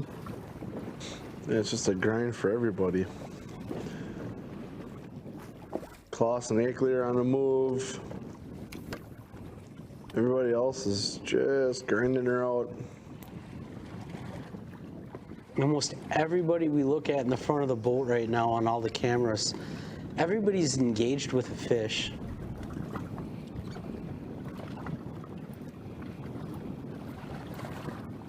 It's hard to get those fish to commit when they get negative.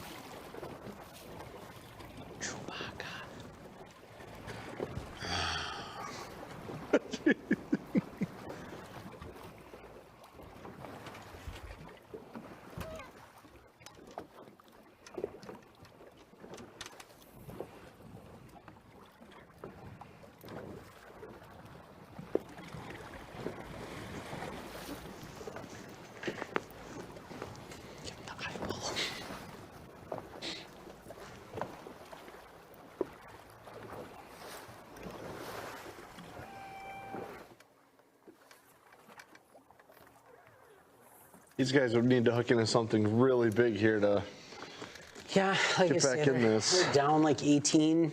Boy, even those big fish, if they caught 4 of them, you know, they're just not coming at that kind of a rate. You never know. You catch like a 7 or 8. Good one. Eric's hooked into a decent one. It can just change the attitude a lot too, you know. Cast get a little sharper. Oh yeah. Nice and easy. This looks giant. So far, really digging.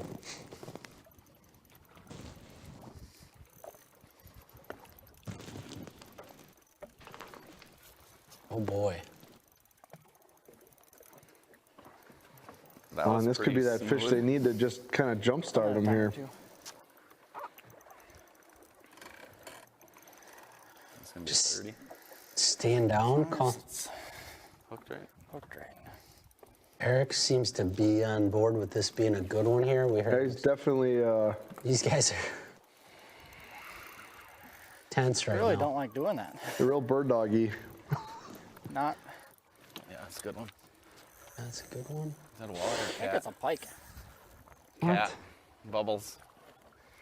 Oh. I think it's a giant cat. Oh, pike, you're right. Oh.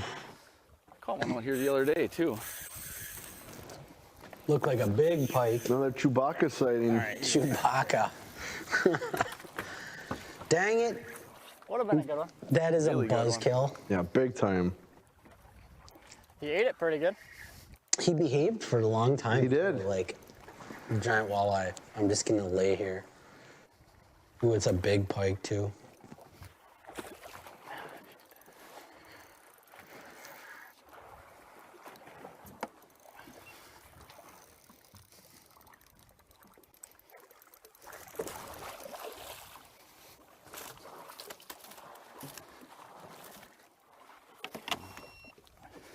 My wife's watching. She'd want that one for dinner. Ooh, those pike are good eaters. Good eating fish. Zip them Y bones out of there. One Good players? flavor. Or you got it up there yet? Yeah, I got this one. So why can't the walleyes eat it like this? Ooh, gotta be careful of that. Don't lose the other net. We're We're almost down 2 nets. Yeah, you gotta be careful with that, man. They start. I hate putting my hand in their face like that. Yeah. Hey, that's a way better idea. Maybe. I'm gonna get this guy longer pliers.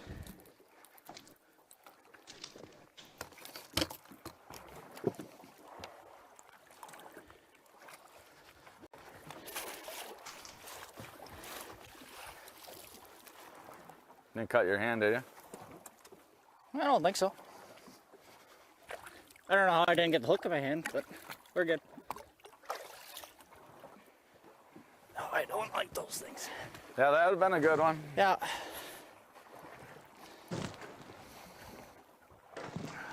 He looked good. Nice and long on live scope.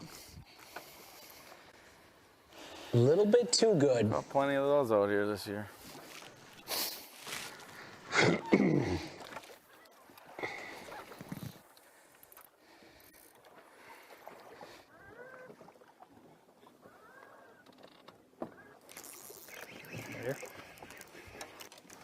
Your side, your line. We're in your Mitch, line. That's okay. close to the boat, hooked up. He's due for one It off. was dialed. I don't see these guys relinquishing. They're in a good spot right now. Half hour to go. I think. I mean, this if that one's- last pike was a 8-9 pounder, Right, you start thinking, you're like, yeah. yeah, get one more of those. Right. you know, I mean, if there's a couple more out like that. And they do tend to hang with other big ones. Look at what Joe did before, right? Right. I had visions of, man, if this is a 30, those guys are like the 30-incher. I mean, you catch a 10-pounder, they're there, and then all of a sudden they're at, they're not even down. Well, they're one fish down at that point. They're not even 10 pounds down. Right. So And those big fish tend to hang out by each other. Right, I was thinking that when they had that, when he was down on kneeling for that fish, it wasn't going crazy. I thought, wow, if this is a 10-pounder, this match could get interesting, but I don't know. That being said, now down 20. Phone ringing? Yeah. Tim? What? Tim Palachek? You need it? No, that's work. Definitely don't need that. Good call. I'm to read his email. I'm off. He puts it in perspective when you think of, okay, they're down 20, their total is 17. Yeah. They have half an hour left. They couldn't catch 20 in 3.5 hours. No, I agree, but probably not going to get it in a half. It's just probably not. Odds are not in your favor, but It would have been exciting if that was the third. anything is possible, especially when you're in the land of the giants. Yep. Mind if I look at him? Yeah, look at him. As long as you're putting in the boat. Screw around again and lose it.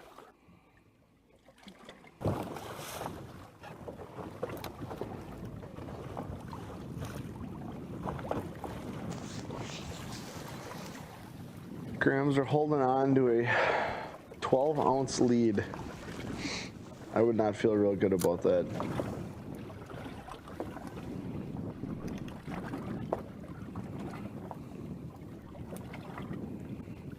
They made a move. Hit it. Uh-oh. Did he go? You just said hit it. Oh! Hooked up. I love it. He's calling for the net on the bites, and I love it.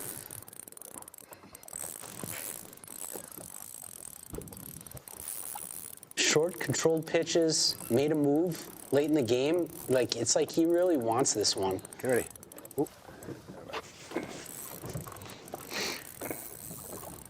They're active, man. They are hot. Good job, Ray. That away. That was a good net job. Yeah, that was a very tough good one. net job. She had an awkward angle there, and she took it, got it. Nice work. Good teamwork. Gives those guys just a little bit of breathing room. Aren't you? You're getting pretty good with them, aren't you? She handles those fish fantastic. Yeah, she does a great job.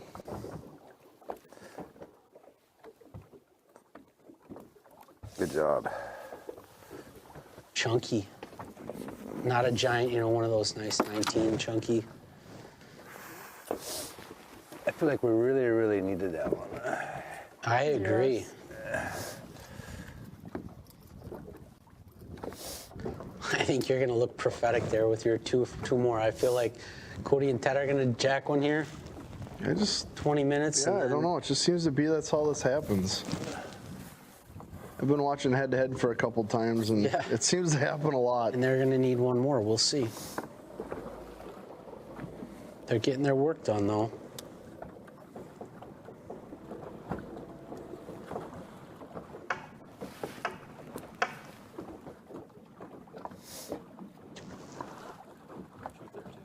Okay.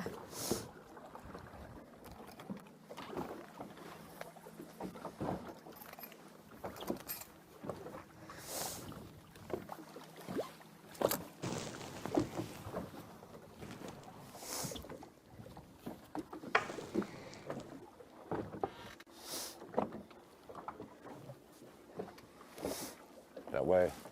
213.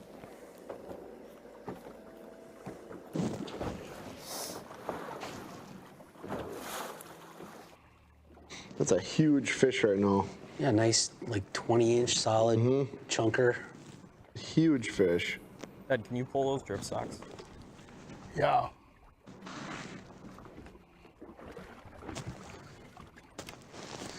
These guys pop a 4-pounder.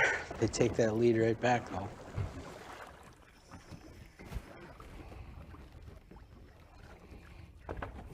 We got a hunt. We got a hunt.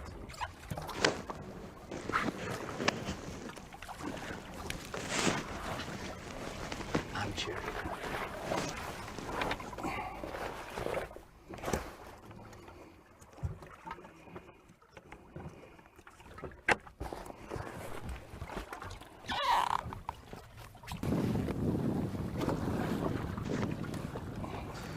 Grams and Grams hanging in there.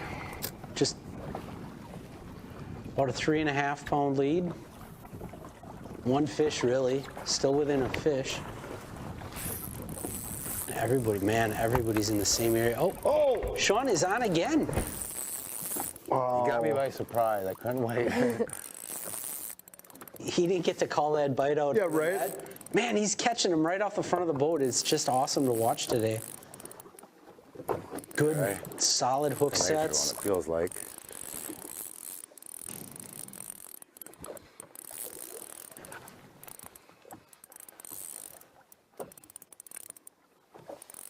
In the spirit of competition, man, it's just hard not to root for these guys. Good job. They're having a day. I think that's our biggest of the day, maybe, huh?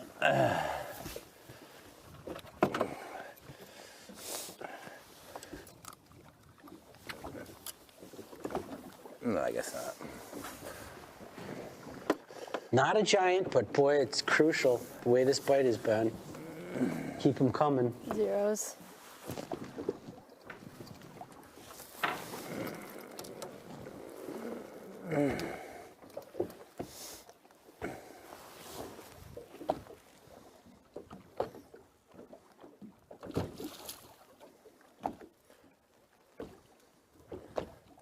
$2.11. Well, they got there too. Boom. 20 minutes to go. I mean, that's good. Puts them in a good spot. I wouldn't be surprised the way those two came pretty fast. I mean, they might put another one in the boat here before this is over. I think they should just stop at 2 so I can be right.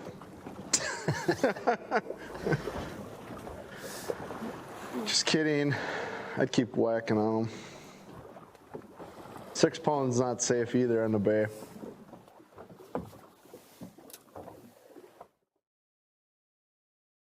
Checking in with Joe. 26 pounds even. It's had a great day.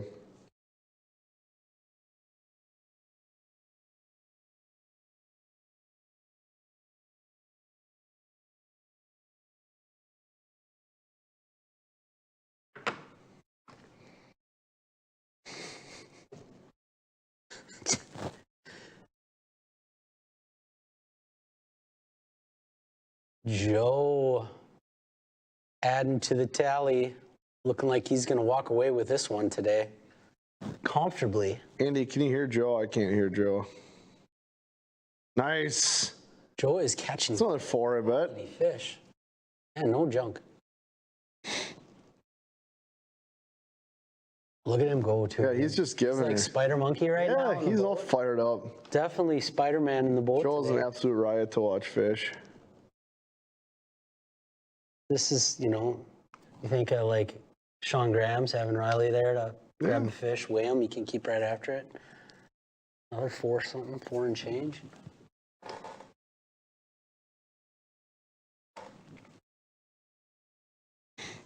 $4. Nice.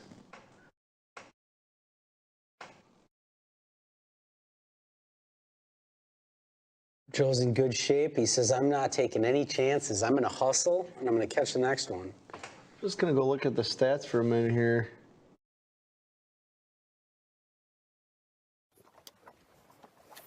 He's going to end up being 4 and 2. Yeah, he's quite a ways back on the season total weight to the teams in front of him. Yeah. But every pound, it all adds up at the end, right? I mean, He had a few tough ones, but he's starting to stack up W's, and that's what's important. Oh, it's the only thing that matters. Get him. Kurt's in. Big hook set from our #1 seed team here. They are just on it today.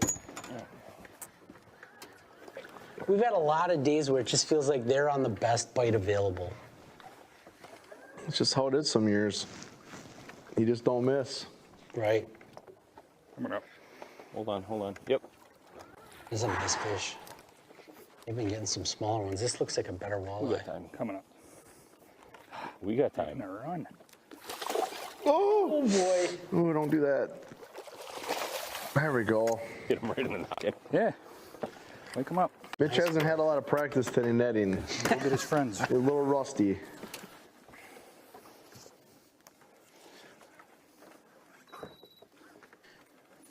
Yeah, like you say, I talked about it earlier, when they start out just putzing a little bit, Toss me a crawler when you get a second. trying different stuff, and then all of a sudden, they're both using the right bait. Thank you, sir. And they're both contributing. Now it's starting to get ugly here. Start putting fish in the boat, he calls you sir. Well, you earned it now. Very comfortable lead for the amount of time remaining for these guys. First time all season. I know.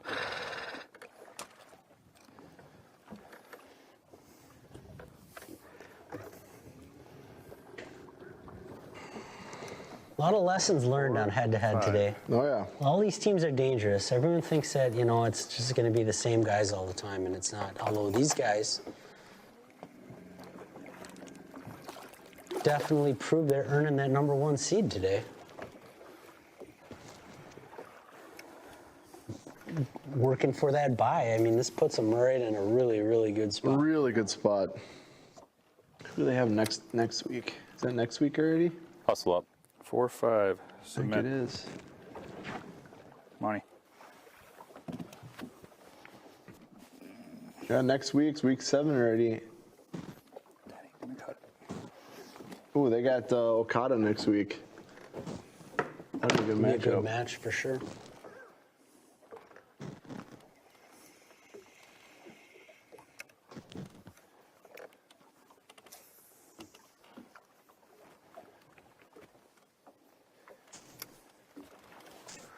Hurry up. Oh, jeez. Cast it further. Wow. I'm in the front. You got to cast the. There you go. I think that was a swing and a miss there. Got bit off. Kurt's like, I'll bet clean up here. I'm going to whack this one. It doesn't count if I just think it. Yep. Yep, go ahead. Yep. Yep. Sometimes it helps to be in the front of the boat, too. Yeah, well, I mean, he just went right up in there right after Mitch, got bit off on that fish, swing and a miss. Kurt just slides in there, pitches right in there, boom. Another good one. This might be the dagger, Brian.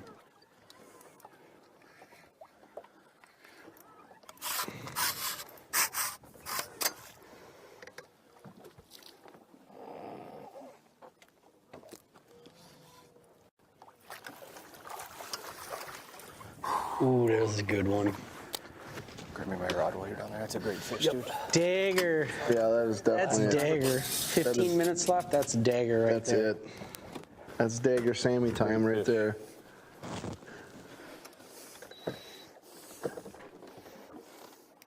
Wouldn't that be crazy if somebody just sat down and had a sandwich? We haven't seen much snack in here. No. We haven't seen much comfort. Everybody's there isn't a lot of the runaway train business going on.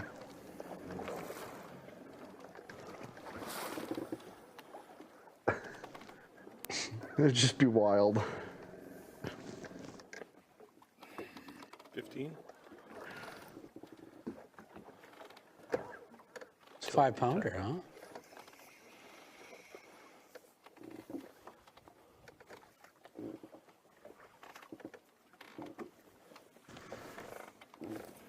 Taking 5.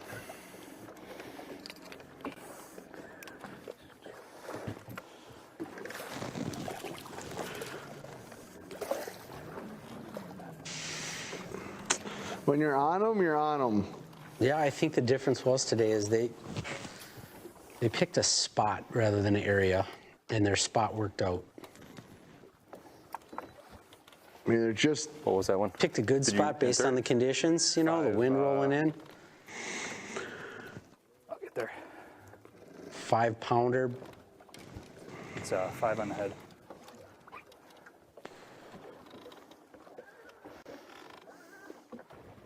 Respectable day on the on the bay for those guys for sure.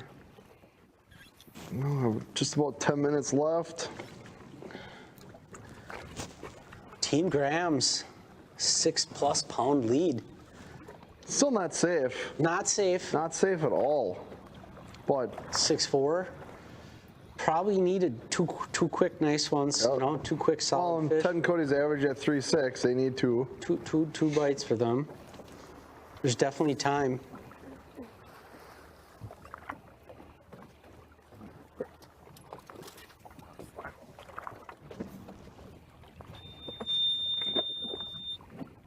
Sean staying aggressive.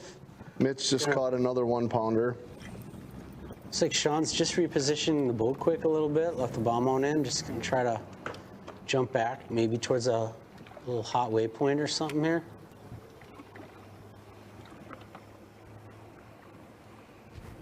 Going fast with the bow mount. I was just sitting here thinking, I was just gonna say that. It sure looks like it anyway, maybe. Maybe it's not as fast as it looks on camera, but man, that looks like he's really giving her with that bow mount in the water.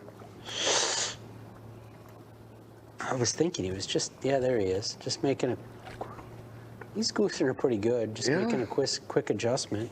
Man, that's a lot more faith in that what in the world? Composite shaft than I have.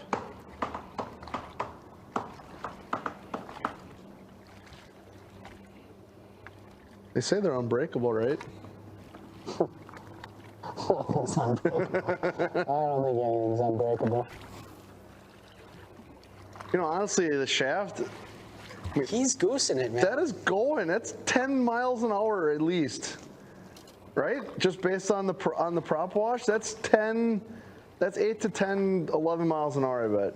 It looks uncomfortable for me.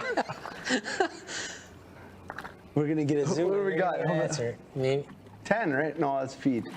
I couldn't see it. I couldn't.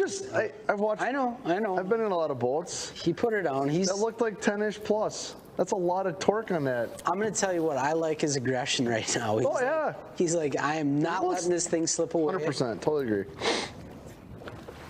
He must have ran out of them there. He caught a couple and ran out of them and just wanted to quick try another little spot. Spot on the spot. I still would have picked up the ball. Yeah, I'm with you. But that's okay. I'm with you.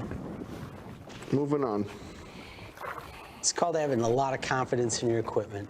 Yes. A lot of great rigs out here. Great rigs from all over the place. A lot of them from our sponsors. Check them out if you're in the market for a new rig.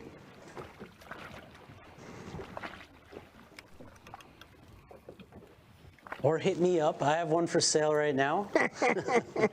I saw that on Facebook. Yeah, I kind of just one of those things. They didn't want to deal with it till done today. With the Evinrudes or what? Well, you can't keep them forever. You know what I mean? Right. I have nothing bad to say about mine. Mine's been a great boat. Hours aren't terrible on my Evinrude. My 19-621, you know, that I have for sale. It's probably gonna list it tonight. I kind of want to wait till I was back in the country. Did we talk about a commission if you sell it on the show? No, we can go through that. I'm fine with that. 2019 621, the 300 Evinrude, 15 E-Tech as well, 112 Ultrex. Yeah, hit me up if you're in the market.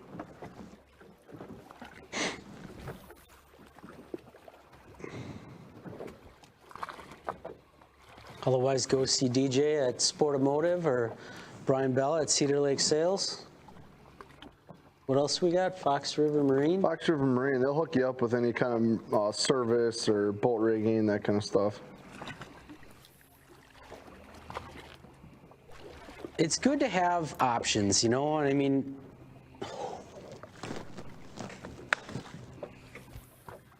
It's what we need. Everybody, you know, we can't do this alone. Everybody's got to make this happen. Everybody that loves head-to-head, you know, we got to have options. We got to have everybody on board.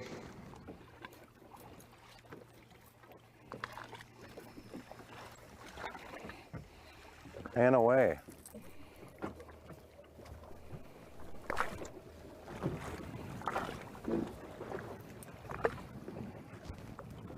Ted and Cody just dying to find that bite. They're running out of time. They better get one. If they need two, they better get one pretty quick here. We're in the last 10 minutes.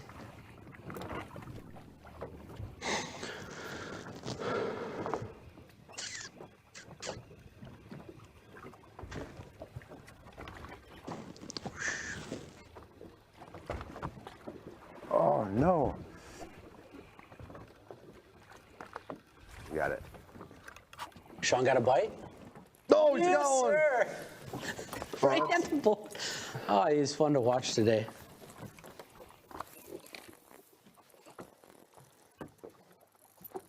Man, he can do no wrong today. See, like that little, I'm gonna speed idle over here with the bow mount in and Yes. one right away. Makes me look like an idiot. This might be the dagger. Yeah, I think it is. Get him in the boat. Good job. Hey, that's some good fishing today by these two. Absolutely. Good teamwork. Absolutely 100% on execution. Think we bit it, Riley? Right at the front of its mouth, huh? I was really rooting for Riley to catch one on a blind cast, but you know, I mean, I get it. It's tough. You know, you're going against two hammers. Things are going your way. You know, there's going to be days where she can get up there and stand next to him. It's coming. Oh, yeah. But, you know, let's get the W. I like it. Well, he was kind of in the zone today, too, right? He's been in the zone for sure. If I was in a boat with somebody else in a tournament like this and they were just catching him, the last thing I'm doing is getting in his way. Right, just keep doing what you're doing. You do your thing. I'll be happy to net and process fish. She helps with the efficiency and has done a heck of a job netting, done a great job, and it's just a good day for them to remember. I think they're going to pull a win off with this fish here. 210. It's going to take some heroics if they're going to do it in 6 minutes.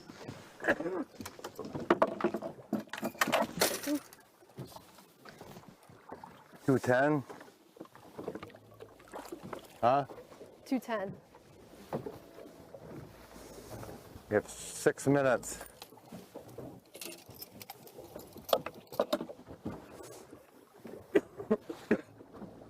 Who doesn't love a good underdog story? I mean, there was a lot of people that probably would have picked Sean and Riley over Ted and Cody, and it's fishing, man. Yeah, I think almost everybody did.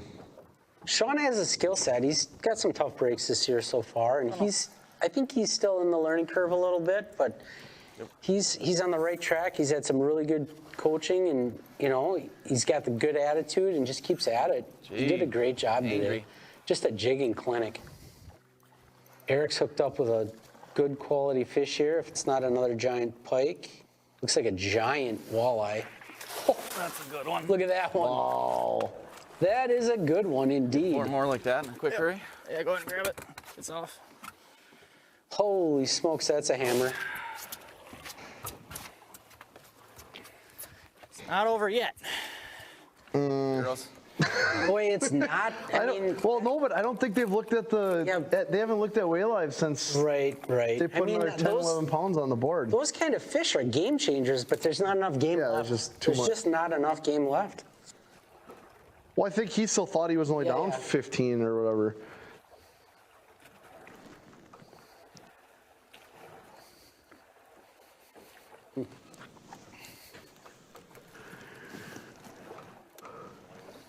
About 6'6". 6'6". Oh, big fish.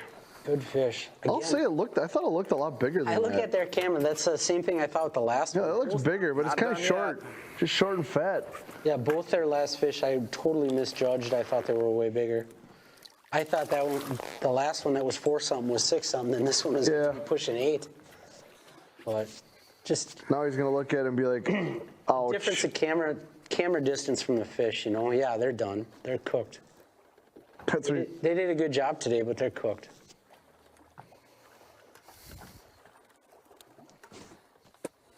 Four more of those in the next couple minutes, and we're good. Yeah. There's 4 more of them right here. Yeah. I got some on that side, yeah. I have nothing on my side. Better start The hustling. one has no interest. Hustling and boat flipping. There's a big one right here. It's like 4 feet down.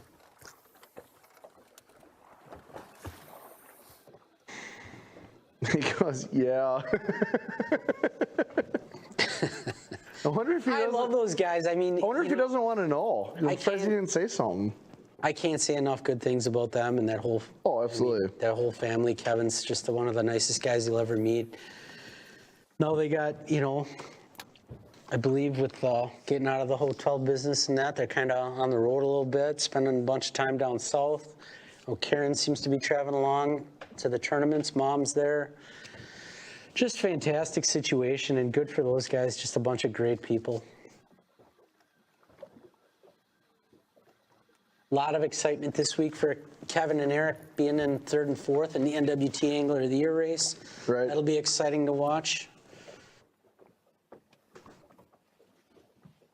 Sean Graham's probably, you know, well, him and Mitch, Kurt, those guys have been, I mean, obviously they got the best weight today, but. Okay, go ahead. I got you. NBA stats are going to put Sean right up there with either of these guys for sure. Yeah, for sure. And Joel.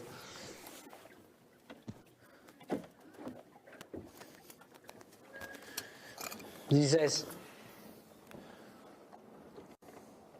It's yours. Joe just caught another 3.6. Small fish here for Mitch, but they're just salting this one away now.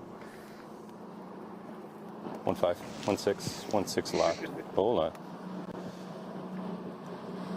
We already saw the nail, called the nail in the coffin for these guys. That's going to put them over 50, well, just right about up to 50 pounds.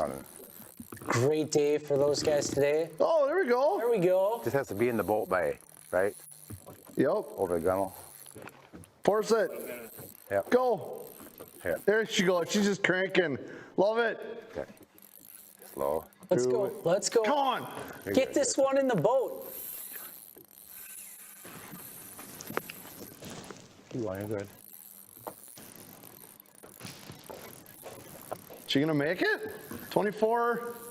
How much time we at? Get in the boat. Get him. Come on. Oh, yeah. Yeah. Awesome. That's good stuff right there. That's a great way to wrap up the day right there. Hold it up.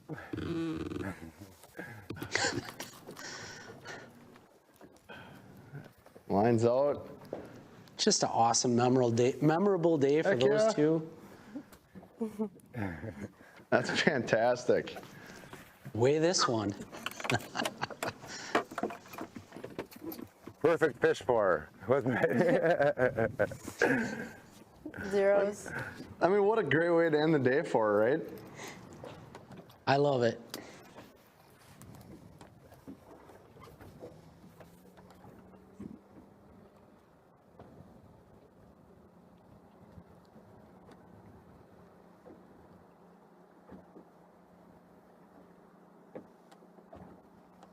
What do we got? We're on 5. That's a nice fish. Awesome.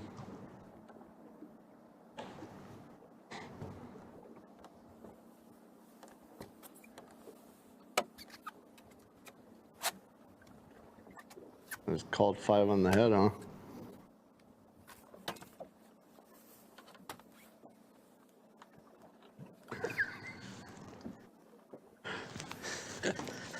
Do it! Do it! Right there, 5. Starting now. 1, 2, 3, now. There it is. 5. We're smarter than the skills. 5-pounder. That a girl? That was an absolutely awesome way for that team to end their day, man. That was awesome. You know, it turned out, I thought that match was going to be a nail biter back and forth, but it was back, back, back. Yeah, they just slammed the door shut there in that 4th quarter. Sean Graham's was on fire today, and you know, Ted and Cody had a solid day as always, but it seemed like Sean could do no wrong, and man, did they execute today. And he was calling the shots all day. Perfect execution, you know, every fish calling out for the net. Yep.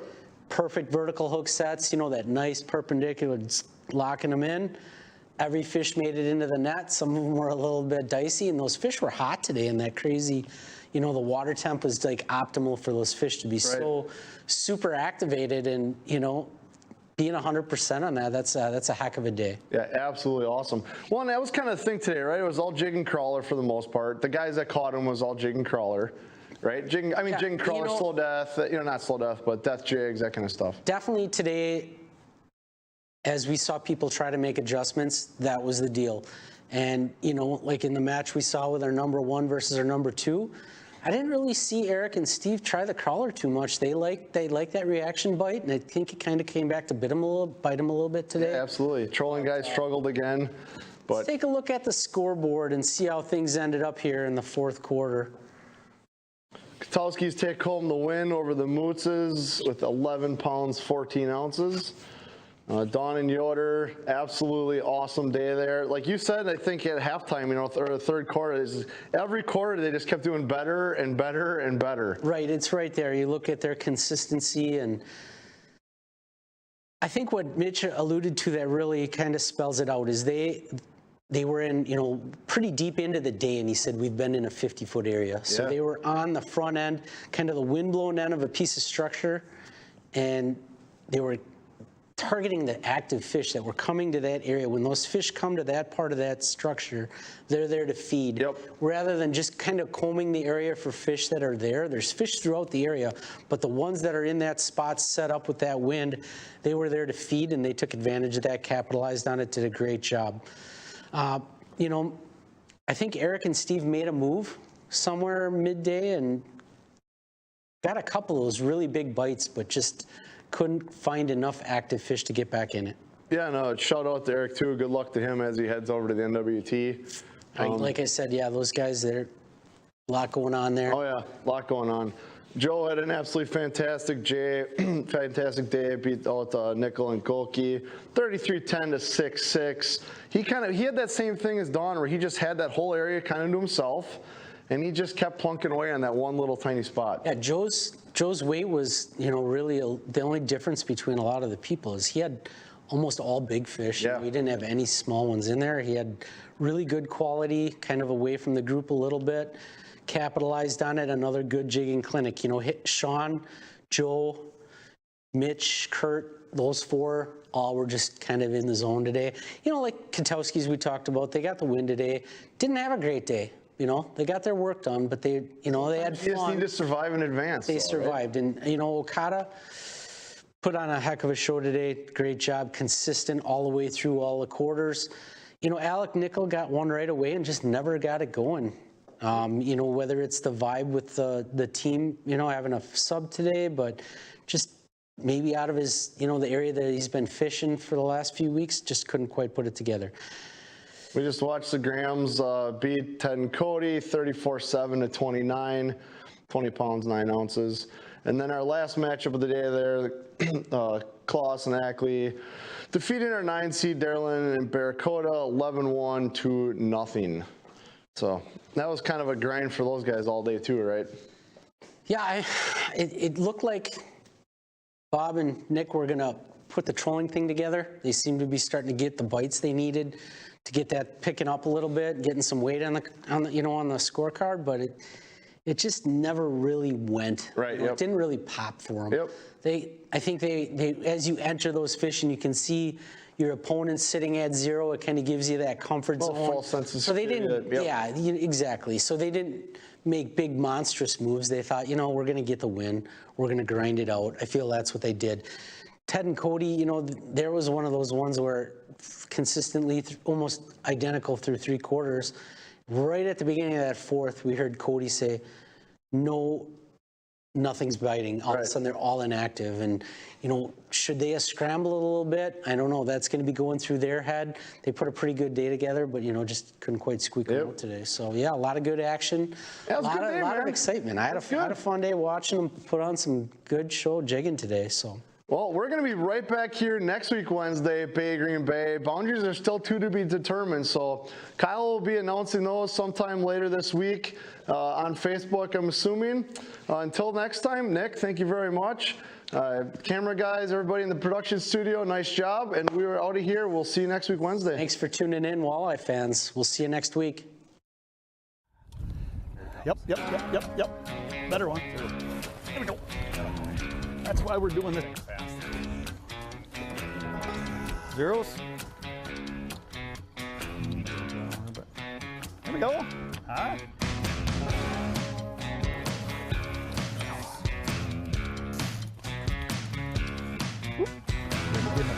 You know, you're like a professional.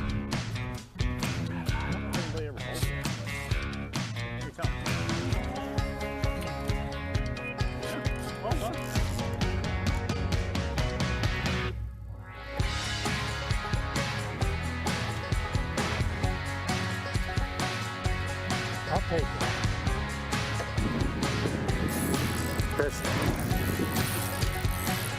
Getting that now. Good job, Ryan. Yes. Got him, Ted. Fired up. Fired up. Well, you really got. Got him, Ted. Hang on, hang on. I got. Got him. That's it. You got it. Get him. Go, go, go.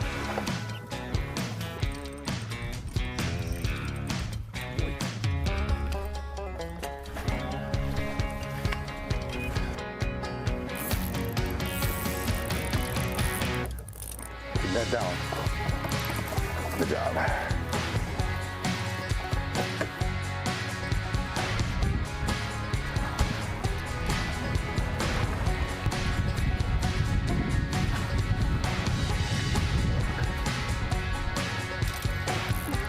There. Yep.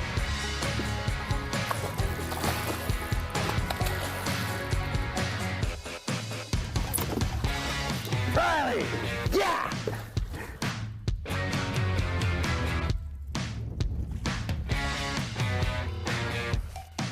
Yes! That's a big one. Woo, yeah.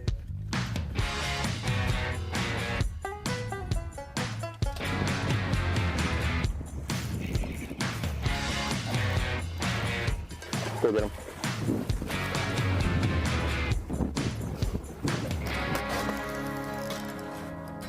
Walleye. You got to check him. Got him? Yep.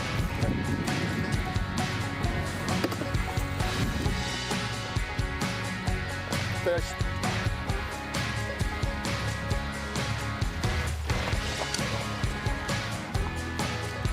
Nice job. 10-15. Starter. Right here.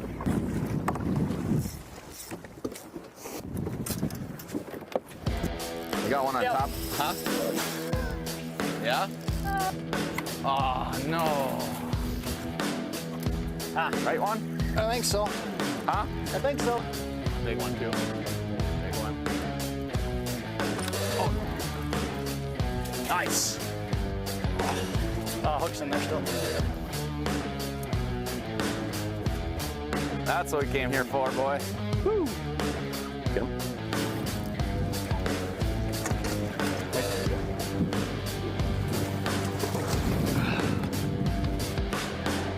Dude, I'll eat it like that. Gone.